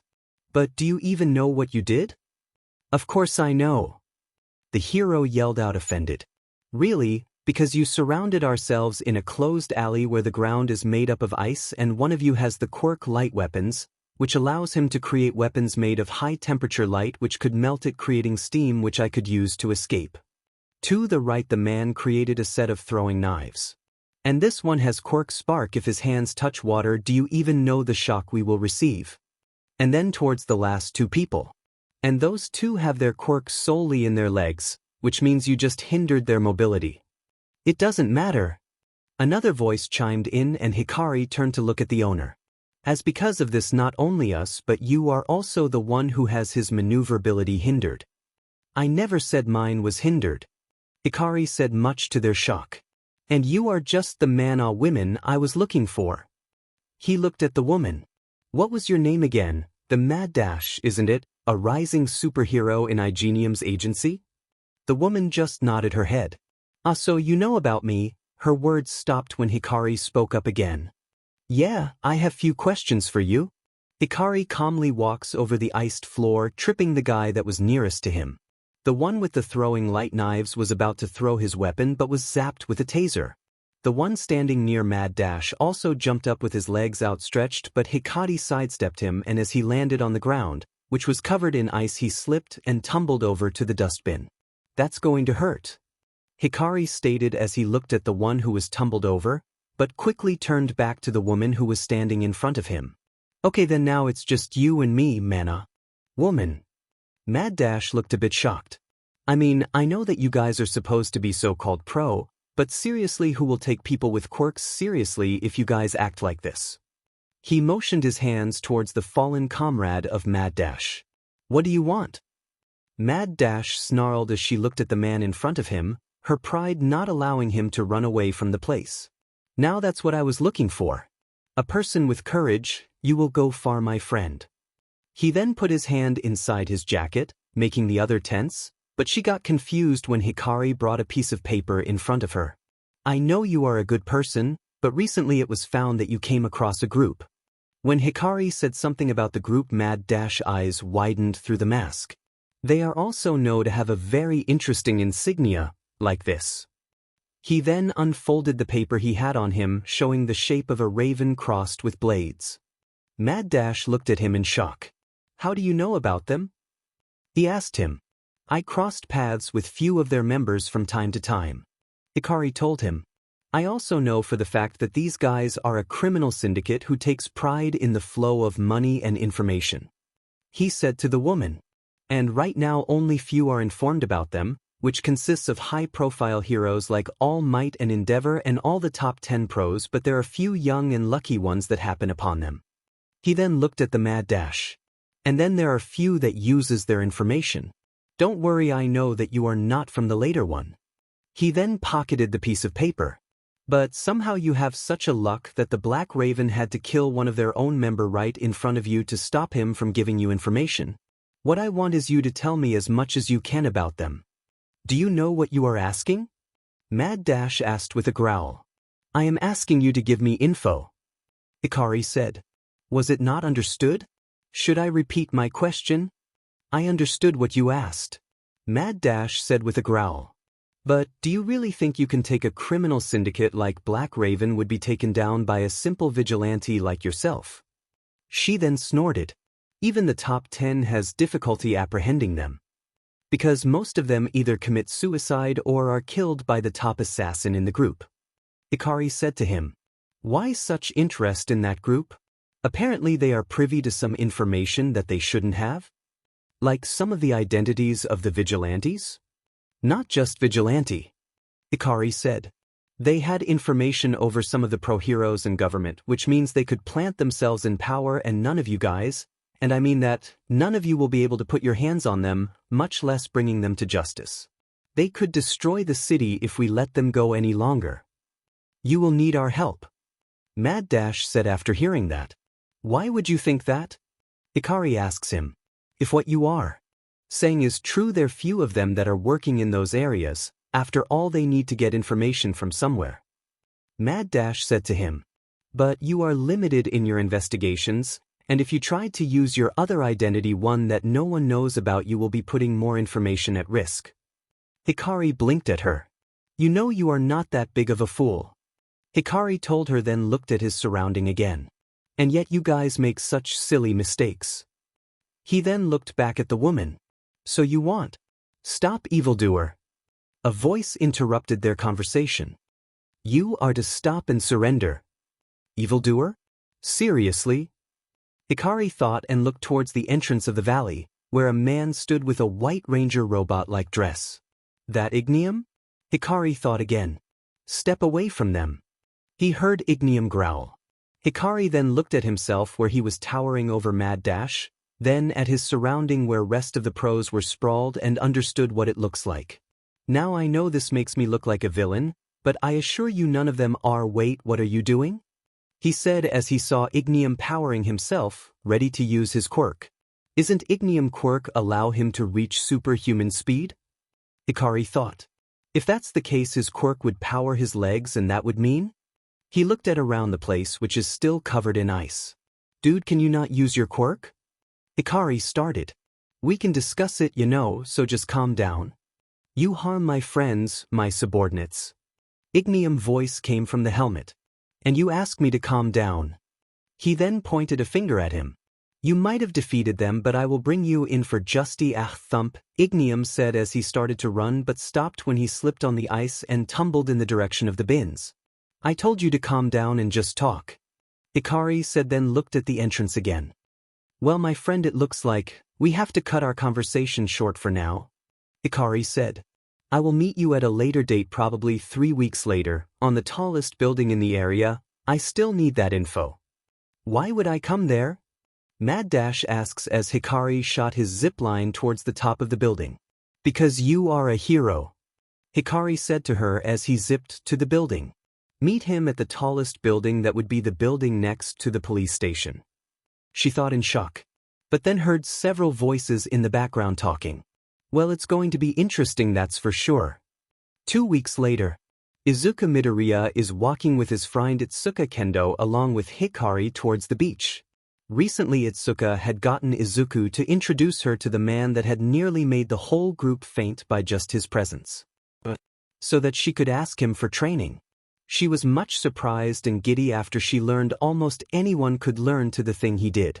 Killer instinct, or pressure as he described it, is your willpower or intent that you covey just by your presence or eyes. It could make your foe stumble, feel scared, or in some cases faint. Why would she let something like that go? So Hikari decided to help her in that regard. He already told her that one cannot just learn it, it's basically that you are conveying your emotions to harm others, but she was adamant and she had got a handle of it, as she is now able to make many of the members in the dojo flinch just by her stare. And most are defeated before she even moves. Izuku was also able to use it, but ever since Hikari told them that they could increase the intensity, mostly Itsuka has been hounding him to teach that, which he said that they will learn it through experience and time. Now they had met Hikari, who met them around the place. He was informed that they would have a day off from the dojo because it's going to be cleaned and decorated for an upcoming event. So they were free for the next 2 or 3 days. Also, they were going to meet someone else. Apparently Hikari met someone who had problems with their quirk. When she attacked him, apparently he was helping someone who attacked him. Who do you think it would be? Itsuka asks while looking at Izuku. I don't know, Izuku honestly told her. It could be anyone from a young child who accidentally used his or her quirk to someone who was going through the same thing. Same thing? Itsuka asks. Yes, I didn't tell you, Izuku said quietly, which Itsuka heard. You didn't tell me what? She asks while eyes narrowed. Yeah. Izuku gave a nervous chuckle before he started explaining. My quirk is somewhat weird. He tried to explain but got a growl in return in his head. Not weird, but it is extremely strong and dangerous. Itsuka listened intently as it was the first time she was hearing him tell something about himself. My quirk is called chakra, that much you know, right? Itsuka just nodded her head. Yes, well, my quirk is basically energy that people needs to live. Wait, you mean to say anyone can use that quirk? Itsuka asks. No, Izuku bluntly told her. Hikari said that our quirk is ours. Nobody could pull it off for some unknown reason. He told her. But for some reason when people uses their quirks, most of their energy that we can freely use is used in the quirks.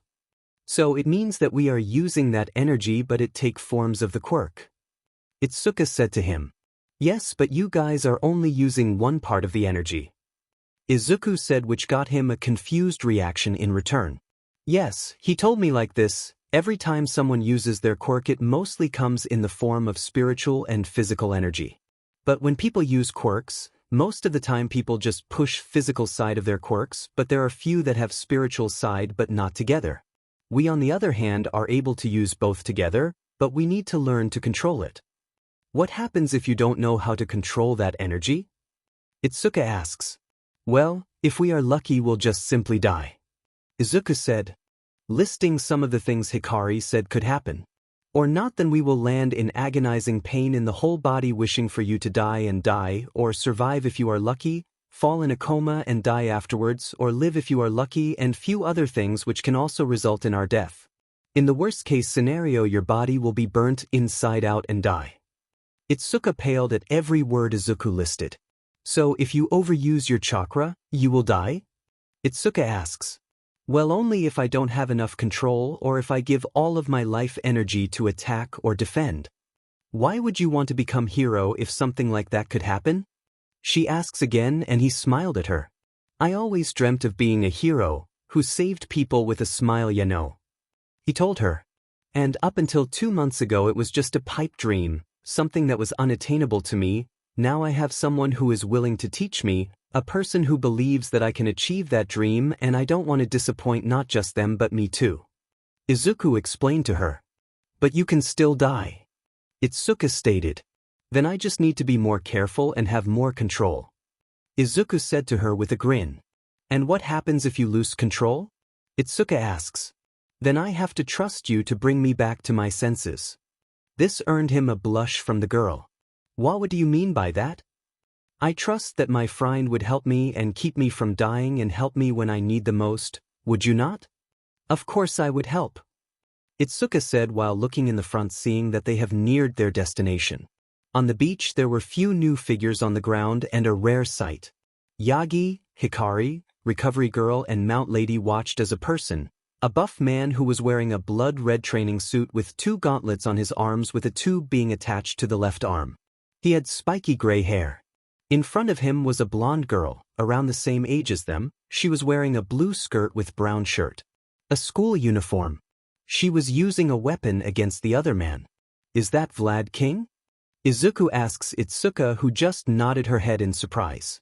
Recovery Girl is here too? Itsuka added. But who is the girl? That was the person I was talking about. Hikari said from in front of them. What do you mean? Itsuka asked and then pointed in the direction where they were fighting was going on. She is the one that attacked you. Yeah. Hikari said as he nodded his head. Apparently for her quirk to work she needs to drink blood, and because of it she also gained a huge amount of thirst for blood, which is not good, so I asked Recovery Girl if she knew someone who could help her, and lo and behold, Vlad King was available.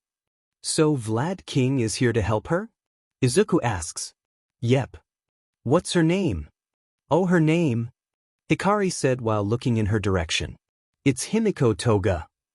2 days later, after meeting the Mad Dash along with few of the pro heroes stood at the top of the tallest building in the area near the last place she had the encounter with the assassin.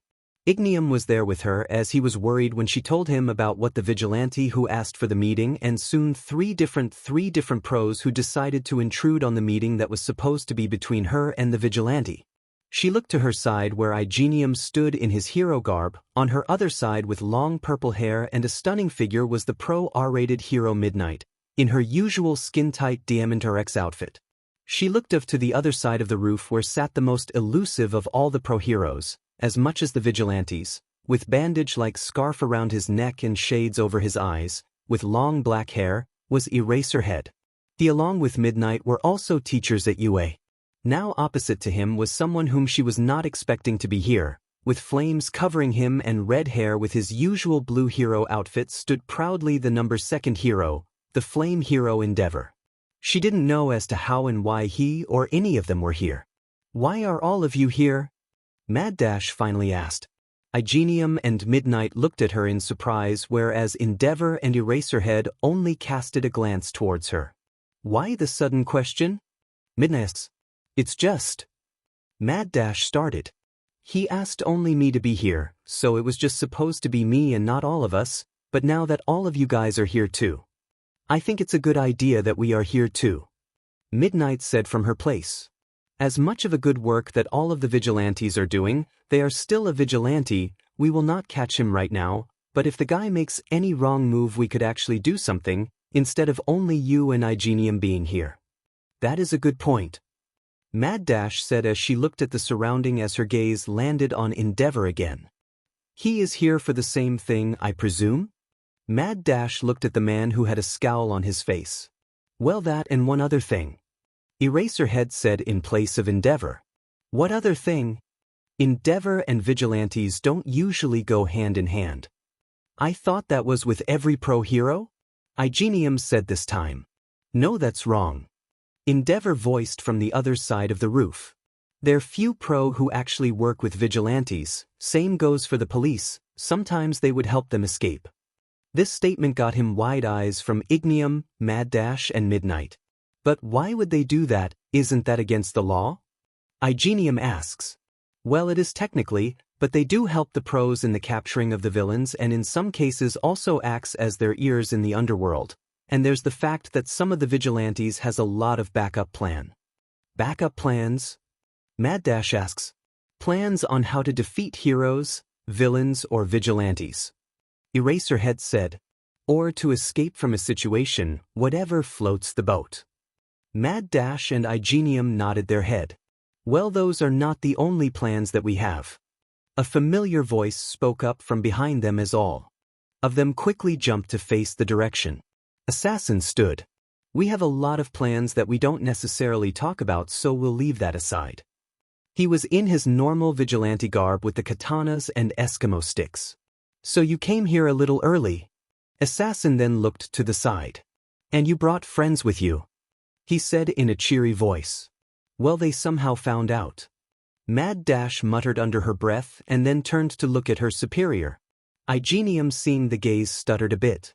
Well, I did told Endeavor about it so that if he tried to do something unsightly, we will have to restrain him. Again, we are one of the vigilantes that have the title of true heroes. Assassin said. We do tend to do hero works more than often. Wait. Eraserhead and Endeavor tensed as Midnight noticed something in his sentence. What do you mean by we? It is what it means. A gruff, growling voice spoke, making the rest of the group jump in surprise. They quickly turned towards the direction to see another man wearing a black suit with red linings, a picture of the bird in the center with open wings. A black cape with red lining at the edge and a cowl over his head. We are both here to discuss few things, and he then turned to look at Assassin. You are late. They were here earlier than you. The man growled at him. Yes, sorry about that. Assassin spoke up in a sheepish manner. Had to take care of few things, so let's talk about why we are here. He quickly turned to the pro-heroes who had their jaw on the ground. Well, except for Mad Dash and Igenium, Midnight, Eraserhead, and Endeavor were shocked to see the caped man here. Whoa, what happened to the three of you? Assassin asked the three. Why is Nightmare here? Endeavor asks in shock while pointing at the man. For the same reason you are.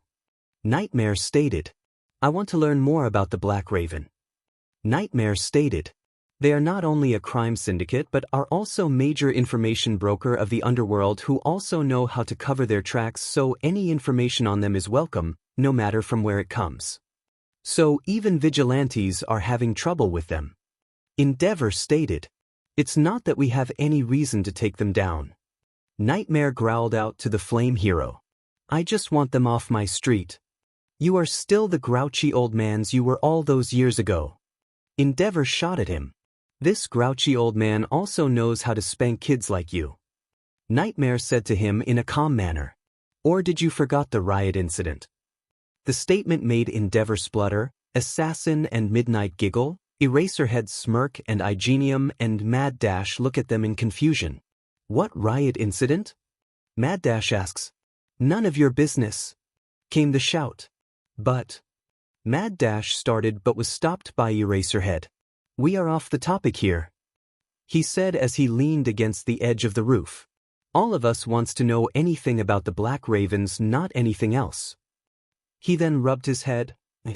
Also need to prepare the next assignment for the class, so be quick about it. Yes, let's do that, Assassin said as he stood near Nightmare. I need to get done with it too. With that, all of them turned to look at Mad Dash. So let's see what you have to tell us. Well, I don't think I or anybody knows anything except for the people who work under them, Mad Dash said as she stuttered a bit but regained her composure after a bit. I just happened upon one of their spots where they were about to tie up a loose end, she said as she tried to remember what happened that day. It was probably a new guy who botched his mission or something. I saved the guy and ran away as quick as I could, but as I stopped after a few minutes it turned out that he was already hurt and dying. She took in a deep breath as she spoke again. I think it was one of the reasons they didn't chase me, because they were sure that he was killed. The guy knew that those were his last moment and said that it was not possible to save him, so he ended up telling me something about an eclipsing sun and a rising moon or something about an element. Then he said, new people, 6 people, and partners, and that's the exact word he said. He then told me a date, more specifically 11th of November 1755, and some numbers. What numbers? Assassin asks. Well, not exactly certain, but I tried to remember it and wrote it down exactly. She brought out a paper and handed it to Assassin, who looked over the number. Is this the numbers he spoke? He asks her as the rest looked at her. As far as I remember, yes. He handed the paper to Nightmare. Anything else? No. Okay. Assassin turns to look at Nightmare, who was looking at the piece of paper. Can you work with it? He asks the caped vigilante. This is the first lead we ever had on them, we must think things carefully. He placed the paper in one of his pockets. And I must thank you for your cooperation. He said to Mad Dash. You can become better, just try not to do silly things like All Might and Igenium or stupid things like Endeavor. Endeavor was about to speak up, but Nightmare quickly jumped off the edge of the roof. Igenium and Mad Dash quickly went near the place and looked down, but much to their surprise he was nowhere to be seen. He is not there, is he? Assassin more or less stated. Yeah, that guy could disappear right in front of eyes and nobody would know. How the hell he could pull off after all those years? Endeavor grumbles under his breath. Still sore about that incident. Midnight says with a smirk, but quickly turns around when Endeavor flames erupted as he glared at her. We do not speak of it. He growled at the R-rated heroine. What happened between him and Nightmare? Mad Dash whispered towards Igenium, who just shrugged his shoulders.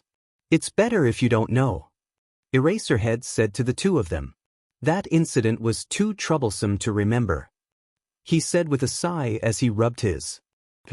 Well, Nightmare said it, but let me say it again. Assassin started. Thanks for going along with what we are doing. No, you said it yourself. Mad Dash said as she took a step forward. Black Raven is a dangerous enemy and people like us need to work together to stop them. You are right about that. Nightmare then pulled out two wristwatch-like objects. And threw one at Mad Dash and one towards Eraserhead. What are these? Eraserhead asks. These, well, you could take them as a token of appreciation. Assassin said in a casual tone. But you can also use these as communication device of sorts that you can use to connect to me. Eraserhead raised a brow at the words. You could try and use it to track me, but let me tell you something, it won't work. He said to them.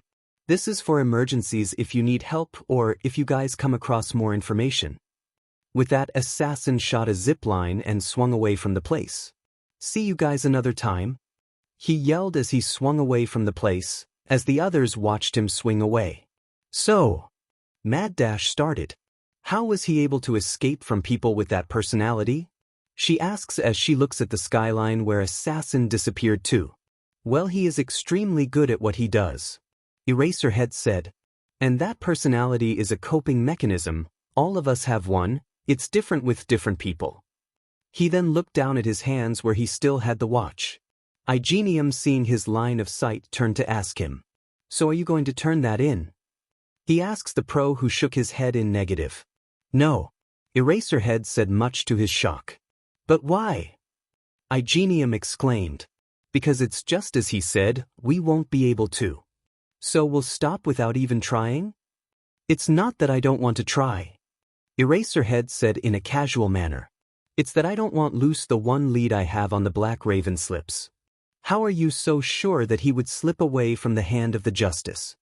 Well, it's something when these two are much better at delivering justice than some of the guys we know. What do you mean? This time it was Mad Dash who asked it. Exactly what he meant? Midnight answered for him.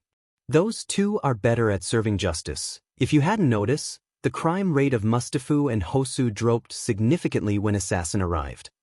I thought it was because All Might was here? Igenium said. No. Endeavor said from where he stood. It was not because of All Might. But he is the #1 hero. Because of that he is a target. Endeavor shot back again. What do you mean by that? Igenium asked again. Exactly what he means. Eraserhead interrupted the conversation. Because of his own fame, many villains try to defeat him instead of try to run away in another direction. When All Might appeared, there was no major dip in the crime rates. The criminals still tried their things, but since the day assassin arrival was posted, many of the villains have been laying low or got captured because the heroes are trying to catch him. You mean to tell me that the reason that many of the pro are taking their job seriously is because of that guy? Mad Dash was the one that said that. Yes. Eraserhead said with a straight face. But. Igenium tried to say something but was stopped by Eraserhead. Have nothing say. Midnight said as she leaned near a wall and looked at the sky. There is another reason those guys are called true heroes and why some of the pros who do their job seriously let them go? And what's the reason? Mad Dash asks. They not only help people and pro heroes. Midnight said. They tend to help some so-called villains too. The words shocked both Igenium and Mad Dash. What do you mean by so-called villain? Igenium was the one who asked. What she meant were the people who lost control of their quirks. Endeavor was the one who spoke this time. But isn't there organizations for people like them? Mad Dash asks. What about those who lost control in a public area? Endeavor said again. What? What he said, people who lost control of their quirks in a public area because of their emotion affecting their quirks tends to get labeled as villains, and most of the time, pro heroes also goes along with it and sometimes end up hurting people. Endeavor explained to them. But it could be done with help. They can learn how to control their quirk. Igenium shot back to him. What about someone whose quirk is dependent on emotions? Eraserhead shot back. What about a 5-year-old kid whose quirk tends to activate when he is afraid or angry? What if that quirk tends to harm people, even those that are closest to him? What happened to them? Before Igenium could said anything, Eraserhead continued with his words. Let me tell, those kids are called monster and are thrown out of their house, because whatever they do they will be villains, even when they try something. He then looked off in the distance looking at the city. Allow me to also increase your knowledge on the condition of people like them, the quirkless and also the quirk laws. He looked back at Igenium. It was not pro-hero that pushed for the laws regarding the quirkless that would stop the suicide rates among the quirkless. It was not pro-heroes that stopped the people for throwing things at a kid that accidentally used his quirk which ended up hurting someone. No, it was definitely not a pro-hero that helped the kid, and it was definitely not pro-heroes that pushed for the public use of quirk laws. 15 years ago the police used to grab anybody that was using his quirk in public. It was Nightmare and Assassin that stopped that from happening, not the government, not the other officers, not some random civilians, and definitely not the pro-heroes, but those vigilantes. I know that one pro who actually looks up to Nightmare and Drago more than the actual ranked top heroes. But they are vigilantes? Igenium tried to say one more time. Who are currently doing more good than most of the pro-hero. Eraserhead then sighed and looked at the man again. You are a good hero, even Nightmare himself said it, and that guy broke All Might hand once and have beaten him on more than one occasion. What? Was the collective shout from 3 people, which included Midnight. Eraserhead, surprised at her outburst, looked at her. I thought you knew about it? He said to her. I always thought it was a made-up story. She exclaimed. Oh no, it happened. Endeavor said as he nodded his head with a smile. It happened right in front of me. Yeah, but there is a reason that All Might and even Endeavor tend to ignore them from time to time because of their work. Igenium, hearing all the arguments, finally sighed and nodded his head in understanding. So what are we going to do with this? Mad Dash asked once again as she brought up her hand. Keep it on you.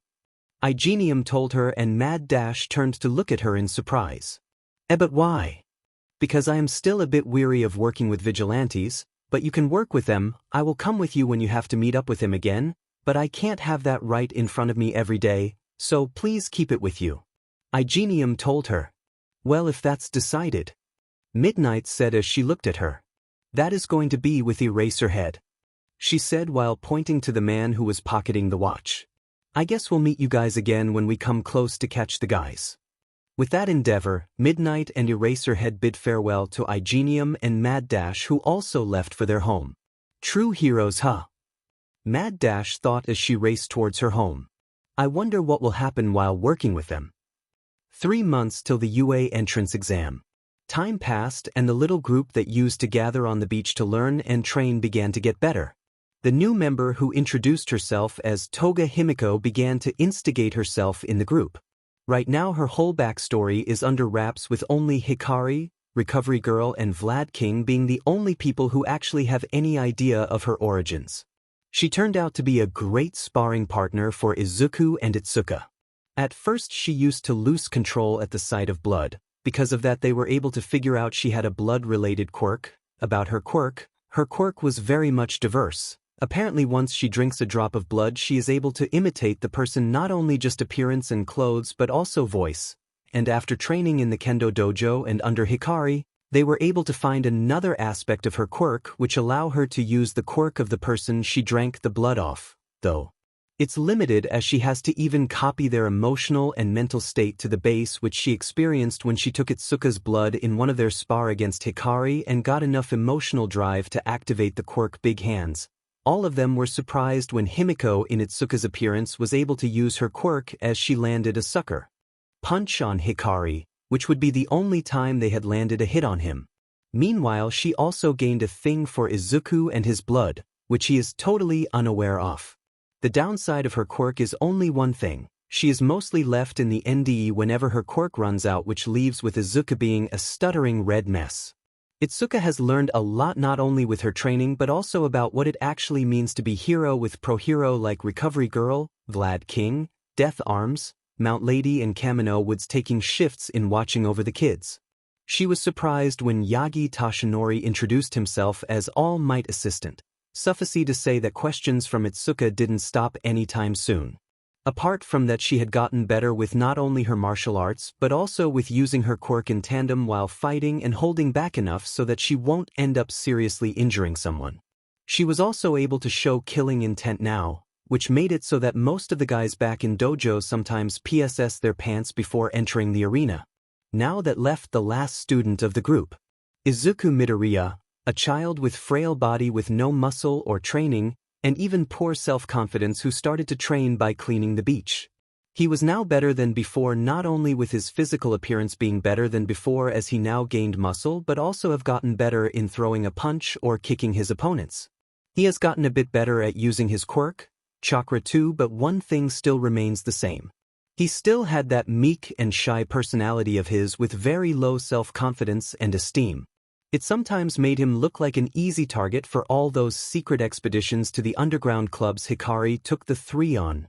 Recovery Girl was not happy with that, when the 3 of them were delivered to her. While it might have helped him there, but in the long run it could be devastating.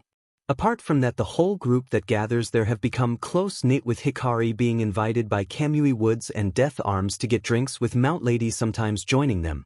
Toshinori while does tend to get out of them because of his work and all the other things. Now only 3 months remained as the deadline for UA entrance exam came closer. The 3 Toga, Itsuka and Izuku were standing on the beach barefoot as against them stood Hikari in somewhat casual clothes. "So you guys know the rules, right?" Hikari said as he looked over at the group of 3 as they nodded.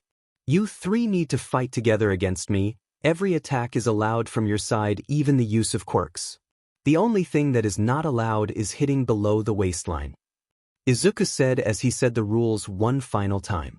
"We need to get the flag and take it to Mount Lady for us to pass." He pointed towards a deep red flag which was attached to his hip, and as he stood on top of the most recent pile of things the little group had gathered. He then pointed towards the other end near the buildings where the other teachers were. "That's right," Hikari said as he nodded his head. "Anything else?" he asked the 3. "Yes." Toga spoke up. "We are allowed to use weapons, right?" she asks as she puts her hands behind her back while she kicks the sand. "Well, you can do that." Hikari carefully said it, and Toga, after hearing that, happily pulls out the switchblade she carries around. "But something of a normal thing like this wooden sword or baton, take your pick," he quickly said after seeing the switchblade and a happy expression on Toga's face, and brought out a bag with less lethal weapons or practice ones. "What's this?" Itsuka asks. "It's as Toga asked, the weapons that you could use in this fight." "But what for?" Itsuka asks. "What do you think it is for?" Hikari looked at her. "It is for you to use against me if you don't want to use your quirk, or if your quirk is not combat-oriented, or you have quirk like mine or Izuku's." But my quirk is battle-oriented. Itsuka said to him. But can it harm a person that had, for example, a slimy or transformation quirk that could allow him to change the properties of his or her body to that of a more gaseous or liquid state? Or if, say, someone that has a high state of density that your big arms would not work on? Itsuka didn't have an answer to that. I thought so. Look, Itsuka, you might have a strong quirk, but you have to learn that there are strong beings out there. Hikari said as Itsuka gave him her attention. Beings that even people like all might have difficulty fighting against. Izuku and Itsuka looked like they wanted to argue but were interrupted by Hikari again.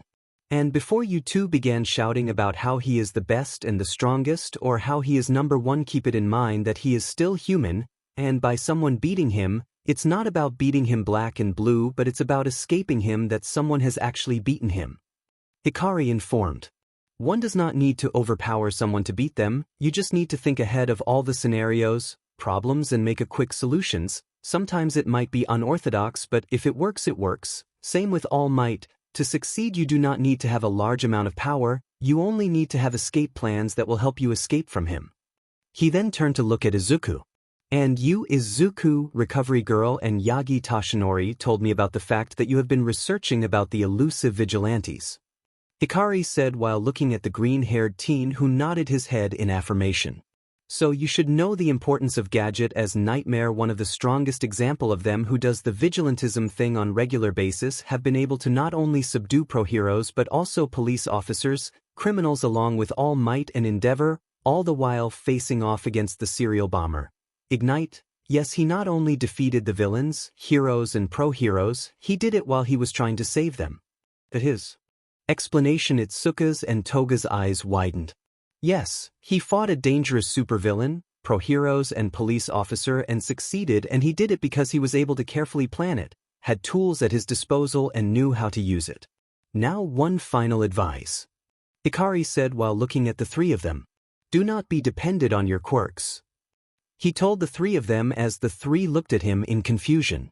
Treat your quirk as a tool at your disposal. Your greatest abilities are the things that you could do without your quirk. For example, Itsuka's and Toga's battle prowess and Izuku your investigative skills with quirk breakdown and possible scenarios.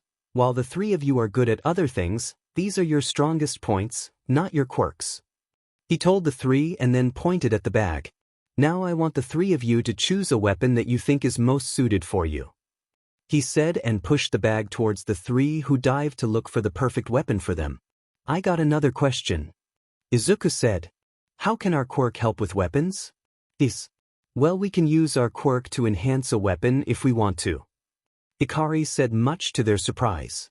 We do that by covering the weapons and fuse special weapons in our energy.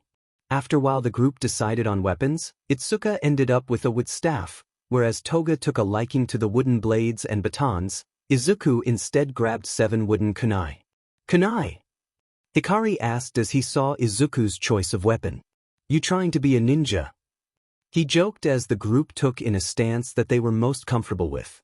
Now Itsuka, you are the only one who doesn't have any experience with weapon, so we will be teaching you how to use the staff while fighting later. I need you three to be serious, so out the staff aside. Izuku, you can use the kunai, and Toga has the most experience with weapons, so she will be using the weapons. Hikari said as Itsuka looked at him again. Then why did you told me to choose a weapon? Shiatsu. To train you with it later.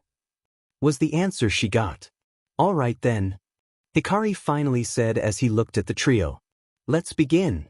With that began the onslaught of the three on Hikari. Itsuka was the first one to attack him by charging with an overhead strike, which was dodged by him by jumping away. Itsuka continued with her attack after her initial attack with punches and kick, which were quickly dodged by the Hikari again and again. After dodging another punch, Hikari lifted his fist to strike back, but Itsuka suddenly ducked as Himiko jumped at him while using the batons to strike him. She jumped and sent a kick toward his chest, which he stopped via crossing his arms over his chest. She then jumped aside as Izuku descended from above in a similar way to Itsuka, but with the kunai in his hand. Hikari jumped to the side but quickly had to move again as Itsuka sent a kick towards his face as Toga attacked with batons toward his midsection. A few distance away were the group with Mount Lady in the front. Death Arms was there too, as was Kamui, as today was their off day and they wanted to see one of the tests that he had planned for them. With them stood Yagi Tashinori, Recovery Girl and Vlad King. They had gotten a lot better. Death Arms stated as he watched the group fare against Hikari. With how the things were going, it looked like that the kids had the upper hand. Well, Hikari has yet to go all out. Mount Lady said from where she was standing. She was part of the little test that. Oh! A chuckle erupted from beside. Are you worried about your crush? Kamui Woods asks as he looked at the heroine that was standing in front of him, making her stutter a bit. Well, what? She screamed at him. On the side, Izuku, and Hikari turned to look, which Toga took advantage of by hurling herself at him, with a kick making him dodge it in a haste. That was close. He muttered under his breath. Back to the group with the teachers. Mount Lady was screaming at Kamui Woods as she kept denying his words, while Kamui Woods kept a teasing grin on his face. Putting your personal feeling aside. Recovery Girl, who was there with them, started. It's true that the three of them had grown recently. While they have yet to learn several things, their growth rate is incredible, and as they are in a team they could fight some of the seniors to a standstill. Recovery Girl stated as Vlad King behind her nodded his head. She is right. Vlad King stated.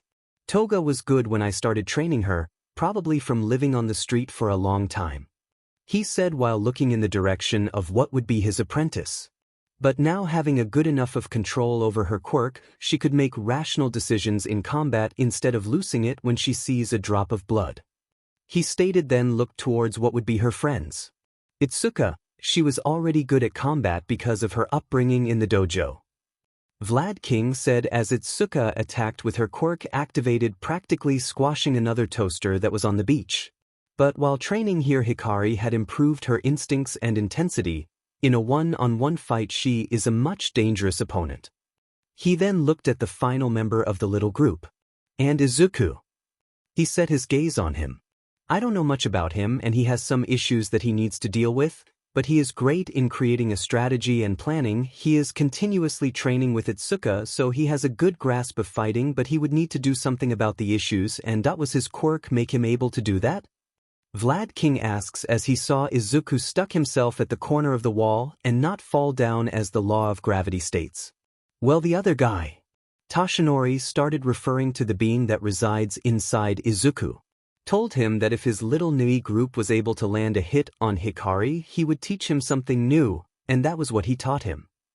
Isn't his quirk a bit of? Vlad King started. Weird. Tashinori asks. It is, and it is also well versatile. A few distance away, Izuku was back on the ground along with Izuku were trying to corner Hikari, whereas Toga tried to get the cloth from him, which failed miserably as Hikari dodged as he tripped Izuku, who then stumbled over Toga.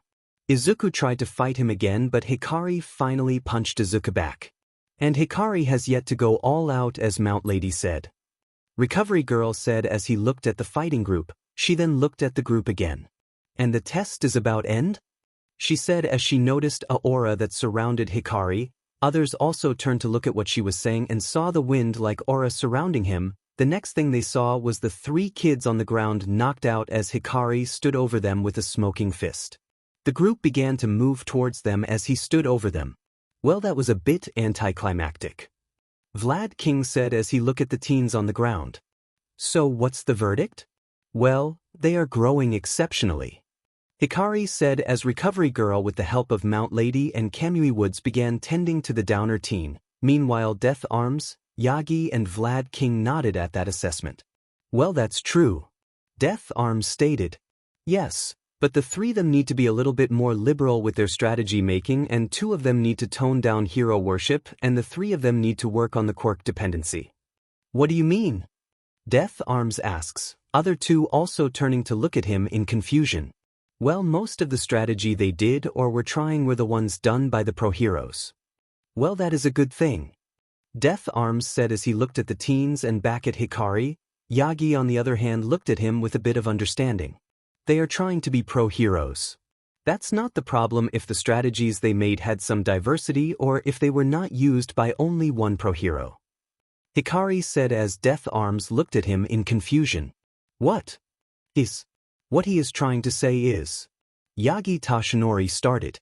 That most of the strategies and plans they did was based on the plan of one pro-hero, mostly All Might strategies that he uses. But isn't he one of the best pro-heroes? DJLStorme states, he is that because he also have a great diverse strategy, not a same one every time he goes to fight someone. Yagi said about himself. Also his strategies are something that are most suited for his quirk. For these three to use them is not something that they can pull off easily or without any casualties. DJLStorme hums in acknowledgement of the words spoken by the number one hero assistant. Apart from that, three of them, mostly Izuku and Izuku and to an extent Toga, also have been dependent or have been affected by their quirks to an extreme degree. Hikari said to them, the quirks are part of their daily lives, so it is to be expected. DJLStorme stated as he looked at him. Well, not always. Hikari said to him. For example, in case of Toga, her quirk have also affected her mentality after being shunned and ostracized because of it, and the lust for blood she got because of it, including the twisted sense of friendship she almost developed because of it. Thank God that Vlad King was able to knock that out of her. He said while looking at Himiko Toga and thanked Vlad King for helping her. Then about Izuku. He turned to the only other guy who had life energy-based quirk. Well, for living as a quirkless person for so long, he has developed a bit of complex and low self-confidence and low self-esteem, while training here that has improved, but a bit of it is still there, for that he needs a closure regarding his quirk usage. At this Izuku side. As I said before, he needs to learn how to use his quirk more efficiently because overusage of quirk could be dangerous, but he has no control of it. He intentionally or passively keeps on releasing his energy from time to time. Because of that he easily gets tired than the other two. They did notice this as Izuku quickly began panting, especially when he was stuck to the side of the wall. The only time he reined it in was when he was stuck to the wall, but that was of little success because he was again releasing the energy. He needs to refine that control. He then finally turned to look at last person. Izuku, while not affected as the other two, is still quite dependent on her quirk. She needs to learn that with her current strength her fist could not do the expected damage she hopes for, but she is still better rounded than other two. And if you want to see the overall stars, it will be like this. Hikari began to count on his fingers. Izuku has good and strategic mind, Izuku is well-versed and all-rounder, whereas Toga is an attacker and have a high battle prowess. He explained to the others as the teens began to wake up. Hikari, Vlad and Toshinori then began to explain what are the things that they would need to work on as they kept on listening to their words. After deciding on what they would do next, Hikari approached Mount Lady. Mount Lady? Hikari called out to her. I wanted to ask you something? Yes. She questioned as she tilted her head to the side. Well, you see, I told you guys that I work at QART Core and overlooking the construction of its branch here. She nodded her head at that as she remembered telling them something like that when the group went out. So you see, there is this big charity event next week where some famous people gather and donate for various charities by various means. She nodded as she heard something like that about a charity event where many celebrities, including top pro heroes, actors, models and other high profile were gathering. Yeah, so I am supposed to be there as a representative for the company. He explained. She looked at him in surprise. The even was supposed to be for some high-profile people. Well, All Might and probably Mr. Toshinori were going to be there, but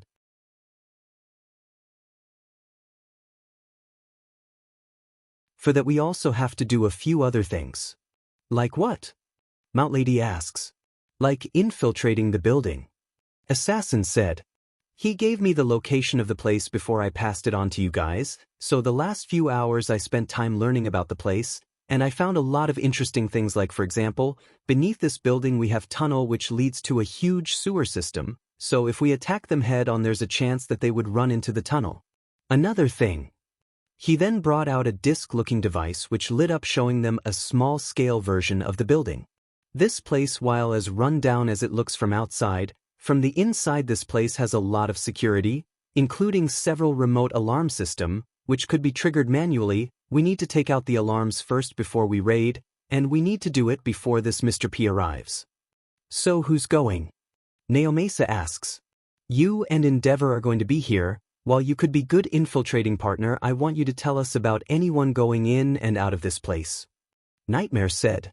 This is a branch house for one of the strongest information laundering organizations, so there are many chances that any of the people from shady background, while Endeavor may be a pro, he doesn't have the time and sources of a detective who is tied in with the police department. There might be few you may recognize that would help us take down many other people. About Endeavor. You don't have to worry about me. Endeavor for the first time spoke up. I know I am not the most subtle of all the people here, so I am good here. Alright then, let's start. A few hours later in the building, a grunt was walking around the place when he noticed one of the other guys slumped down. Dude, are you sleeping on duty? Grunt one said. If the boss finds out, you are going to be in a sheet-load of trouble. He was about to put a hand on the other guy when out of the shadow an arm suddenly struck him at the back of his head near the neck, effectively knocking him out. That was easy. 3 people stepped out of the dark, showing it to be Assassin, Midnight, and Mount Lady. Don't jinx us, Midnight said as she turned to look at the other female.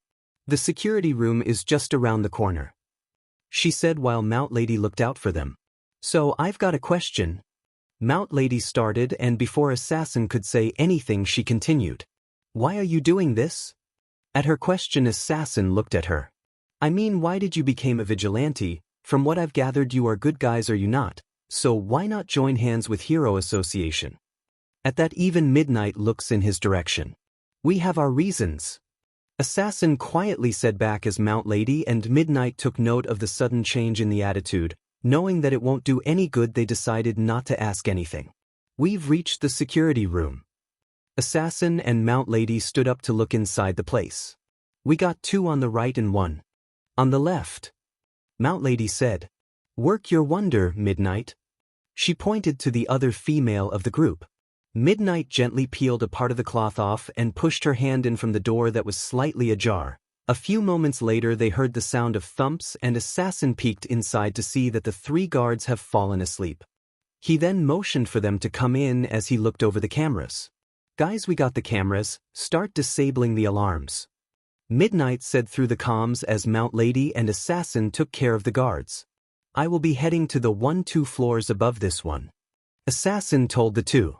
Keep us updated about anyone that may enter the building.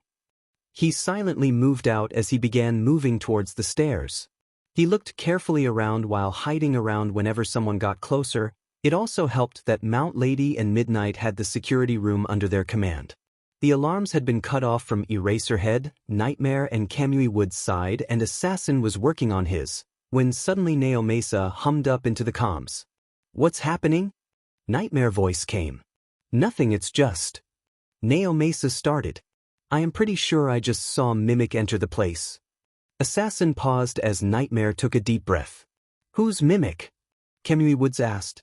A criminal, Eraserhead started. A villain, a very dangerous one at that, and he is also a member of a criminal organization that goes by the name of Havoc. Was he alone? He came in with a group, but I am unable to see the faces of other. No, Mesa said.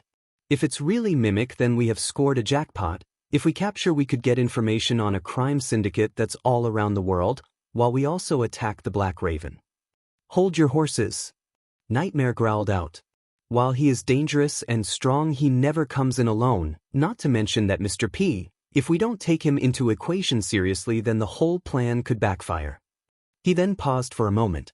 Assassin, are you done on your side? Yeah, Assassin said as he dragged a grunt away who noticed him. Good, find out who are here, we will attack according to that. They are heading up, see if you can find out. Roger that. He hid in the shadows as he took in the note of elevator that was coming up, until it stopped on number 6. They are on the floor below me, he said. I am going to see who's here. Yes, can you tell me what's exactly Mimic quirk is that it had put you guys on the edge? Midnight. Well, if you heard the name, then you might have guessed that he could mimic quirk of the others. If he is watching them, while that's a part of it, he could use the quirk for as long as the person in front of him is using the quirk. Also, he could mimic your voice, style, and thoughts too, Neo Mesa said while waiting for the signal. I am near the meeting room, Assassin said as his voice gave a distinct sound of an echo showing he was in an enclosed vent. Are you in the vent? Nightmare asks. It's the best. Place from where I could see who are here, wait. He said in a quiet place. The detective was right, Mimic is here. He tilted his head to look at the corner and let out a grave. So, is imitator and adapt. Who are those? Mount Lady asks. Just like Mimic, part of the same organization. Eraserhead said into the comms again. Imitator and Mimic have similar quirks, which is to be expected considering that they both are brothers. He can also copy quirk of others. Kamui Woods Whipper exclaimed. Not like that, while Mimic needs to see you use your quirk, Imitor doesn't need to. He could imitate while he had his back to you. He can't imitate voice, but he could imitate your thought process and fighting style. In Mimic's case, he can't copy until or it's unless you use it first. Imitator doesn't need to. He could use it if you could use it. Endeavor said. Whereas adapt, his quirk allows him to adapt to his situation. Nobody needs a quirk for that. Midnight said. Including the quirks of other people, for example, if I were to hit him with my fire punch, he would not only gain resistance to heat and fire but will also gain resistance to my hits. On top of it, his quirk will provide him with a quirk that would counter my quirk. Endeavor finishes his sentence. But as Nightmare said, they never travel alone, and I just found who Mr. P is. Assassin said as he looked at them. We have one of the General of Havoc, Powers is here. Sheet. Naomesa, Eraserhead and Endeavor spoke up. We need to think this through. Nightmare said after hearing that. Powers? Midnight. A general in the Havoc. Eraserhead said. And most dangerous out of the 6 of them. His quirk allows him to increase his power by a lot. It's a common quirk. Along with that of his allies. What? Midnight, Mount Lady and Kamui Woods said. Yes, while the quirks are quite amazing, but just like the rest of the people they all have a limit. Assassin said. You are forgetting the part where each one of them could take all might and could dish out damage even if they lose, and that's them being alone. The 3 of them together with powers backing them, they could multiply their powers by 100 for all we know. Eraserhead said to the surprise of others. Yeah, but we don't have a choice. Assassin said. And why is that? Naomesa asks. Because everyone in the meeting is looking straight at me. Assassin says as Adapt, Imitor, Mimic, Powers and the people from Black Raven glared where Assassin was hiding. You have quite a fascinating rat here. Powers said in a very calming tone. Come on out, we know you are there. Assassin. Nightmare warned. We don't have a choice. Assassin shot back. I am going down, wait for my signal. He said before he dropped in front of the group, as the members from the Black Raven became alert whereas the group from Havoc was calm, but you could still see the rage that was hidden behind the eyes of the villains. Well. Powers. Began. If it isn't the famous vigilante and one of the true heroes, Assassin. Hey Powers, long time no see. Assassin began in a cheerful voice as his fist tightened. At the security room, Midnight and Mount Lady were looking at the meeting through the cameras, before the door around them opened, making them whirl quickly around ready to fight. Calm down. Eraserhead said as he entered alongside Kamui Woods and Nightmare. You scared me. Midnight said. This was the place of meeting if something was supposed to go south. Kamui Woods started. So why the heck are you so surprised we are here? Don't ask. Mount Lady said as Nightmare looked at the screen with a grim face. What's the problem? Eraserhead asks as he looked at expression that was shown through Nightmare's mask. The people on the screen. Nightmare pointed to the people on the screen. They hold a huge grudge against Assassin. What? Eraserhead started. But why? The guy without the mask in blue-red combat suit. Nightmare pointed to the guy that had wild hair wearing blue combat suit and boot. He is Mimic. He had partner before this group in Havoc with whom he was involved. She decided to commit suicide instead of betraying him, and the person that was after them at that time was Assassin. Same goes for his brother Imitor. During the same time, while Mimic's girlfriend committed suicide, his partner was brought in for justice. He is now a death row inmate, will be executed next year. He completed as he pointed to the man standing beside Mimic in black and blue combat suits, similar spiky hair but a bit shorter than his brother's. Next is Adapt. Nightmare pointed towards a man who was wearing a mask. As Assassin said that everyone has a limit, he was caught by him at wrong time. Because of the overuse, he was unable to work quickly to adapt to the attacks that Assassin was dishing out. He, in hurry to jumpstart his quirk, decided to put his face on fire. While it did jumpstart it, the overusage resulted in his face being disfigured, for which he blames Assassin. And for powers, Nightmare looked at the fourth member. He came on the hit list of the international police and hero community because of Assassin. Before that, they were living in obscurity. Nobody even knew what they looked like until he, with the help of few detectives, found him out, which resulted in him being loathed by his now dead girlfriend, whom he killed in retaliation. He blames Assassin for making him kill that girl. He said as the group noticed that all four of them, including some of the members of the Black Raven, glaring at him.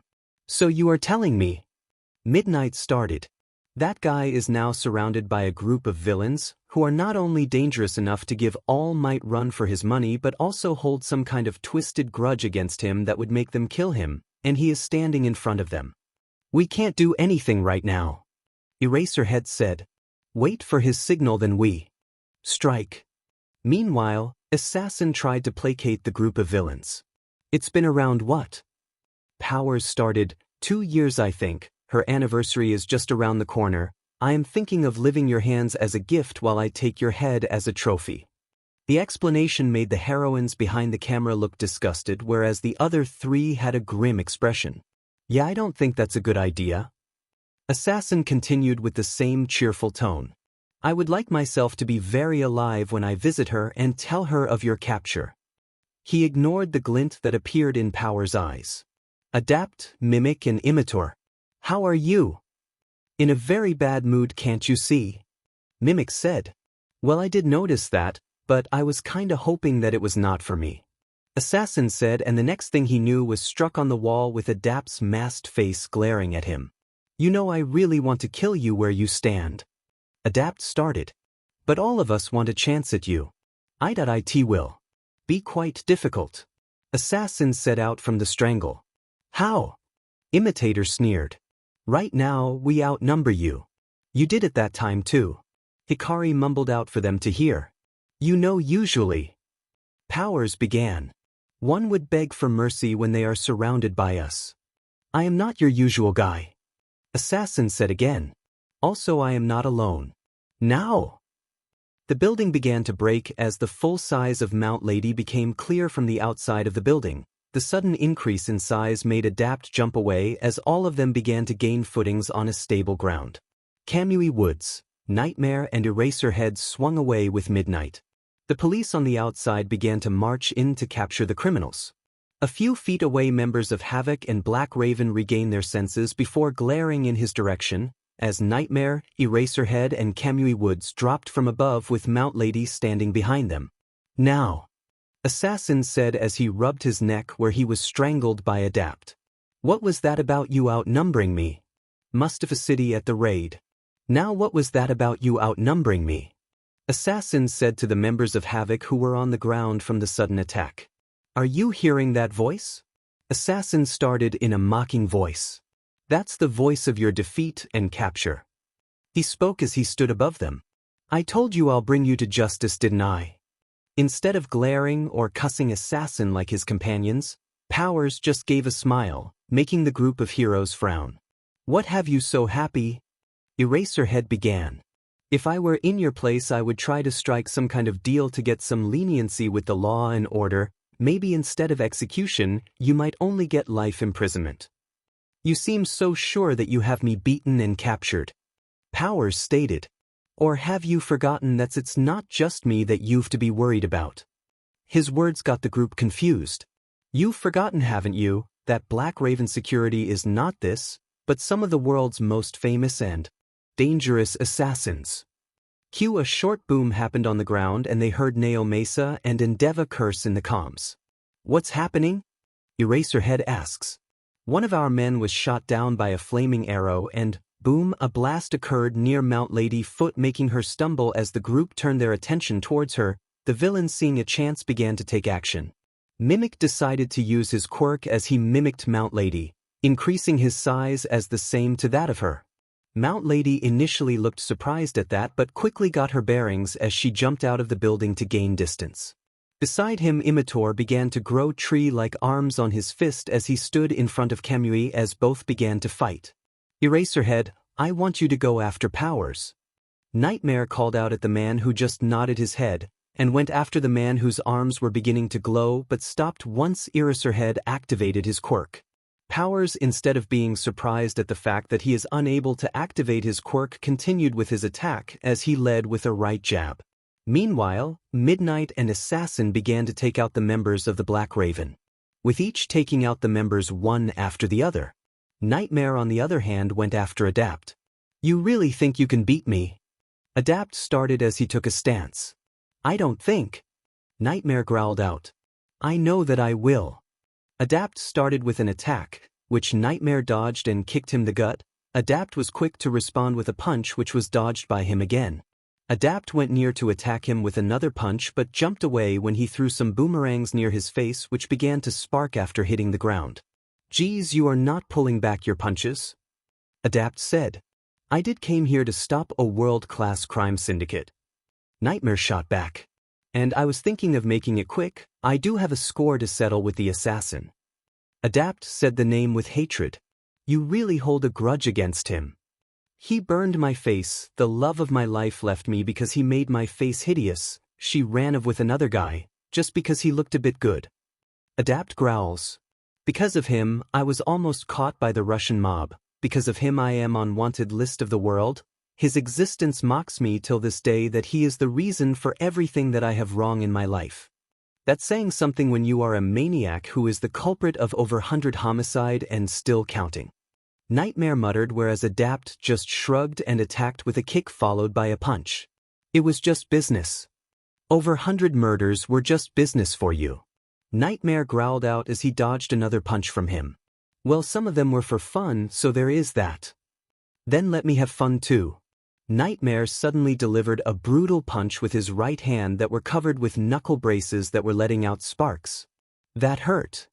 Adapt said as he began to stand up. But you know that it will not affect me anymore. You are thinking that this is the only thing that I can hurt you with. I've got eyes on the sniper. Endeavor spoke through the comms. There are two, I am engaging them. Go for it. Assassin said as he told the Flame Hero to attack the assassins as he began to dodge the group of thugs coming for him by throwing several of the shock discs in their direction. He quickly turned to look in the direction of Midnight, who was done taking down few of the other criminals. Good job. He complimented. Why, thank you. Midnight replied as she looked at the pile of the grunts that he was done with. You are not half bad. Yeah, wouldn't be the first time I've taken idiots like these out before. He said as both then turned to look to the left as something quickly flew from their side. Help others. Assassin said. Absolutely. Midnight replied. They walked together to the wreckage from where Eraserhead stood up from. Be careful. Eraserhead wheezed as he stood up. I lost my concentration. He told the two. He could use his quirk now. Both looked in the direction he came from. Powers stepped out from the wreckage with glowing aura covering him. That's new. Assassin spoke up as he looked at the man. You aren't the only one who could fight without his quirk. Powers said. All I needed was to distract him long enough to activate mine. He was about to attack again when the aura died down, making him frown as Assassin and Midnight turned to look in the direction of Eraserhead as his eyes glowed red. I'll have to take you out first. Powers took a step towards him, but stopped when he felt something on his legs. He looked down to see a whip that was holding one of his legs. As you said, you aren't the only one who can fight without their quirks. Midnight pulled the whip, making him stumble as Assassin pounced on him with a punch ready to strike his face. He took one hit and dodged the other by tilting his head to the side and kicked him off. As he stood up, Eraserhead attacked him with a kick. He jumped back and pulled his fist back when he noticed that he cannot move his hand. He looked back to see that his hand was caught by the whip that was being held by Midnight. The distraction caused Powers unable to dodge the incoming fist of Assassin as he flew back from the place. As he stood up, the ground shook as a giant hand passed from the side where they were fighting, hitting the ground, making all of them stumble. Mount Lady was fighting a troublesome opponent. At one point he was just standing there, the next he was as big as her and using her fighting style that she uses. She picked herself up as the man came at her with his fist reared back. She knew that the power behind the punch, while may not hurt her, it will hurt others who were down below. She blocked the punch as she then held his fist and using it to make him fall on ground and putting him in an arm bar. The man still kept on fighting as he began to pick her up, but before he could drop her, she flipped him away to another building.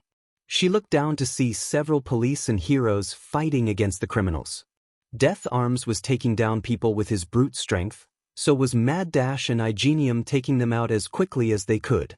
She saw the figure of Naomasa and Endeavor at a distance dodging what seems to be like flame projectiles. Kamui Woods dodged another of his own attack and a few new ones. He cannot accept the fact that this copycat, this imitator, was using his quirk much better than he ever could. This fight was made personal with his pride on the line. He dodged another of the attack as both of them swung through the battles as they attacked each other. He heard from the others that they were troublesome. What he didn't got was they were this much troublesome. It was like he was fighting himself. He dodged another of the wood hammer that the other guy made.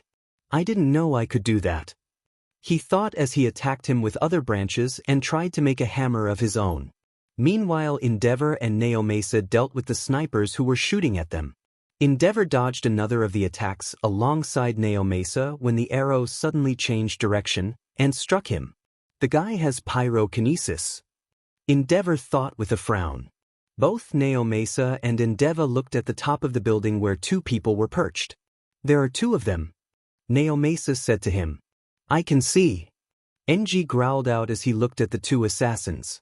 You take the one who is shooting, I'll take the other, Naomasa said as he jumped from the place and went inside the building, hopefully trying to reach the building with another way. Endeavor again attacked the two culprits with the flames of his own. The exchange went for a few seconds before he heard the sound of a bang and noticed one of the two clutching near his shoulder. Behind him stood Detective Naomasa. Seeing the chance, Endeavor dropped on the roof before he heard a feminine voice speak. Shouldn't have done this. Someone spoke, then the one that was shot began to grow in size, until what left was a giant monster growling over at them. Gray in place of the man now stood a giant person with two horns and a bull face complete with hooves for legs. He has the quirk Minotaur. He heard Naomasa speak up before the bull charged at the detective, who quickly dodged the charging attack. Seeing that the place was too small for the bull, he jumped down from the building and started causing mayhem. Change of plans, Naomasa called out. You go after the bull, I take the sniper. Endeavor just nodded his head as he began shooting at the bullman, who started throwing various things at the hero. While on the top of the roof, Detective Naomasa confronted the sniper. So, Naomasa started. Isn't there any way we could settle this by talking? The sniper hands glowed before she had two blades that were made of fire. I guess not. The sniper charged at him. Back at the Black Raven's building, the pro heroes and the police were having hard time in the capturing of the criminals.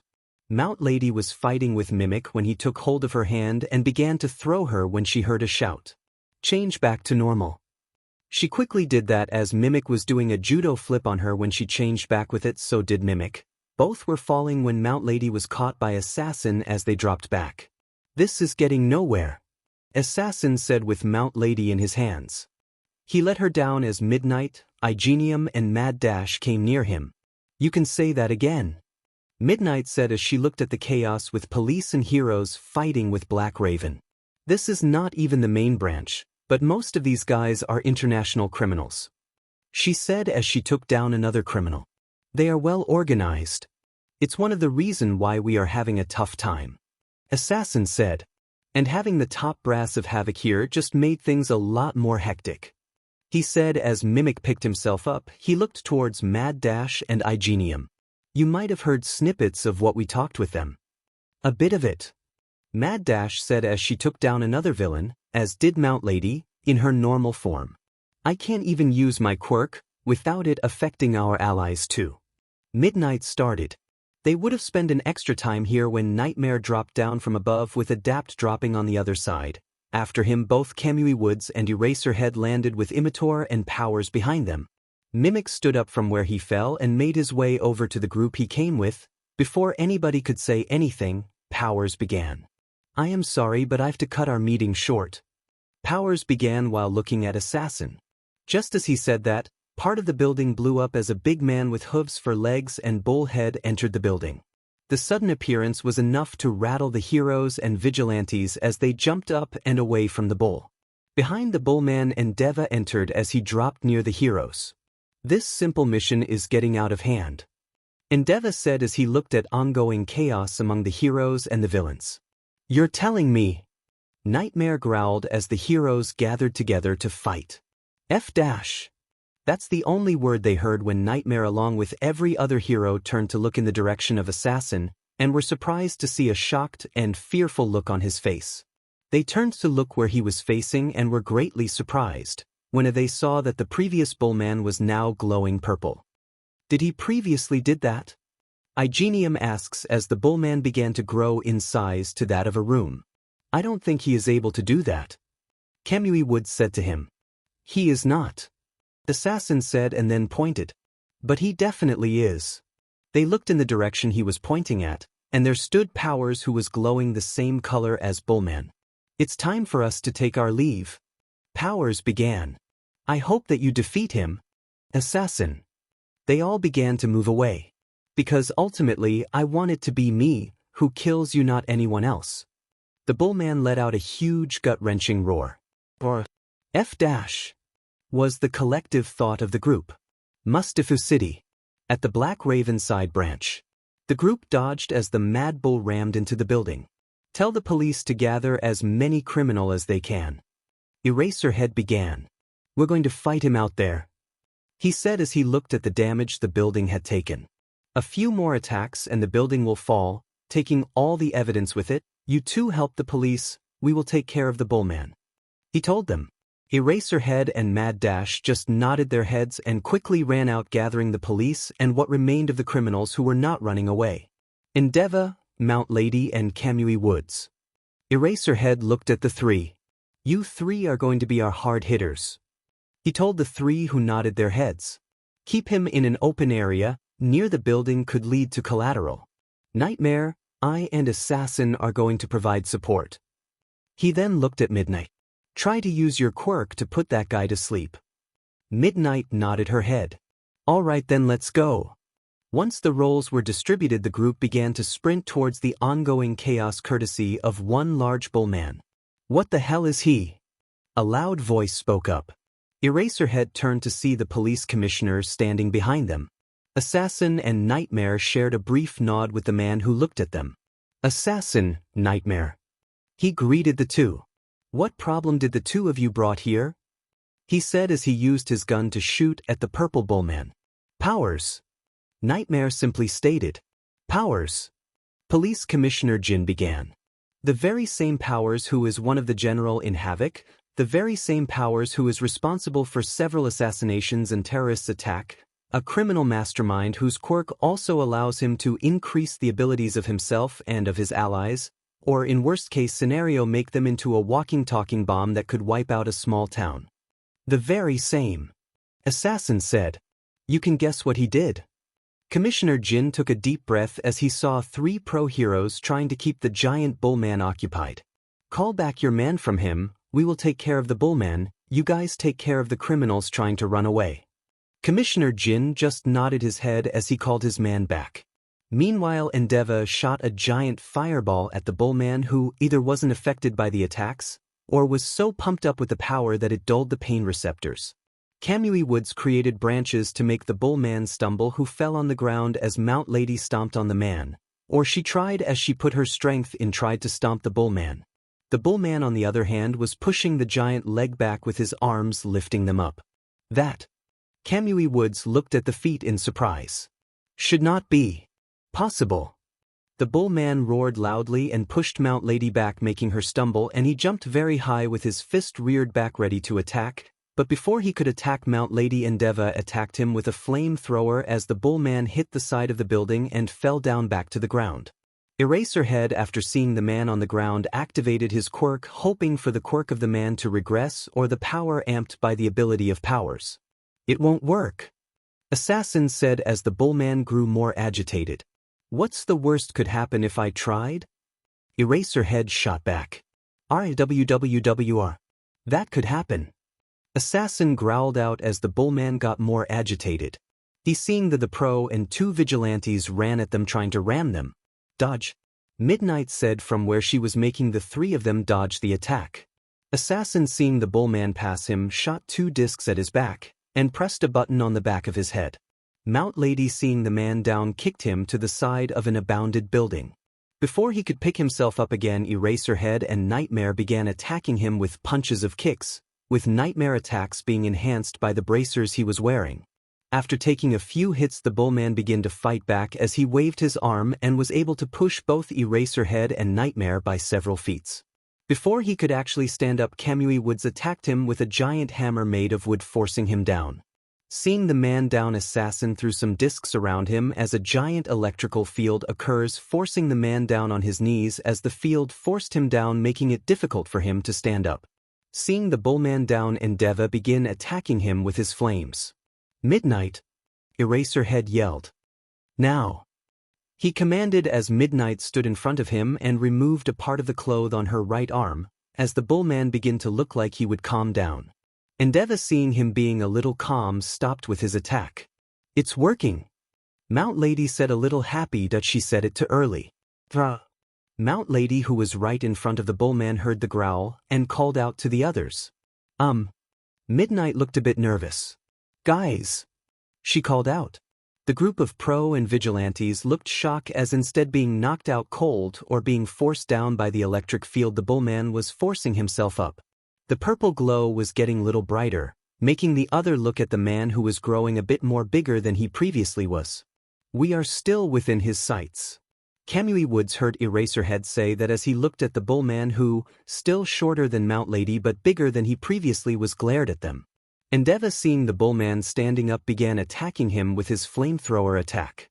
Being annoyed by the constant attack of the flame, the bullman reared both of his arms back to the shock of the people and gave a loud clap. The force of the clan generated a wind which not only pushed the people back but also the attack of Endeavor. Midnight began to pick herself up when she noticed a big silhouette of the bullman standing over her from the dust as she looked at the giant man fearfully. Sheet! Midnight thought as the bullman pulled back his fist. She closed her eyes waiting for the impact as the bullman began to bring down the punch. Midnight was taken away as Assassin jumped and rolled away with her as the bullman had his fist stuck in the pavement. You okay? Assassin asks her as she just nodded her head in shock. Behind her, Assassin saw the bullman pull his fist back from the pavement and run towards them. He quickly pushed Midnight back as he brought his hands up. RC sent power to the force field now. She heard him say as a giant shield of his light began to glow in the gloves and a giant white field surrounded them as the bullman jumped up and attacked with a double axe attack. The force of the attack was enough to push both of them on their knees and break the pavement they were standing on as the small crack appeared where he attacked. F-. She heard the man say. This thing could take a few punches from All Might before being cracked. Midnight looked shocked as the glowing bullman reared his fist back for another punch, but before he could do that, a familiar scarf wrapped itself around his fist and Long Branch taking his hooves for legs. He looked behind him to see both Kamui Woods and Eraserhead. Kamui Woods pulled him in with all his strength, making him stumble and fall of the force field. Seeing him down, Endeavor attacked him with a flaming fist, pushing him off as the bullman roared and began to attack Endeavor. Seeing the bullman, Mount Lady attacked with a giant trailer she picked up, burying him under it. Midnight, on the other hand, changed her whip, pulling out the one that was hanging on the other side. She pushed a button the handle as the whip began to glow with electricity. As the bullman began to stand up, she attacked by pulling a broken piece of a car and attacking him with it.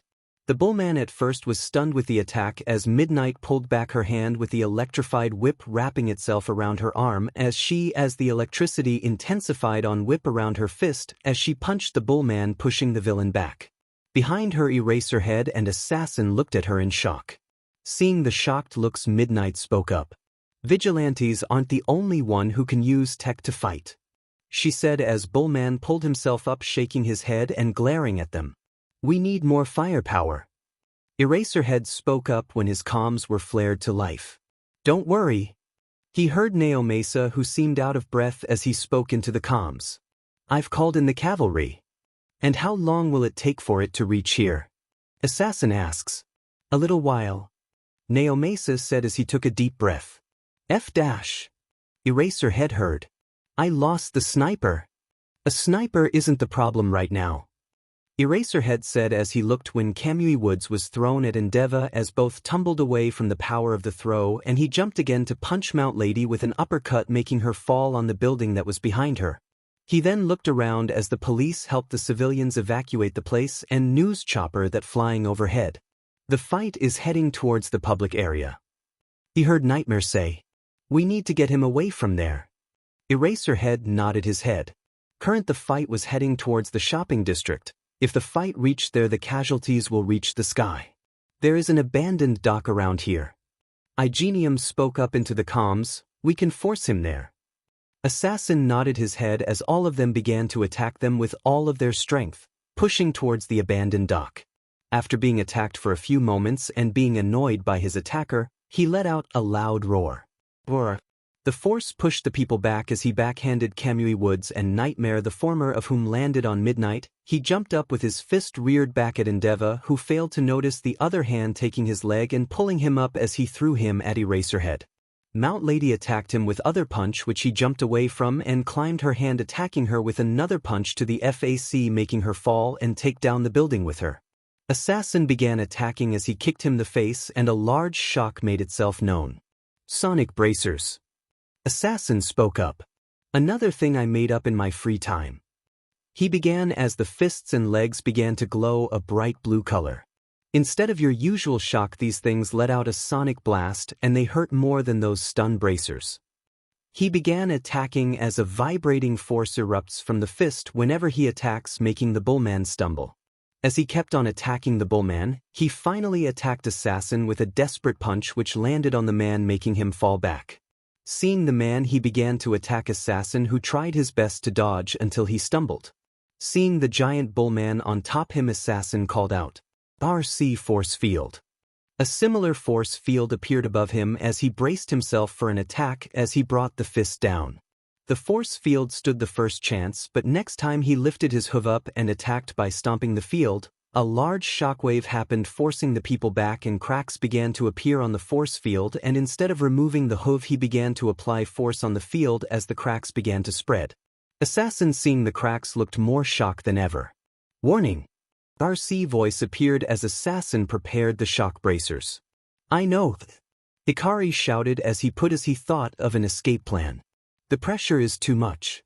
Hikari thought as the field broke as he brought the sonic bracers up and used the vibration to push the Bullman back. While it did make him stumble for the moment, Hikari was not prepared when he punched by him, making fly and hit the building on the side. That going to hurt in the morning, he thought as he spat out the blood. He looked up again to see Bullman towering over him. If I wake up in the morning. The Bullman reared his hand back, probably to deal a fatal damage, but instead of filling a possible killer punch, he heard the sound of boom as the Bullman flew away and a fist in his place. Assassin turned to look at his side to see a smiling face, as Hikari shot him a grin of his own. You sure took your sweet time, All Might, he said as the giant form of All Might gave him a hand for him to take, who just gave him a chuckle. Yeah. All Might began in his hero voice. The traffic was a pain, and then I found this kid who was clinging off the balcony on my way here. He then looked at the Assassin as he took in his condition. It's been a long time, Assassin. Hikari just nodded his head in return, and turned to look back in the direction of where the Bullman was rising up again. So what do we have here? All Might asks as he frowned when the Bullman began to grow brighter. A criminal from Black Raven, who has been doping on Power's ability. Assassin said as All Might looked back at him and then back AF the Bullman. Last time I checked, Powers wasn't able to do that kind of thing in one go. All Might told him, who just gave him a frown. Yeah. Assassin said as the Bullman began to grow brighter than before. We are still within his sights, need to get away from here. He told the man, who nodded his head. Get him to the dock that is around here. We can keep him from harming any civilians before he becomes a bomb that could wipe out this whole district. Assassin said to All Might, who nodded his head. I'll tell the commissioner to look for them. He gave out a sigh and began telling them. At least that way he could stop pumping him with power. All Might, after hearing that, shot towards the bullman, who did the same, seeing the symbol of peace heading towards him.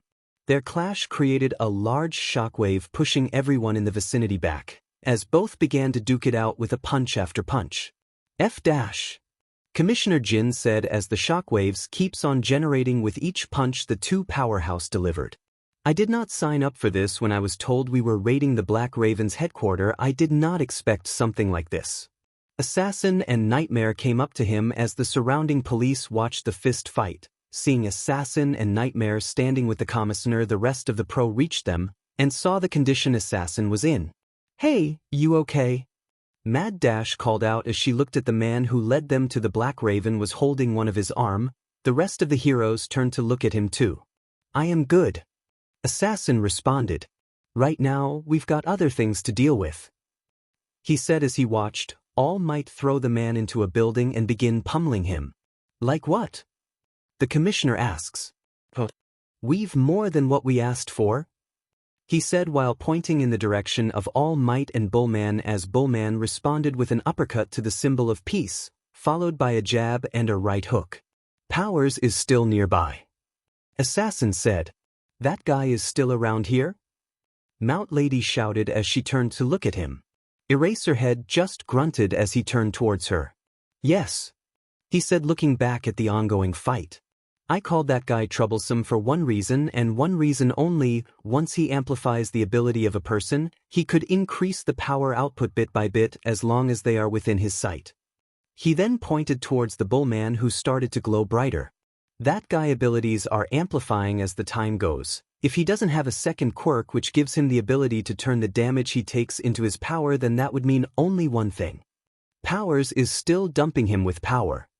Igenium spoke, as Nightmare just nodded his head. The major problem is that if he continues this, Endeavor said in a grave voice, that man would turn into a bomb which could practically put this block, probably the district. Tell your men to search the neighborhood. Nightmare said to Commissioner Jin. He is probably a block or two away. Don't need to tell me twice. Commissioner Jin said as he began giving out the orders to the officers. Meanwhile, Death Arms turned to look at the pros and vigilantes that were fighting the Bullman. You guys look like you've walked through hell and back, he said, seeing the various injuries that were on them. Kamui Woods was limping a bit, as was Mount Lady. Midnight Hands had various cuts as she was bleeding from her head. Eraserhead looked like B was used a rag doll by the Bullman with his face covered in blood. So was the case for Endeavor. Nightmare's suit was torn and destroyed from places, his bracers were destroyed as he was bleeding from his hands and legs, and Assassin looked like the worst of them all, considering he took a few direct hits from the Bullman that could have seriously injured them. Thank God for their tech. He is going to ask his support crew to make new things that could probably save his life.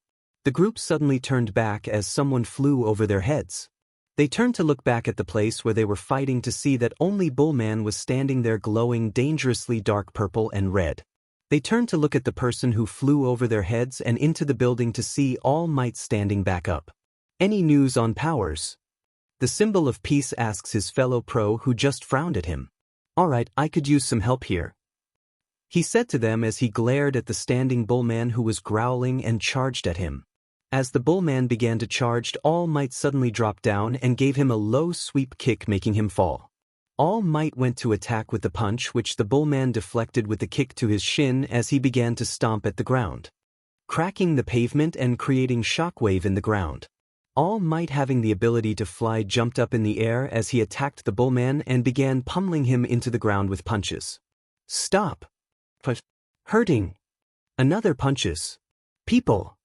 Another punch, but this one was grabbed by the Bullman as All Might looked shocked at how the Bullman was stopping. He looked back at the criminal who spat out a tooth. Sheet!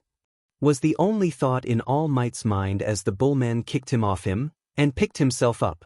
He was going to attack the number 1 pro hero, but before he could, the Bullman heard something. RC divert power to the bracers. He turned to look towards the voice but was blasted back from the vibrational force coming out from Assassin's bracers. I am so sorry, Assassin called out in a mocking voice. Did it hurt? The bullman stood up, but before he could get his bearing, he pelted with several punches from all the sides. He looked up to see two streaks running in and out of his sights. Annoyed, he lifted one of his hoof up and stomped it on the ground with all the strength, creating a giant crater and making the two streaks revealing to be Igenium and Mad Dash stumble on the cracked road, as both of them tripped and hit the sides of a building, hitting themselves. The bullman jumped up ready to hit the ground, but while mid-air he was tackled by Endeavor, who began to fly with him towards the docks. While in air, the bullman attacked the flame hero as he grappled him and threw him off himself, making him hit one of the warehouse, as he fell to the ground, making a crater. As he was about to stand up, All Might attacked him again with a punch to the head. Who responded with one of his own. They delivered a few more punches before both began with the contest of strength. They were at a stalemate before. To All Might's surprise, the bullman smirked at him. He pulled the symbol of peace towards him and kneed him near the guy, where his previous injury is. The hit made All Might stumble as he moved a few feet back as he was hit in his already weakened spot, but he was not ready for another hit as the bullman punched him in the face, making him fly back. He would have continued with his onslaught on the number 1 pro hero if he wasn't hit from the side with a pole by the Death Arms, making him fly off while he was hit again mid-air, another pole that was held by the Mount Lady. All Might stood up from his place as he spat out a glob of blood from his mouth. "You alright?" He looked to the side, seeing Nightmare and Eraserhead standing side by side. He looked back at the fight where Assassin was attacking with his shock gauntlets as Midnight attacked with her punch covered with the lightning whip. They saw that the purple glow was stilled and that it was not getting brighter again, showing that he was not being fueled by powers. Here. Something was dropped in front of All Might as he saw Nightmare changing his bracers for a new gauntlet. In front of him was another gauntlet, so was in the hands of Eraserhead. Different in size, that's for sure. These are... Eraserhead started. Assassin's design. Nightmare told them. I told him to make a few extra, and have him made one especially for his size. He told the Eraser hero who was looking at him. There are dangerous and strong people out there, and I trust the big goof here enough to provide him with a gift from me that could help him. All Might looked at the hand and saw that it was a perfect fit. I had it made after he shared some of his design with me. All Might saw that the gauntlet began to glow.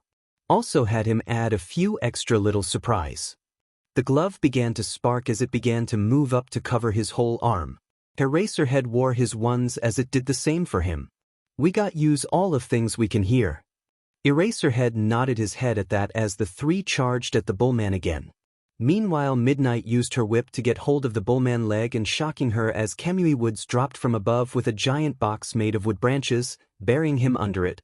Or so he tried to, as the bullman began to lift up the box along with Kamui Woods and threw him, but Kamui Woods righted himself mid-air using a branch to swing. The bullman was soon hit by the symbol of peace as he launched him with another punch while wearing the gauntlet.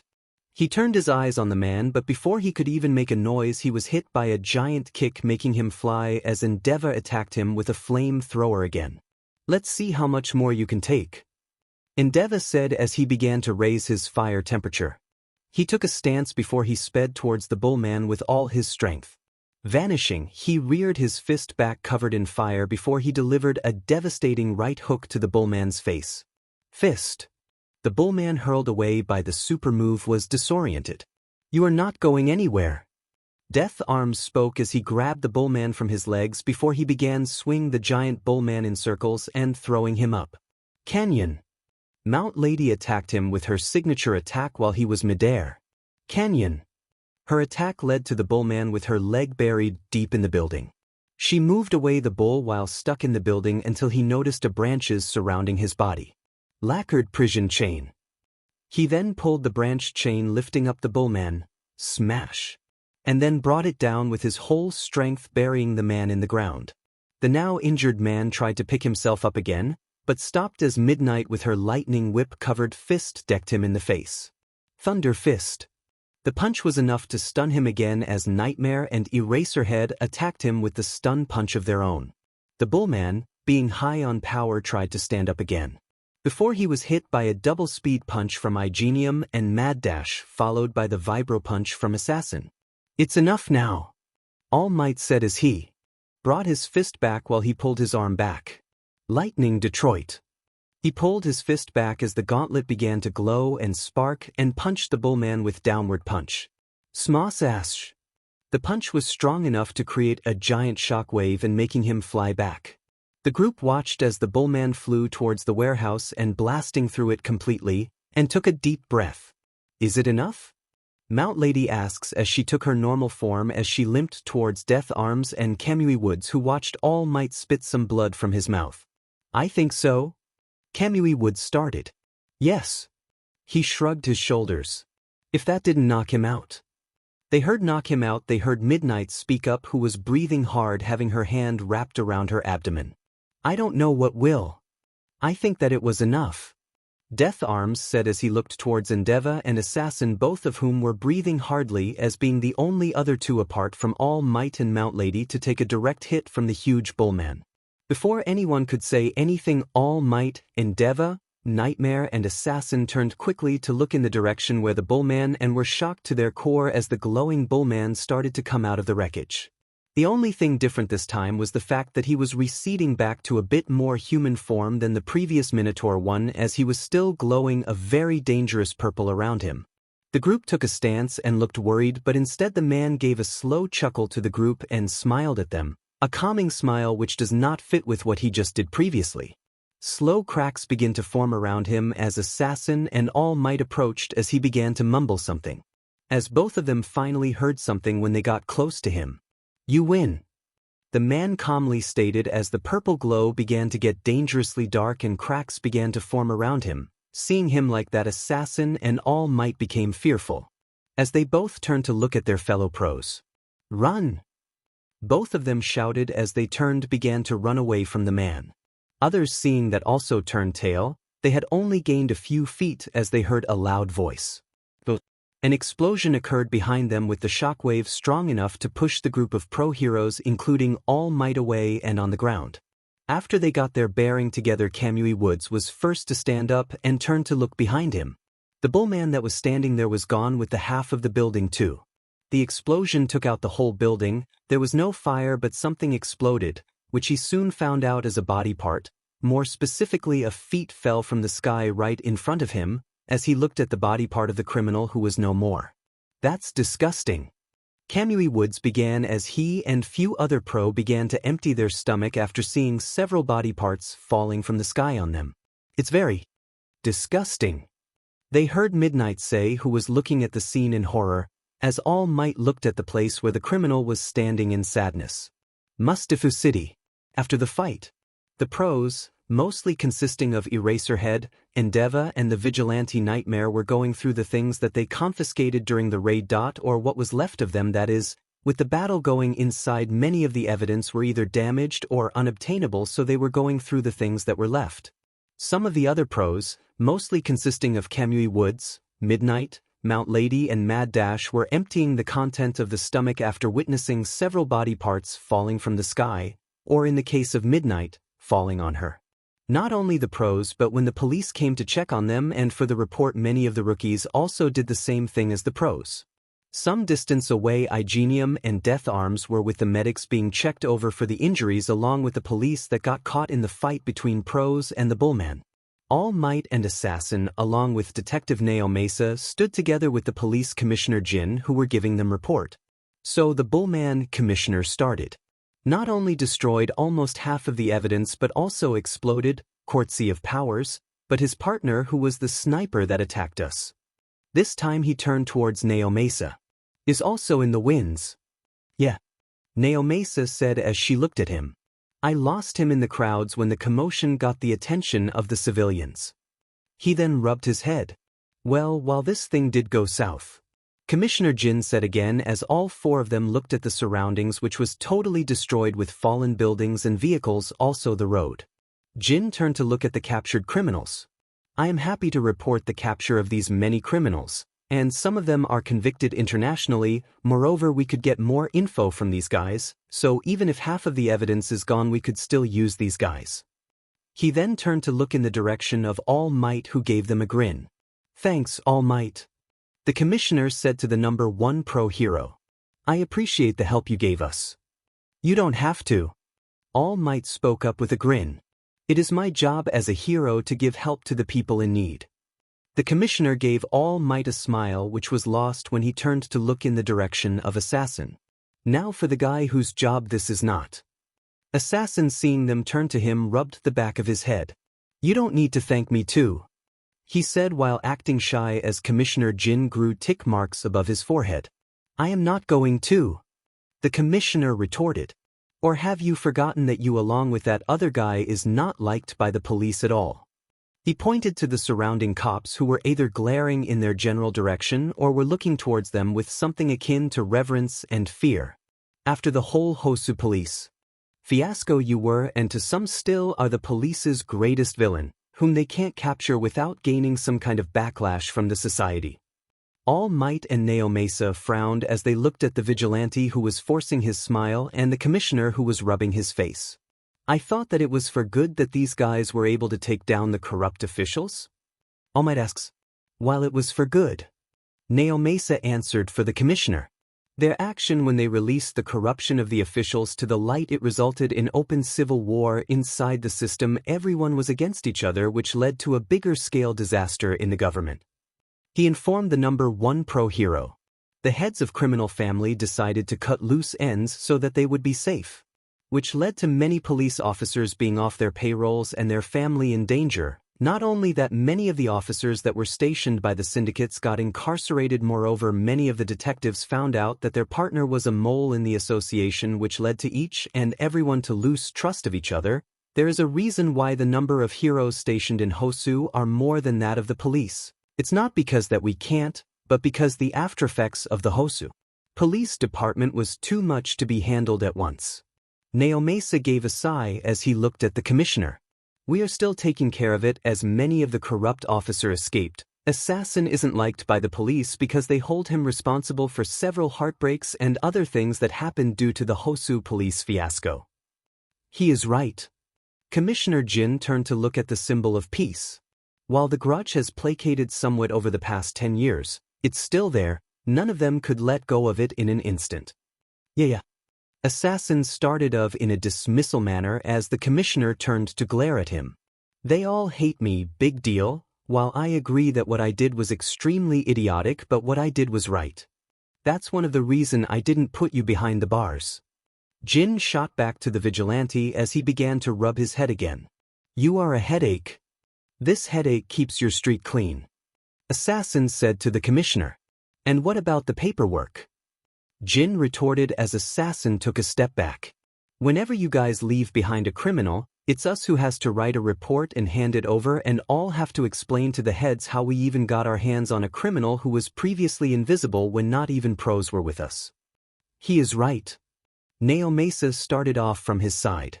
It was extremely troublesome when I had to explain to my superiors how the hell do I got some of the criminals that were taken down by you guys, when you aren't even there to tell me about them, and I had to write a report from nothing and make some elaborate story of how you guys captured him and submit the report and then have to tell them that they have to handle the media. You guys are under pressure because of the paperwork too. All Might looked at them with something akin to pity or sympathy before he gave out a deep sigh which doesn't match his personality. Even I had to deal with them, and with how I am the number one I don't even get to have a break with saving people and all the paperwork. A hand gently patted his back as All Might turned back to Assassin, who was looking at him with something akin to understanding. I know that feeling. Assassin said. The feeling of being buried under the unending stack of papers which just keeps on increasing as you keep going through it. A tear escaped his eye as he spoke away. The paper never seems to end. A giant hand placed itself on his shoulder. You too? All Might asks. Yeah. Motherfucker. The four heard a loud shout as they turned to look at where Endeavor, Eraserhead and Nightmare were, with Eraserhead cursing at the sky. His outburst also got the attention of others. What happened? Assassin was first to ask as he appeared beside Nightmare, who was frowning at the collected evidence in the form of digital and paper print. Something that we need to discuss later. He told his fellow vigilante who was looking at Eraserhead as All Might and Midnight tried to calm him, with Naomasa and the commissioner standing beside him. No, seriously, what happened? He asks while pointing towards the pro who were frowning and cussing where they stood as the other pros gathered beside them going through the evidence. Now's not the time.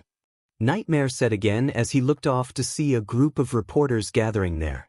It's time to go, he said as Commissioner Jin also looked where the paparazzi were trying to pass by the officers who were trying their best to keep them at bay. Looks like it's time for you to go, Nightmare. Commissioner Jin spoke as he turned to look in the direction of Assassin and Nightmare only to see that both of them were missing. Like always. He muttered to himself with a sigh. Where did the two of them go? He heard Death Arms asks the pro he was standing with, Igenium, who also looked surprised at the sudden disappearance of the two vigilantes. Don't ask. Endeavor spoke up from his place. They have the habit of doing that whenever they feel like it, so it's better if you don't ask. He then looked at All Might, who was also frowning as he went through the papers. All Might. He called out to the symbol of peace and then turned towards the commissioner. Commissioner Jin, let's go, we have other headache to deal with, he said as the three began to walk towards the media. Next day with Izuku, Itsuka and Toga. Izuku, Toga and Itsuka headed towards the Hero Association hospital that was used for the pro heroes when they get injured during their missions. They've watched the last night news segment this morning, and because it was a day off from school, the group decided to meet the three pros who came to their training, which consists of Death Arms, Kamui Woods and Mount Lady, two of the three being hospitalized as the two ignored most of their injuries with adrenaline going through their veins because of all the things that happened yesterday. They've seen a few scenes from the battle between the heroes and the Bullman on the news, as the giant Bullman fought two of the top heroes and alongside the other heroes. After that there were no news on the villain except for the fact that the pros with the help of All Might and Endeavor took down the Bullman. That's it. Izuku had came across Katsumi, who was with her group yelling about how others just came in the way of All Might, the #1 pro hero. But Izuku had other things on his mind. In one of the videos of the battle that had been taken, it looked like the villain was overpowering the heroes, including All Might. Not only that, he also saw two people fighting Bullman and one of them who was taking full onslaught of the villain before All Might arrived, and he was sure that those two were not heroes. As they reached the hospital, they heard the voice from behind calling out to them. Hey kids! They turned to look at both Yagi Tashinori and Hikari Murasame, both heading towards with a smile on their faces. You here to meet the trio? They noticed that they were holding gifts and fruit basket, along with get well cards, but that didn't got their attention. What really got their attention was various bandages on their bodies that both were trying to hide behind their clothes. Both were awkwardly trying to cover them up. Izuku knew about Yagi and why he might be injured. But why was Hikari injured? Yeah. Toga said she seemed oddly cheerful, which would not be odd for her considering her sadistic tendencies that tend to come out now and then. I saw the battle on the news and saw that she was hurt pretty badly with blood coming out from her head. So that's why she was excited. While she did got it under control, her tendencies were still there. She was trying hard to let it out. Yeah. Itsuka was the next one to speak up. I was sorta worried when I saw the footage of Mount Lady when she was decked in the face. Hikari didn't know if she was excited while telling her that or was genuinely worried. Oh, she just get excited whenever Hikari is around so she could try the killing intent or pressure on him. It's too early for him to be afraid of her KI, which for him is like being glared by a newborn baby. It's weird. Let's go then, Hikari said as he looked at the trio. There are timings in hospital which I don't know what are for. Even if this is the hospitals for heroes, we need to abide by those rules, which in turn would mean the timings. The group of 2 adults and 3 kids headed to meet the other pros, as they stepped out of the elevator on the floor where they were told both Mount Lady and Kamui Woods were. He was thanking for Mr. Yagi to have a fake ID of himself, which states that he was an assistant of himself. Yeah, as if it was easy to be assistant of yourself. They were soon approached by Death Arms, who was waving at them.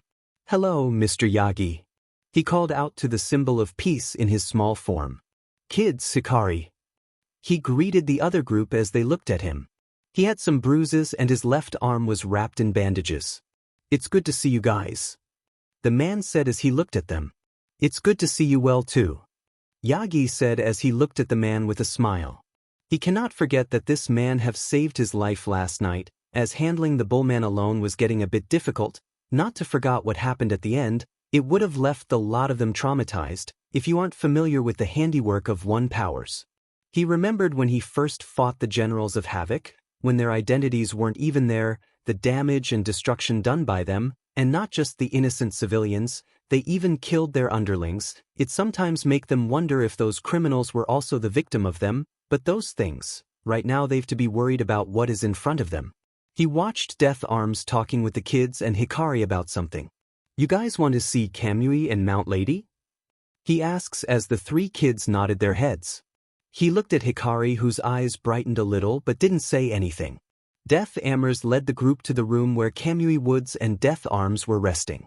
They had several bandages all over their bodies, but both of them looked a bit rattled with the ordeal of the last night, and he can't blame them. They saw the remains of a man they were previously fighting fall from the sky after he exploded, so if they were a bit skittish he didn't blame them. Also they made sure not to discuss about the horrific thing as Hikari left gifts for both her and Kamui Woods. He was too busy in his musings that he almost ignored the next question Mount Lady asks. So what happened to the two of you? Mount Lady asks as he saw Hikari falter for a moment, which only he noticed, but he was quick to cover it. That confused him for a moment, but he got over it quickly. He do need to make an excuse quickly, which he never had to tried hard for. Well, you know I am assistant of All Might.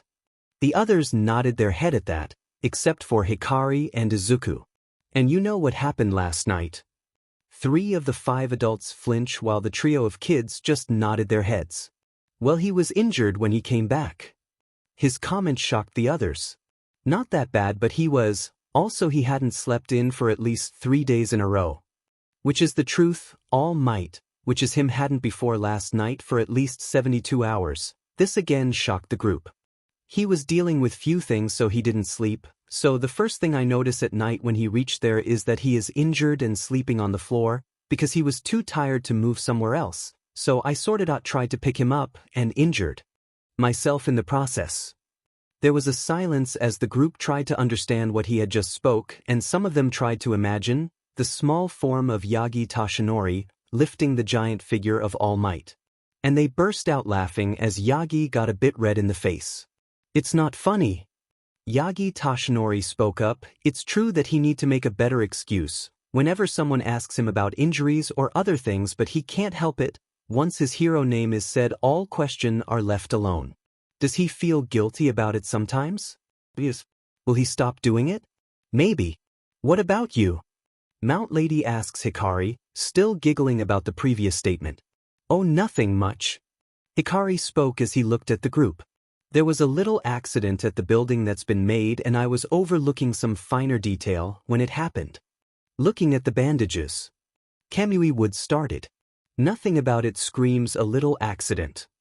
Okay, it might have been a bit bad, but everyone is safe, that's what matters.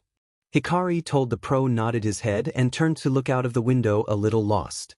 So how about you guys, are you alright? He asks in return. I saw the news and some of the snippets of the fight, are all of you okay? The way Hikari said it, Yagi could feel that he knew more about the fight than he was letting on, but he buried it as worry for his friends. We are great. Mount Lady spoke up with somewhat of a forced smile. Yagi noted, still a bit shaken up about the last night ordeal. In fact, I've never been better. After all, I got to help All Might and take down some bad guys. It was forced, and he also saw Hikari look a bit down as the group of 3 dodged the questions about last night, but he had other things to take care of, so he took Hikari and Izuku after dropping both Itsuka and Toga, who was as of right now living with Recovery Girl, to the beach. Why are we here, Mr. Yagi?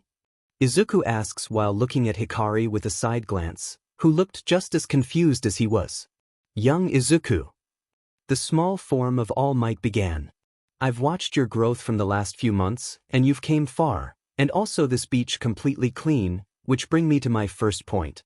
All Might said as he looked at the teen with a smile, who looked at him in a confused manner as he began to transform, to the surprise of both of them as he stood in his pro-hero form. You are now ready to receive one for all. He said, proud at his decision, not noticing the shocked expression on the face of the two in front of him. What? Mustafa Beach. What do you mean he is ready for one for all? Hikari shouted loudly as Izuku looked at him in shock. Yagi on the other hand grimaced. Shout more loudly, I think there's a man on the 7th floor of that building over there that didn't hear you quite exactly. He shot back sarcastically. Ignore that, Hikari said to the man. You can't just drop a bomb like that out of nowhere. I didn't spring it out of nowhere. Yagi shot back. I already told you guys, when I feel he is ready I will give him my quirk. I know, but Hikari, I know you saw the battle on the news, right? Yagi asks the man who nodded his head. And I suppose you know that the villain almost killed most of the heroes there. That shocked Izuku. He knew that they were having a tough time, but almost death of the heroes. Even I took damage from the man before he was stopped and I had help. He looked towards the sea. The fight showed me that my time, All Might's time, is coming close. I can't be there forever to save people. It's time for new heroes to rise. That's the reason I chose him. That's the reason I believe that he is ready for my quirk. Hikari grumbled for a moment before he nodded reluctantly. Fine. He moved back as Yagi, back in his All Might form, turned to look at Izuku. So I know that you've already heard my points. Izuku nodded his head. Now that's out of the way, the only thing left for you to do is get my quirk. Izuku looked at the symbol of peace expectantly as the man put pulled out a strand of hair in front of him. So eat this. All Might yelled as he flashed a bright grin to the boy as Hikari snorted and Izuku fell to the ground. What? Izuku yelled at the man. Yeah, so to get his quirk, you need to consume some of his DNA. Hikari told Izuku, who looked at the man in confusion. Wait. Izuku raised his hands. I am confused. How do you know about All Might's quirk or about how you are? I told you already, Izuku. Hikari explained it to the teen. When we first met, about our quirks and its uses. Izuku nodded his head at the question. I also told you a little fact about how no one has same signature. Izuku still failed to see the point. Do you really think I won't notice that All Might and Yagi Tashinori has almost similar energy signature? Oh. Yes. So you found out because of that? Yep. Okay. He then took the lock of hair and looked at the two people in front of him. So I eat it and wait for quirk to happen. Hikari from his place snorted again. It is not something like that.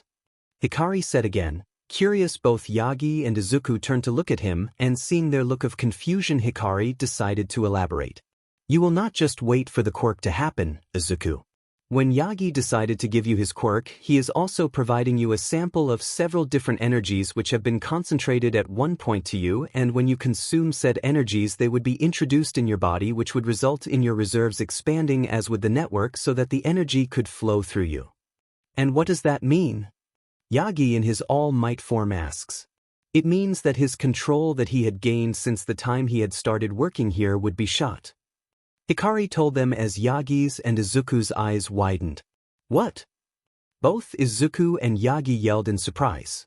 Don't worry, it's not like you will forget how to use it. Hikari said with a wave of his hands. And like it cannot be fixed, you just need to train. I would advise you to take a day or 2, possibly 3 off from doing your usual routine. Just go to the dojo and work out on your fighting skills while Yagi and others evaluate you. He told the two, who took a deep breath. I would just prepare a different routine for you to follow so that you could be prepared for the UA entrance exam. All right. Yagi began. Now that we've been assured by our friend that nothing bad will happen, so let's get to our original point.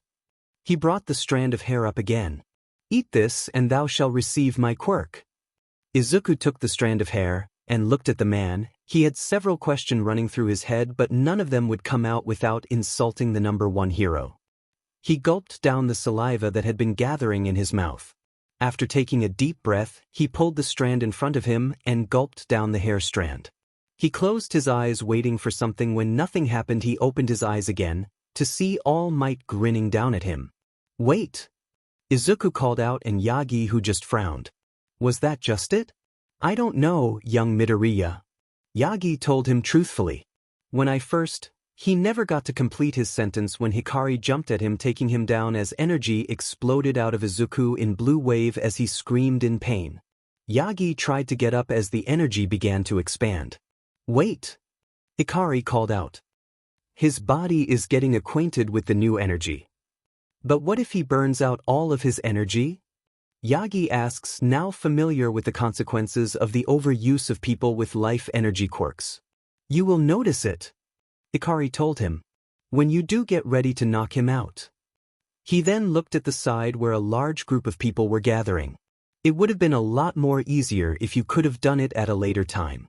He paused. Or when the traffic is supposed to be low, it didn't help that All Might is standing here. Yeah. Yagi made a face as he nodded his head. I should have thought this through. You should have, Hikari told him. On the bright side, you can make them overlook this as a training accident. After all, what guy would say no to the #1 pro hero, the symbol of peace? You would be surprised. Yagi shot back at him with grin. By the way, why can't you do it like you did that time? And show how I knocked out a kid in the presence of the All Might himself. Hikari said, looking up at the man. As much fun as that would be, I can't give more reason for the head honchos back at the company to give me and my sister more headache. He then rubbed his face. Which she would still get, but it will be to a minimum, so you get to do it. The energy around Izuku turned a little red, and the same feeling of dread the two had felt before fell on them, and which was also felt by the rest of the people in the surroundings.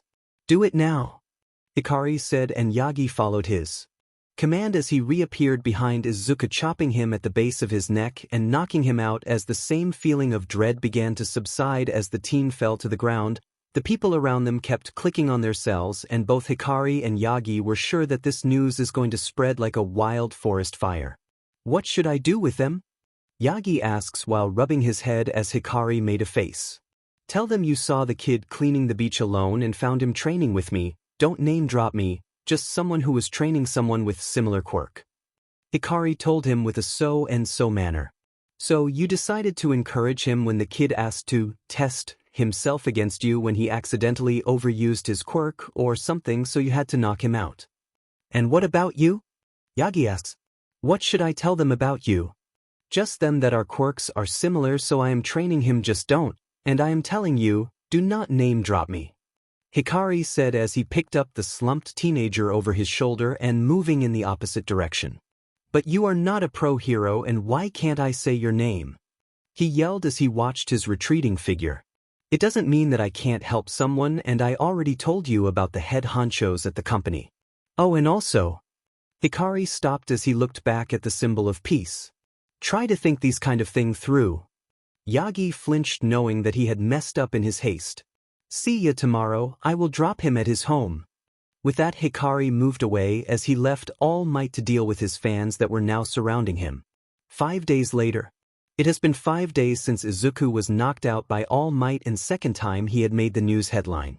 The footage of him being knocked out by the #1 pro hero did spread like a wildfire, and his mother and father both had thought of suing the symbol of peace, while the threats were more inclined towards bodily harm than suing, but he was thinking of forgetting that part.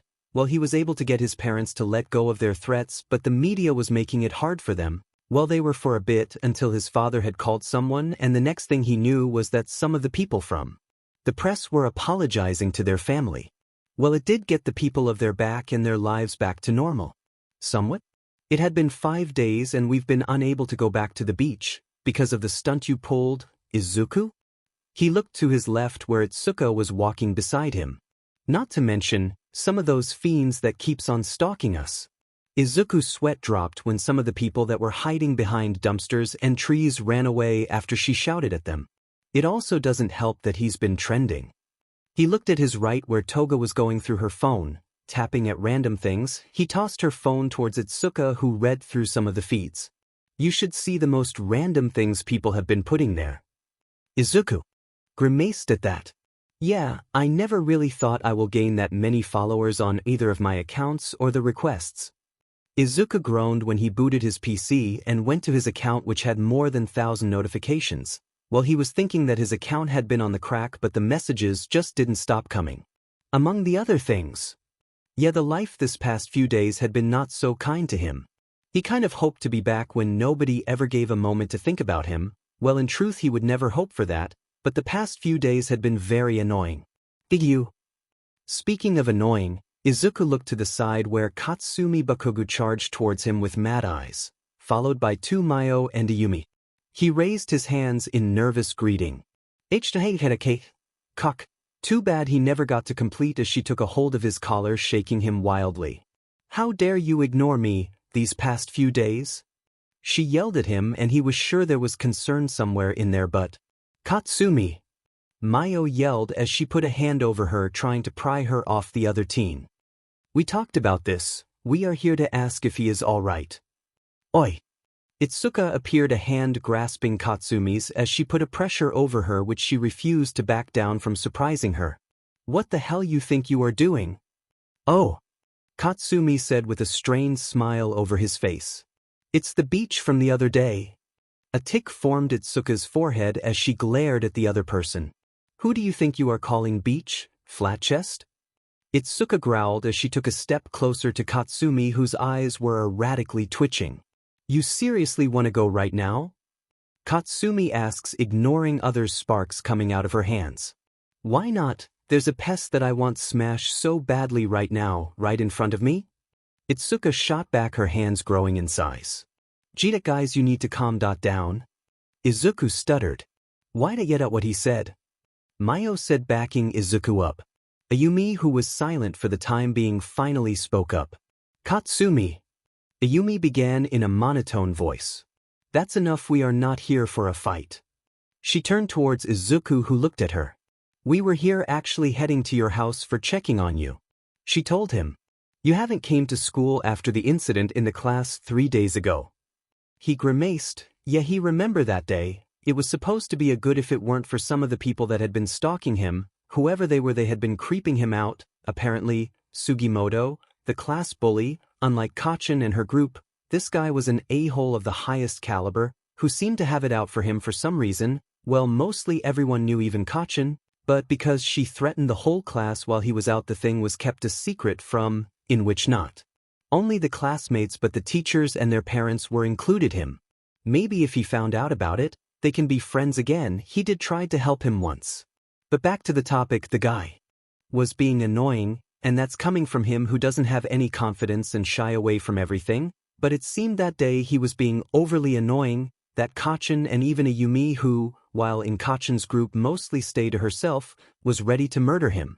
In front of the teachers, well, it seemed the rest of the class were trying to keep them calm, but he was getting on everyone's nerve that day, including the teachers.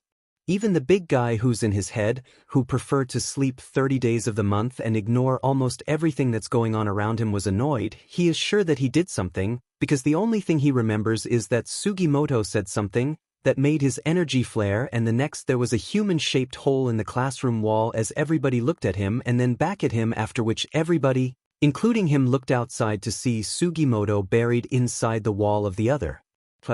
There was a pause for a moment before the class erupted in applause, and he was pushed in center as others congratulated him for putting the guy in the place. A girl also kissed him on the cheek, which got him some pats on the back from the guys as some of the girls looked put off, but he was too dazed after the kiss to remember anything, until he was in front of the principal office, with his mother and Sugimoto's parents and the teachers. Most of the things were done in his favor because apparently Sugimoto had crossed some lines, and his parents also did the same but were silenced by his mother and the principal, but he felt bad for Sugimoto as he would not be able to apply for UA on time. Also, the principal did called him with his mother and his biology teacher, his favorite teacher, about what happened, which he told truthfully, including the fact that he didn't remember anything apart from the guy annoying him enough for his quirk to go out of control. The principal then asked him about his quirk, which he told him, well, mostly what it consists of, and then he asked when did he actually learnt about his quirk, as because of the recent incidents the higher-ups have been asking about how can the school was left in the dark about his quirk. So his mother told them about the doctor and the inadequate report, and his father and the detective were called to take care of the rest, and then the principal gave him few days off to get a better control of his quirk, while assuring them that he would make sure that he and the bio teacher would keep what had been discussed here a secret about the doctor and his report. Because of that, he hadn't gone to attend the school, and while he had gotten a little better, it was still not enough for what he was aiming for. He was brought out of his musing when he saw Ayumi go through her bag as she brought out few paper and handing them to him. He looked up at the girl in confusion. It's the homework you have missed out on. Ayumi told him as he made an oh sound. Can't have one of the only few people who submit their work on time, record tarnish. Thanks, Ayumi. Izuku said as he took hold of the papers. I owe you. Ayumi on the other hand just shrugged her shoulders. As she turned back to look at both Katsumi and the orange-haired girl butting heads and hurling insults at each other when out of nowhere an SUV stopped in front of the group and they all turned to look at it, where Izuku saw the familiar scrawny face of Yagi Tashinori seating in the driver's seat. Young Midoriya. Yagi greeted his successor to the OFA. How are you? I see you are here with your friends. He looked to the group of girls around him and he felt he off about something but ignored it as he looked at Izuku again. I am supposed to grab you for a checkup and I've also taken the permission from your parents about that. He then looked at the 5 girls then back at him. Why not have your friends come too? I think they would like to go where you are going. Really? Izuku asks as Itsuka and Toga tilted their heads. Ayumi looked at the scene in silence as Katsumi raised a brow. Excuse me, sir? Mayo began. Not to be rude, but who are you? She asks. Oh, where are my manners? Yagi said as he stepped out of the vehicle. I am Yagi Tashinori, secretary-cum-agent for All Might. Yagi saw the familiar widening of eyes of the 3 girls when one of them narrowed their eyes at him. And as I said, I am supposed to pick him up by the order of his doctor, and asked if you would like to come where I am taking him. Why would I want to go to a hospital? He heard Katsumi say. Oh, but it isn't hospital that we are going to. Yagi told them. And I assure you that you are certainly going to enjoy if you accept this offer. Sure. Toga said as she shrugged her shoulder. We aren't able to train at our spot, might as well enjoy the trip that's being offered. She turned to look at Itsuka who also shrugged his shoulders. I am cool, haven't gotten to do anything interesting recently so why not? Itsuka said. Yagi turned to look at the other girls. Katsumi was the first to respond. All right. Katsumi said while shrugging her shoulder. Have nothing better to do anyway. I'll come too. Ayumi said looking at the scrawny man. Someone has to keep an eye on her so that she won't blast someone. Katsumi glared at her but she was unaffected in the slightest by it. I guess I'll come too. Mayo was the last one to agree. Yagi gave a smile as he motioned for them to get in the vehicle. Thanks for accepting my offer. Yagi told them. And I assure you that you would enjoy this trip. I am not enjoying this trip. Toga groaned as she sat in her place. Izuku had called shotgun for obvious reasons. Mayo and Ayumi at the end seats so the only one left were Toga, Itsuka and Katsumi. The later 2 not wanting to sit together shoved Toga in between themselves. I feel like I am in a no-man area or in the line of fire of 2 opposing armies. She grumbled as she squirmed in her seats. How long will it take to reach there? Well, we are not that far from our destination, so about 5 to 10 minutes. Yagi said while looking back at Toga through the mirror, totally ignorant of the issue she was dealing with. Behind her Ayumi looked to be deep in thought about something. I think I know about this route. Ayumi muttered as even Mayo nodded her head. Yeah, doesn't this road lead to UA Academy? Izuku muttered with a gasp. Yeah, I was just going to say that. Mayo happily exclaimed. No. Izuku said while looking ahead. UA Academy. Ayumi gasped as she leaned over the seat, a look of wonder over her monotonous face. Other followed her suit looking at the massive school building where they were headed to as the car stopped in front of the school gate. Told you that you would enjoy this trip. Yagi chuckled seeing the bewilderment on the faces of the children that he brought with him. UA Academy. Yagi moved through the corridors of the academy as the teens followed after him, all of them marveling at the number 1 Pro Hero Academy. How did you got allowed to enter this place? That Ms. Bakugu is because of young Midoriya here. All Might told the group as all of them, including the teen himself, tilted his head in confusion. Because of me?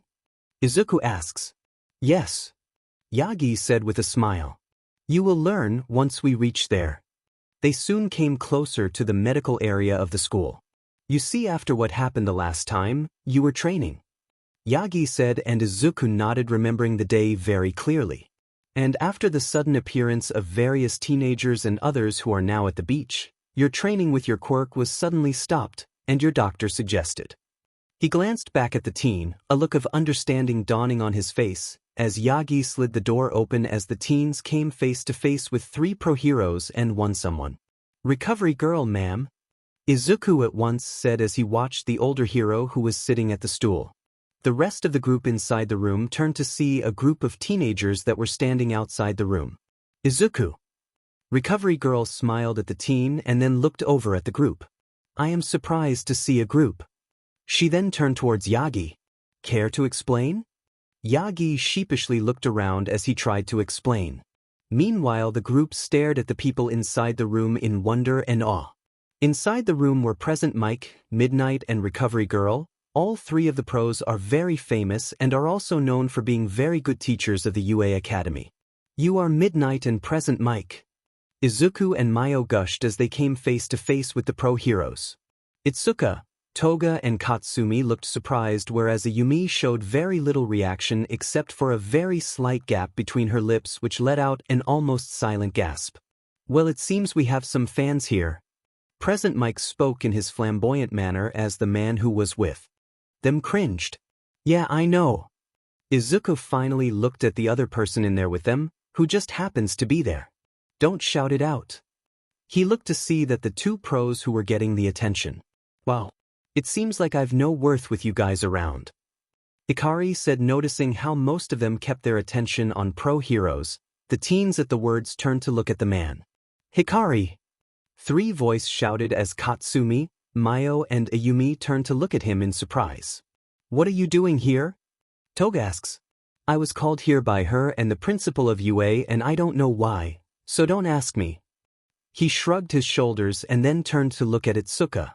"And stop it, Itsuka. It's still too early for you to scare me," he said to the orange-haired girl who was glaring at him. "Aren't you that guy from that one time?" Katsumi suddenly spoke up. "Yeah." Mayo suddenly exclaimed, remembering him from that one time. "You are the guy who gave Izuku the weights." She then paused for a bit. "Are you a hero too?" "Sorry to burst your bubble," Hikari said as he turned to look at the girl. "But I am not." "Then why?" "As I said, I don't know." Hikari shrugged again and turned to look at Izuku. "So how's life these past 5 days?" he suddenly asks, and Toga and Itsuka groaned as Izuku gave him a nervous smile. "As I thought," he said with a smirk. "You guys can talk later." Recovery Girl suddenly said. "First let me complete the checkup," she said as she shooed out all of the people in the room, except for Izuku. "She really need to stop doing that," Hikari said as he was unceremoniously thrown out, unlike others. "The 2 of you seem to be close," Midnight said as she and Present Mike approached the downed man who was picking himself up. "Yeah," Hikari said as he looked at the closed door, a faint smile appearing on his face. "She took care of both me and my sister, practically raised the 2 of us."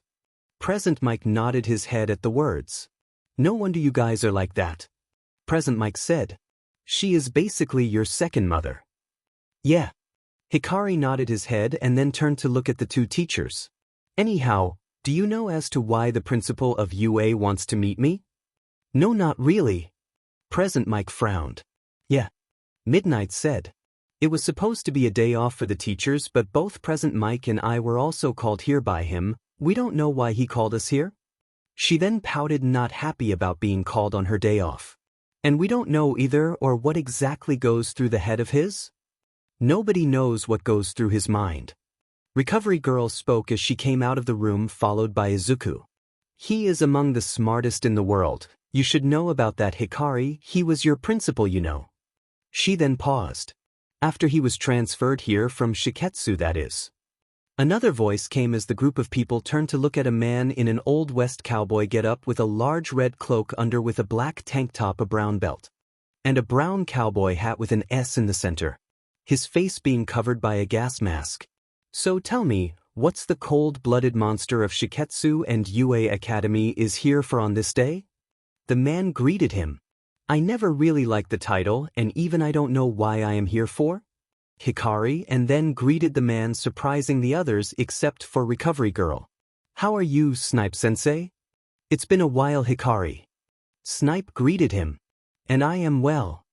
"Wait, you transferred here in between the semester?" Midnight asks, and Hikari nodded his head at the words. "How?" "Last I know, it wasn't allowed." "Well, that's only for the ones in Hero Program," Hikari said as he rubbed the back of his head. "And I was in the support program." "The rules are also for the ones in the support program," Snipe said as Hikari and Present Mike turned to look at him in surprise. For obvious reason, as the support items are for the aspiring heroes and the technology could be hampered easily if Nizu would have allowed it. Also, you were shifted over to the hero course too. "It was very brief," Hikari shot back.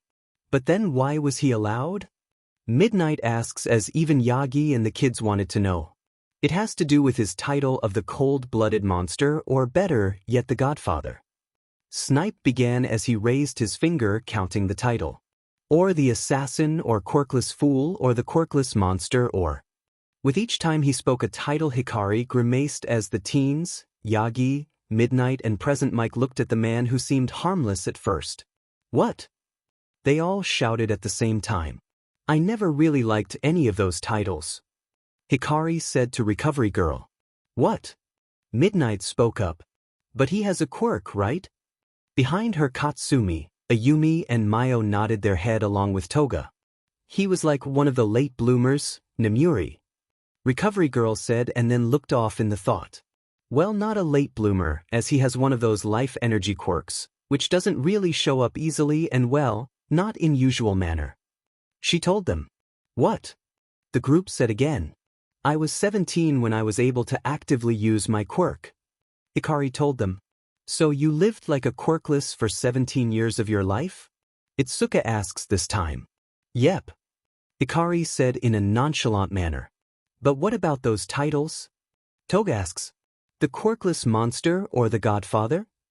"He broke the legs of a student once," Snipe told the group.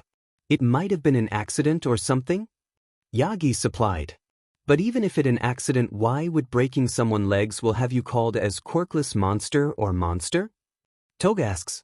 "The quirk of the boy he broke by accident the legs off," Recovery Girl started as she beckoned the group to follow them as they began to move through corridors and stairs.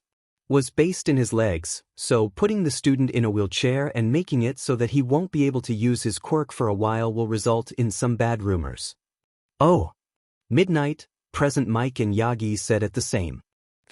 After a while and sending few nervous glances towards Hikari, Yagi spoke up. "It was an accident, right?" "It was," Snipe said and then murmured, "In a way," which was left unheard by the others. "But how did you break someone's legs by accident?" Midnight asks. "That boy was doing something in the support room, which he should not be doing. Long story short, he tried to dissuade him, but the guy was not so keen on listening." Recovery Girl told them. "Ended up breaking his own legs and decided to put the blame on him, which was wrong thing to do as the place does have cameras." "Wow," Present Mike said as others nodded their heads at that. "But then why the rumors?" "Ask him," she said and pointed to Hikari, who was walking with her as they came to stop in front of a door. "After all, they are about him." The group in a whole turned to look at him. "It's a secret," he told them and then looked at Recovery Girl. "So why are we here?" Nizu said to get you and Yagi here." She told the two and then turned towards the summoned heroes. "And he also told if you three are here then I shall guide you here too." Snipe and Midnight quirked a brow as Present Mike looked confused. "Why would he call us here to the conference room?" Present Mike asks. "Don't really know," Recovery Girl said as she turned to look at the teens. "You guys will remain here for the meantime. It won't take that much time, so hope you don't mind. You can even use the side room till you are here," she said as she pointed to the room to the side. "On second thought you shall stay there," she said as she herded the teens to the room, ignoring the protests from the teens. "But I want to know about it too," Toga grumbled as she sat on one of the chairs in the room. "But on the plus side we got to come to the hero school." "She isn't wrong," Ayumi said as she shrugged her shoulders and took a seat. Only people with privilege, mostly the people funding the school, staff members, teachers, students and their parents are allowed to visit the premises of the school. She then looked to the side. But I wonder why were we allowed and the other two too, Mr. Yagi and Hikari? In the room with Hikari. Hikari looked in surprise at the people in the room. Is something the matter? He asks as he noticed Mount Lady, Death Arms and Kamui Woods sitting on the other side with the principal of UA Academy, who looked like a combination of a mouse and a bear with a scar over his right eye, sitting in the center. I really hope it's like those last times I was called here. It's definitely not like those last time, Hikari. Nizu said as he heard the words. Unlike those times, this is something serious. It was serious then too, Hikari said to him. Well, for the people who brought the complaints against the monster of Shiketsu and UA Academy. Nizu said, surprising the others. Those were very easy to take care of. You are talking about the rumored story, monster of Shiketsu? Kamui Woods asks Nizu and Hikari as Mount Lady and Death Arms turn to look at him. Who? Death Arms asks. It's a story in the Shiketsu, as I attended the hero school in the West. Kamui Woods said. A year before I applied, there was an incident in the school. A whole class was beaten down by a lone student who then went on a rampage in the school, striking down anybody who misused their quirks, beating down them to the point where they developed trauma and weren't able to use their quirk without having a panic attack. He continued in a grim, scary voice.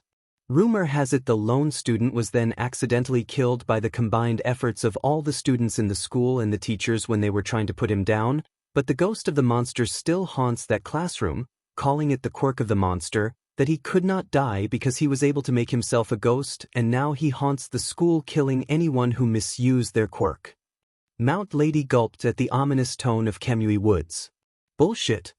Hikari just wasn't happy about it. I was not that bad or was killing anyone. UA Academy, conference room. What? The occupants of the room, except for Recovery Girl, Nizu, Snipe and Hikari for obvious reason, said at the same time. What? Hikari turned to look at them in confusion. What do you mean by what? Kamui Woods spoke up. You just confessed to being the monster of Shiketsu.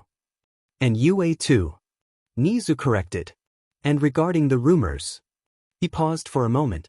They were somewhat exaggerated. Highly exaggerated is more like it. Hikari said to him. Not really. Recovery Girl muttered. So what is exactly the monster? Midnights. A set of rumors spread by some very jealous and very frightened students. Snipe informed them. Now that is out of the question, let's talk about why we are here. We will, once everybody is here. Nizu told him. And who else is supposed to be here? At that time the door opened, making others turn to look in the direction as an older person entered, and at seeing him Hikari fumbled with himself as others looked shocked at the person who came. Mr. Okami. The man was old, there was no denying that. He had gray hairs and wrinkles, and an elderly look in his eyes, but the way he was carrying himself pointed to anything to him being old. The principal of UA Academy stood up to greet the man, followed by the others present. It's a pleasure to meet you. Nizu greeted. And I must apologize to you for taking your time from your busy schedule and asking you to be here. Enough with the formalities, Nizu. The older man said with a smile. A friend called me to be present for an important meeting, of course I was going to be here. He then turned to glance at Hikari. I just didn't expect you to be this quick about it. Hello, Hikari. You know about him? Mount Lady asks and then turned to Hikari. He know you? Well, he is my uncle, so he has to know me. Hikari told them. The owner of QART. Core.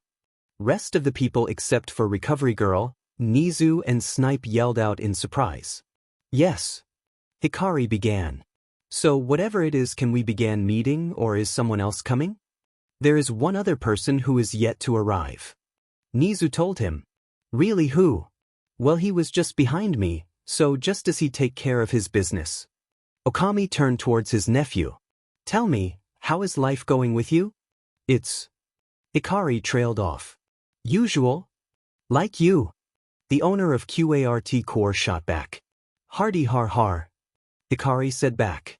That's very funny, But seriously, what exactly are we here for? We are here for you. A voice sounded as someone entered. Just like the previous man, another elderly man entered the room as other turned to look at him. What? Hikari asked, surprised. What is the former CEO of HERO and deputy mayor of Mustafu doing here? Present Mike asks in shock. Mr. Ryu. Nizu greeted the man. Thank you for coming here. We can cut to the chase, Nizu. Mr. Ryu said with a calm smile. I am among the ones who asked for it. And what did you ask for? Hikari questioned as the man himself took the seat. Straight to the point. Ryu spoke again. As usual, right? Really, man? Hikari groaned. Are we really doing this? Yes, in a way. Ryu said again as he provided it to him. This for you. And what's this? Hikari asks as he took the file from the deputy mayor. Why don't you see it for yourself? He shot back as he calmly folded his hand, giving him the business smile. Hikari did just that as he tilted his head in confusion and began going through the file as a brow began to raise as he picked up a card from the file. Isn't that a hero license? Kamui Woods asks. Yes. Ryu said as Nizu calmly took a sip of tea from his cup. That is why we have called you here. I want you to become a pro-hero, Hikari Murasame. And why is that, if I may ask? Hikari shot at him. The reason is here. Ryu said as he brought out another set of file. But you will only get to go through it if you become a pro-hero. Hikari heaved a deep sigh as others watched the proceeding in shock. Look, Mr. Ryu, so that if this would have been 10 years ago, I would have jumped at the chance. Hikari told him. But right now, sorry if I am a bit reluctant. Okami then stood up. Hey Hikari. Okami motioned for him to step outside for a moment. I need to talk to you for a moment. Okami stood up and moved out of the room, followed by Hikari, the latter ignoring the looks he was receiving from Mount Lady, Death Arms, Kamui Woods, Midnight, Present Mike and Yagi, as the room dawned into silence, which was then broken by Snipe. I did not expect that. Snipe suddenly exclaimed. What were you actually expecting? Midnight asks. Anything but that. You are right, even I did not see that coming. Recovery Girl said as she looked at Nizu. What's going on, Nizu? Certain things have came to light. Nizu calmly told her. And we need all the help we can get. But all Might is still here. Mount Lady began. Isn't he the strongest pro-hero? Yes. Yagi yelled out his opinion. He hasn't retired yet and is still the #1 hero, the symbol of peace. He is a strong and a more experienced pro, sure. Nizu said as he took another sip. But in terms of raw power, Hikari has him beat. What? Were the shout of several people in the conference room. Well, you aren't wrong about that. Recovery Girl said again. You do not have to agree with it. Present Mike yelled. It's the truth. Ryu calmly stated. As strong as All Might is in terms of raw ability, he has him beat. But what could be so important that you are ready to make a civilian into a pro-hero? Yagi asks again. And why exactly do you know about him and his abilities of all? He is no ordinary civilian. Ryu said again. What do you mean? Kamui Woods asks. There are certain unusual circumstances around him which is not to be discussed. Nizu provided for them. But to be a pro-hero, you have to graduate from a hero academy, and the training to be a pro-hero, what about it? Yagi asks again. Well, the graduation part has some flexibility. Ryu began. After all, there are a few reformed villains. Few of them became a pro after taking some classes, and regarding his training. He pointed to Snipe. What do you think Snipe was teaching him when he was in UA? He took the hero course? Death Arms asks. With the help from his support gear. Snipe butted in. Before his quirk properly surfaced, he was in the support program. He was shifted over to the hero course, but he mostly kept to the support and research part of the program. Okay. Mount Lady trailed off. But why were we called here? I mean, he took the hero course, somewhat, as you put it, and all that? Even if he did, somewhat, took the hero course and also taking in the somewhat flexibility regarding the officiating of a pro-hero. Nizu began. There is a proper procedure of how one could become a pro. The reformed villains are put on a parole under a leading pro hero. The debuting hero are also made to work with a team. He told the group. We also have to make sure and check over few other things over, including the character and personality of a person. He took another sip. Also, a witness is also needed for special recommendations like what we are doing here, and we need a special overseer for the new hero, and he needs to be assigned to an agency, you know, the normal stuff when one accepts to become a hero, if he accepts it, that is. But why do we need him to be a hero for that? Snipe asks this time. Don't get me wrong, I was his teacher and I know that he could be a great hero, even greater than All Might if he tries for it. But what exactly lead to the deputy mayor and the principal of UA to butt in? We would get into it once Hikari give us an answer of whether or not he is accepting to become a pro hero. Ryu told them. After a short moment, both Hikari and Okami came back, took seats as the room became silent. I think you had an appropriate talk and had some time to mull over the prospect of becoming a hero. Ryu began as everyone else turned to look at Hikari. So let me hear your thoughts. All right, Hikari said. All right, what? Nizu asks. All right, I agree to become a pro hero. Hikari said at once. Now may I know the reason, why are you ready to make me into a pro? For the first part, good answer. Nizu began. For the second part, here is the reason. Nizu slid a file towards Hikari. Share it with others too. He took the file and began to skim through it as his eyes began to widen in surprise and shock as he read the file. He briefly looked up at the principal, then back at the file, and then back up. What is this? Hikari asks as he gave the file to Yagi, who also went through the file as he began to shake in anger. Snipe and Recovery Girl took the file from him to see what has the little man so riled up as Present Mike and Midnight looked over their shoulder to read. It is as you read. Nizu calmly explained. It would seem several of the hero schools and some corporations that provide the heroes with support items all over the world have been sabotaged. What? Death Arms exclaimed as he got the file from Recovery Girl and quickly began to read the contents, with Kamui Woods and Mount Lady also joining him. But how is that possible? Black Raven. Ryu told them. We got this from the site which was discovered by the Efforts Pro Heroes recently. He nodded towards the 3 pro heroes. But it doesn't change the fact that Black Raven had been successful in infiltrating the hero schools. Many of the schools on the list has been contacted and most of them are taking actions to make their places more safe. Some are doing what we did, some are taking other actions, but it was decided to keep this info away from the public, for obvious reasons. And this where you come in. Nizu said next. The top corporations like I-Island, QART Core and RRQ and BB Core and many other are not on the list, but we cannot take the chances, so they are going go through their system to look for moles.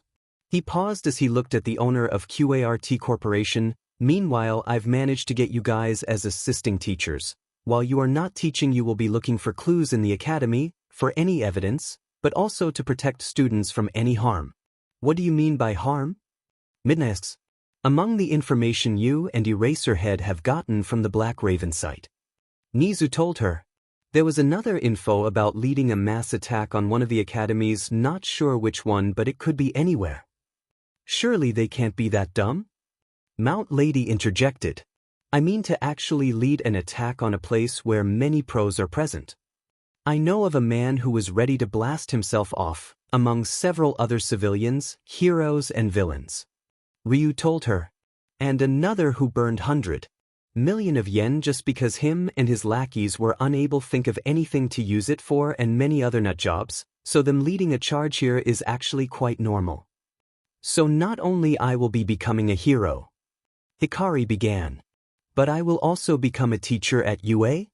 A sighting teacher? Nizu told him. Along with these 3. Also here. Okami said next as he pulled the suitcase he brought along and slid it forward to him. This is something that you'll need. Hikari took the case with a raised brow. Why don't you open it and see what it is? Hikari, still with a raised brow, opened the case. He let out a gasp as he saw the contents of the case. This is... He asks and looked at his uncle. She wanted you to have it.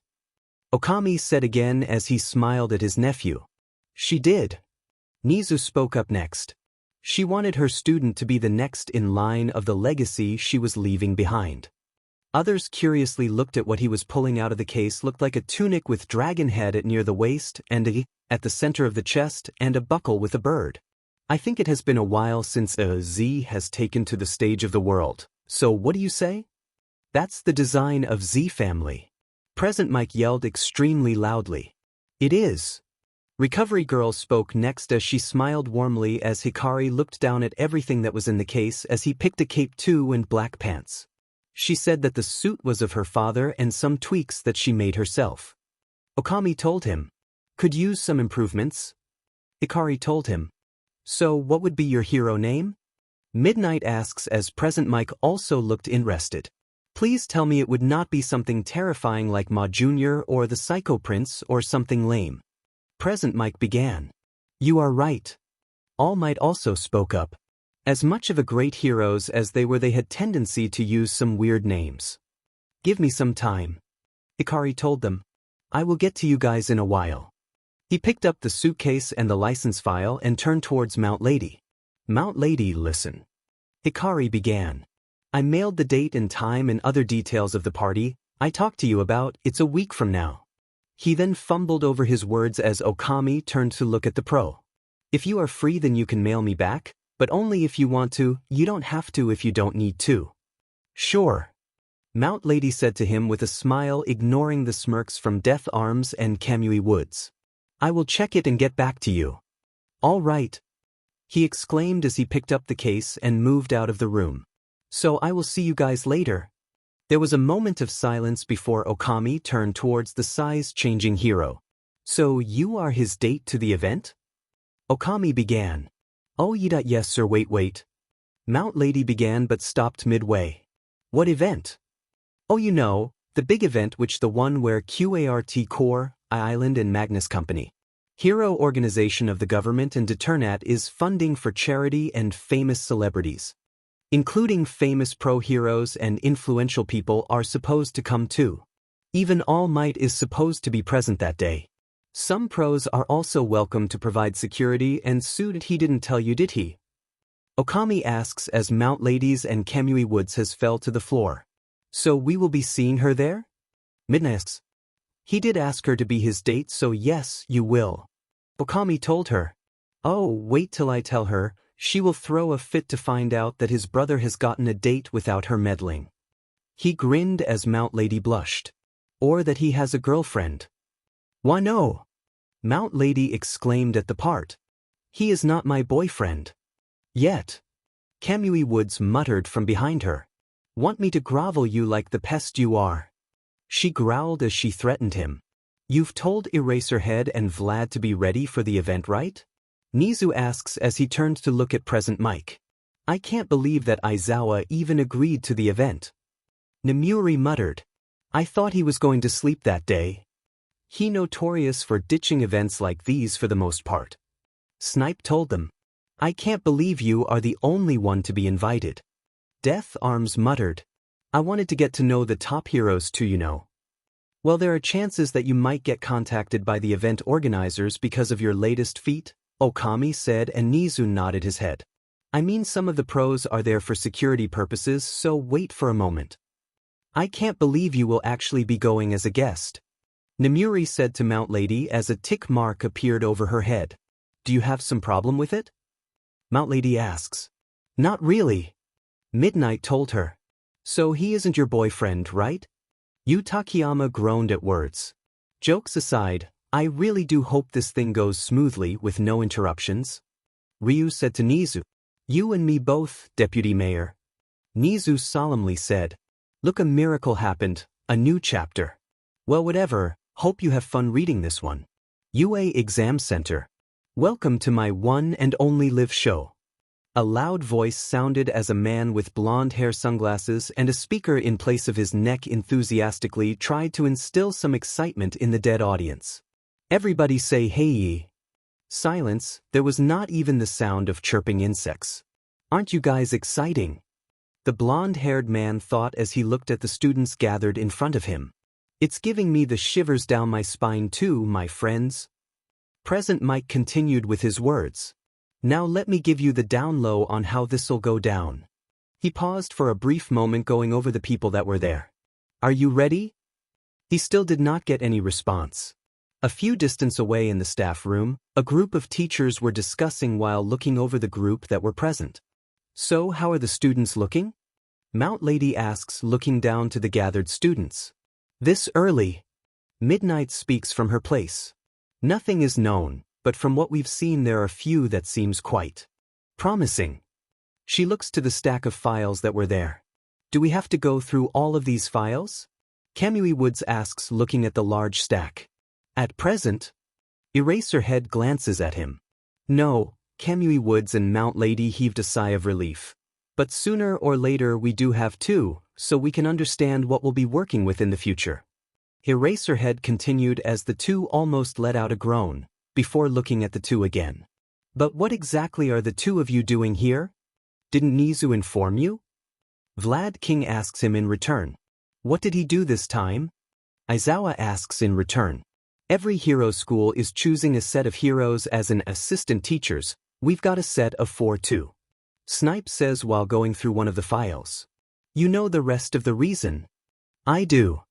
Eraserhead says while looking at the group of 3 heroes gathered in the room with them.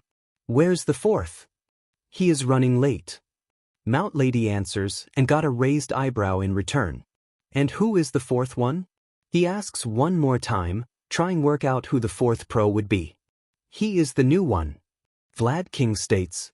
The one Namuri and Present Mike told you about. Eraserhead raised an eyebrow at that. Snipe student and the new hero who does thing in hiding, that one? Is the very same. Namuri nods. Still don't know what Nizu was thinking when he did that. Vlad King adds. Nobody actually knows what goes on in the mouse head of his, so you can't actually tell what he is thinking at all.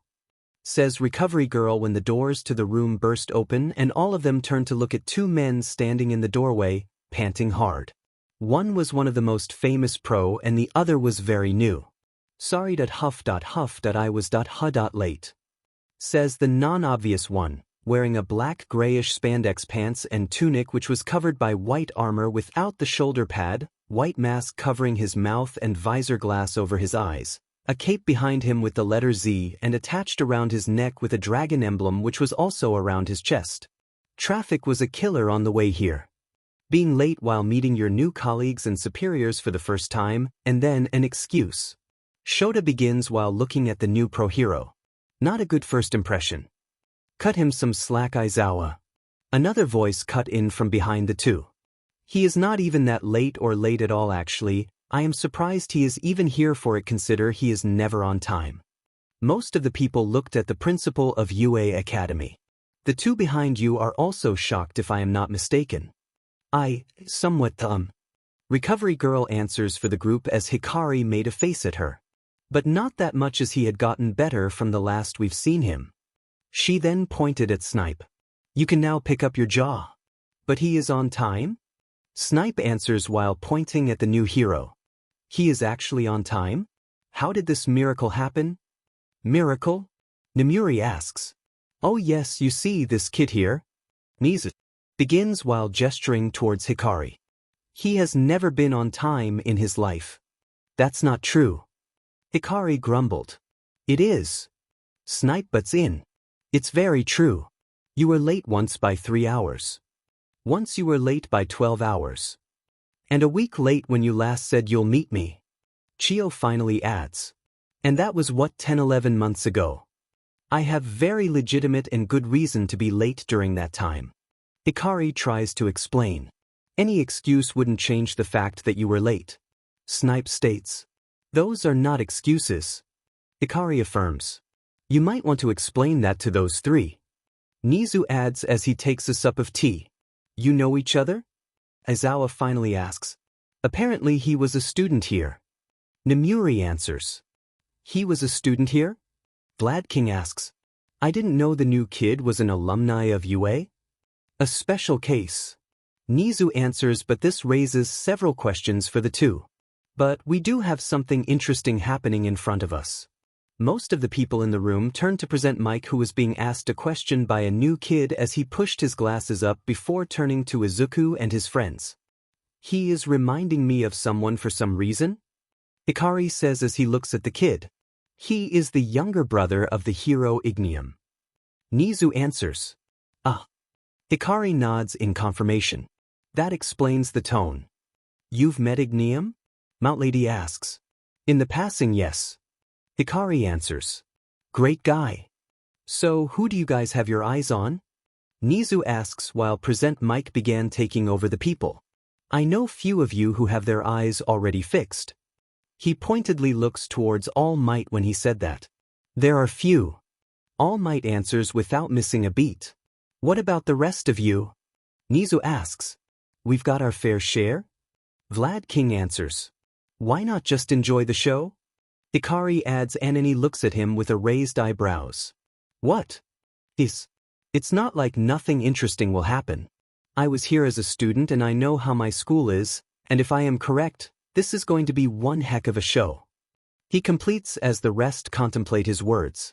"But it still is an exam." Chio replies. "Never said it was not." Hikari answers her. "But it doesn't mean we can't have fun." "That's true." All Might answers, "So let's enjoy some chaos." A few moments later. In the exam area. "This is a big place," cries one of the students as he looks at the giant exam area. "You can put a whole town in this place." Another one yells. "And then some. You never does thing half but right?" Izuku turns around to see Mayo, who is approaching him. "You are in this area too?" he asks in surprise. "Yeah, it's only the two of us from our school in this area." Mayo answers. "The rest are in the other groups." Both looked around for a moment before their eyes landed on someone. "Hey, isn't that the girl who stopped you from falling when you tripped in the morning?" "Well, I did trip, I wasn't about to fall." Izuku answers while looking at her. "And yes, it was her, she somehow was able to make me float." He took a thinking pose. "I wonder how that happened, 'cause it feel like for a moment I was completely weightless and—" He trailed off mumbling to himself. "And there is the quirk analysis expert that I know." Mayo drawled and Izuku suddenly burst out of his musing. "Sorry, it just my habit that whenever you see something new you try your best to break it down. I know, Izuku, that was the first thing you did when you met me." Mayo interrupt him. "That was quite a first impression." "Yeah." Izuku begins. "And you did try to beat me after that. 'Cause your analysis was going in a very weird direction, not to mention completely inappropriate." "Sorry about that," Izuku replied while rubbing the back of his head, before he looked back towards the brown bob-haired girl again. "You want to ask her about her quirk, don't you?"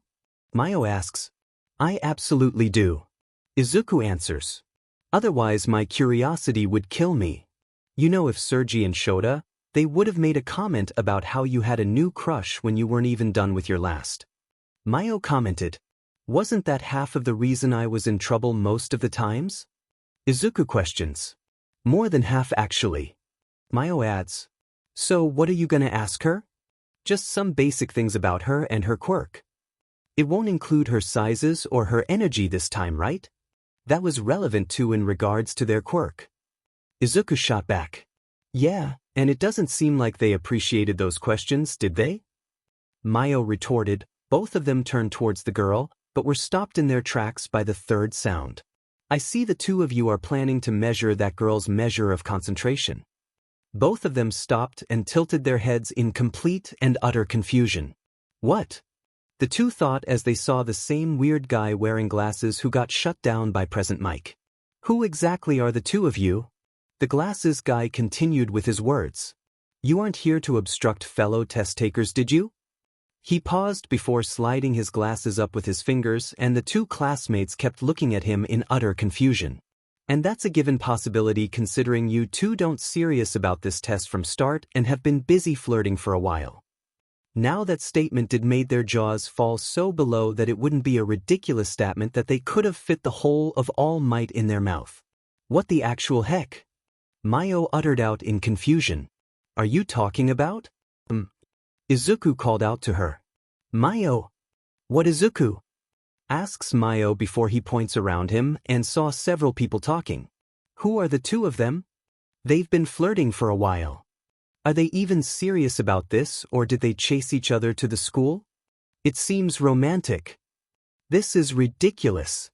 Oh, so that's what's up. She states as she heard some of the comments, before she looked back to the glasses guy. You know what, this doesn't faze me at all. I don't care about what you guys think, but if the two of us are flirting, that's our business. It has nothing to do with you, so it would be better for you to keep your thoughts to yourself. That answer did make the glasses guy and many other take a step back. Well, I know you weren't serious, but many of us are, so it would be good for the two of to keep it down. Why should we? Mayo retorts before a mischievous glance passes her eyes that make Izuku look at her. Or is it because you guys are jealous of my boyfriend getting this, what you can't even have in your dreams? A great silence happened as Izuku's face turned to red. People around the glasses guy and Mayo looked stunned. Heck, even the glasses guy looked stunned. That was quite a nasty burn. Present Mike came in with a loud yell. I think even Recovery Girl might have trouble in helping you recover from that. He paused before looking at the people. But I just know something that can help you guys recover enough. He took in a deep breath. Get ready for the next challenge. Whatever. Mayo huffed before pushing the glasses guy and moving towards Izuku as she jumped over him and grabbed his arm, making him flush red again as another set of glares started penetrating Izuku's back. Let's go, my green bean. And that made the blush go down from in a matter of seconds. Mayo? Izuku asks after getting a bit away from the crowd. Yes. Green bean. Don't. Mayo grits out. Just don't. There was a pause for a moment. But seriously? Green bean?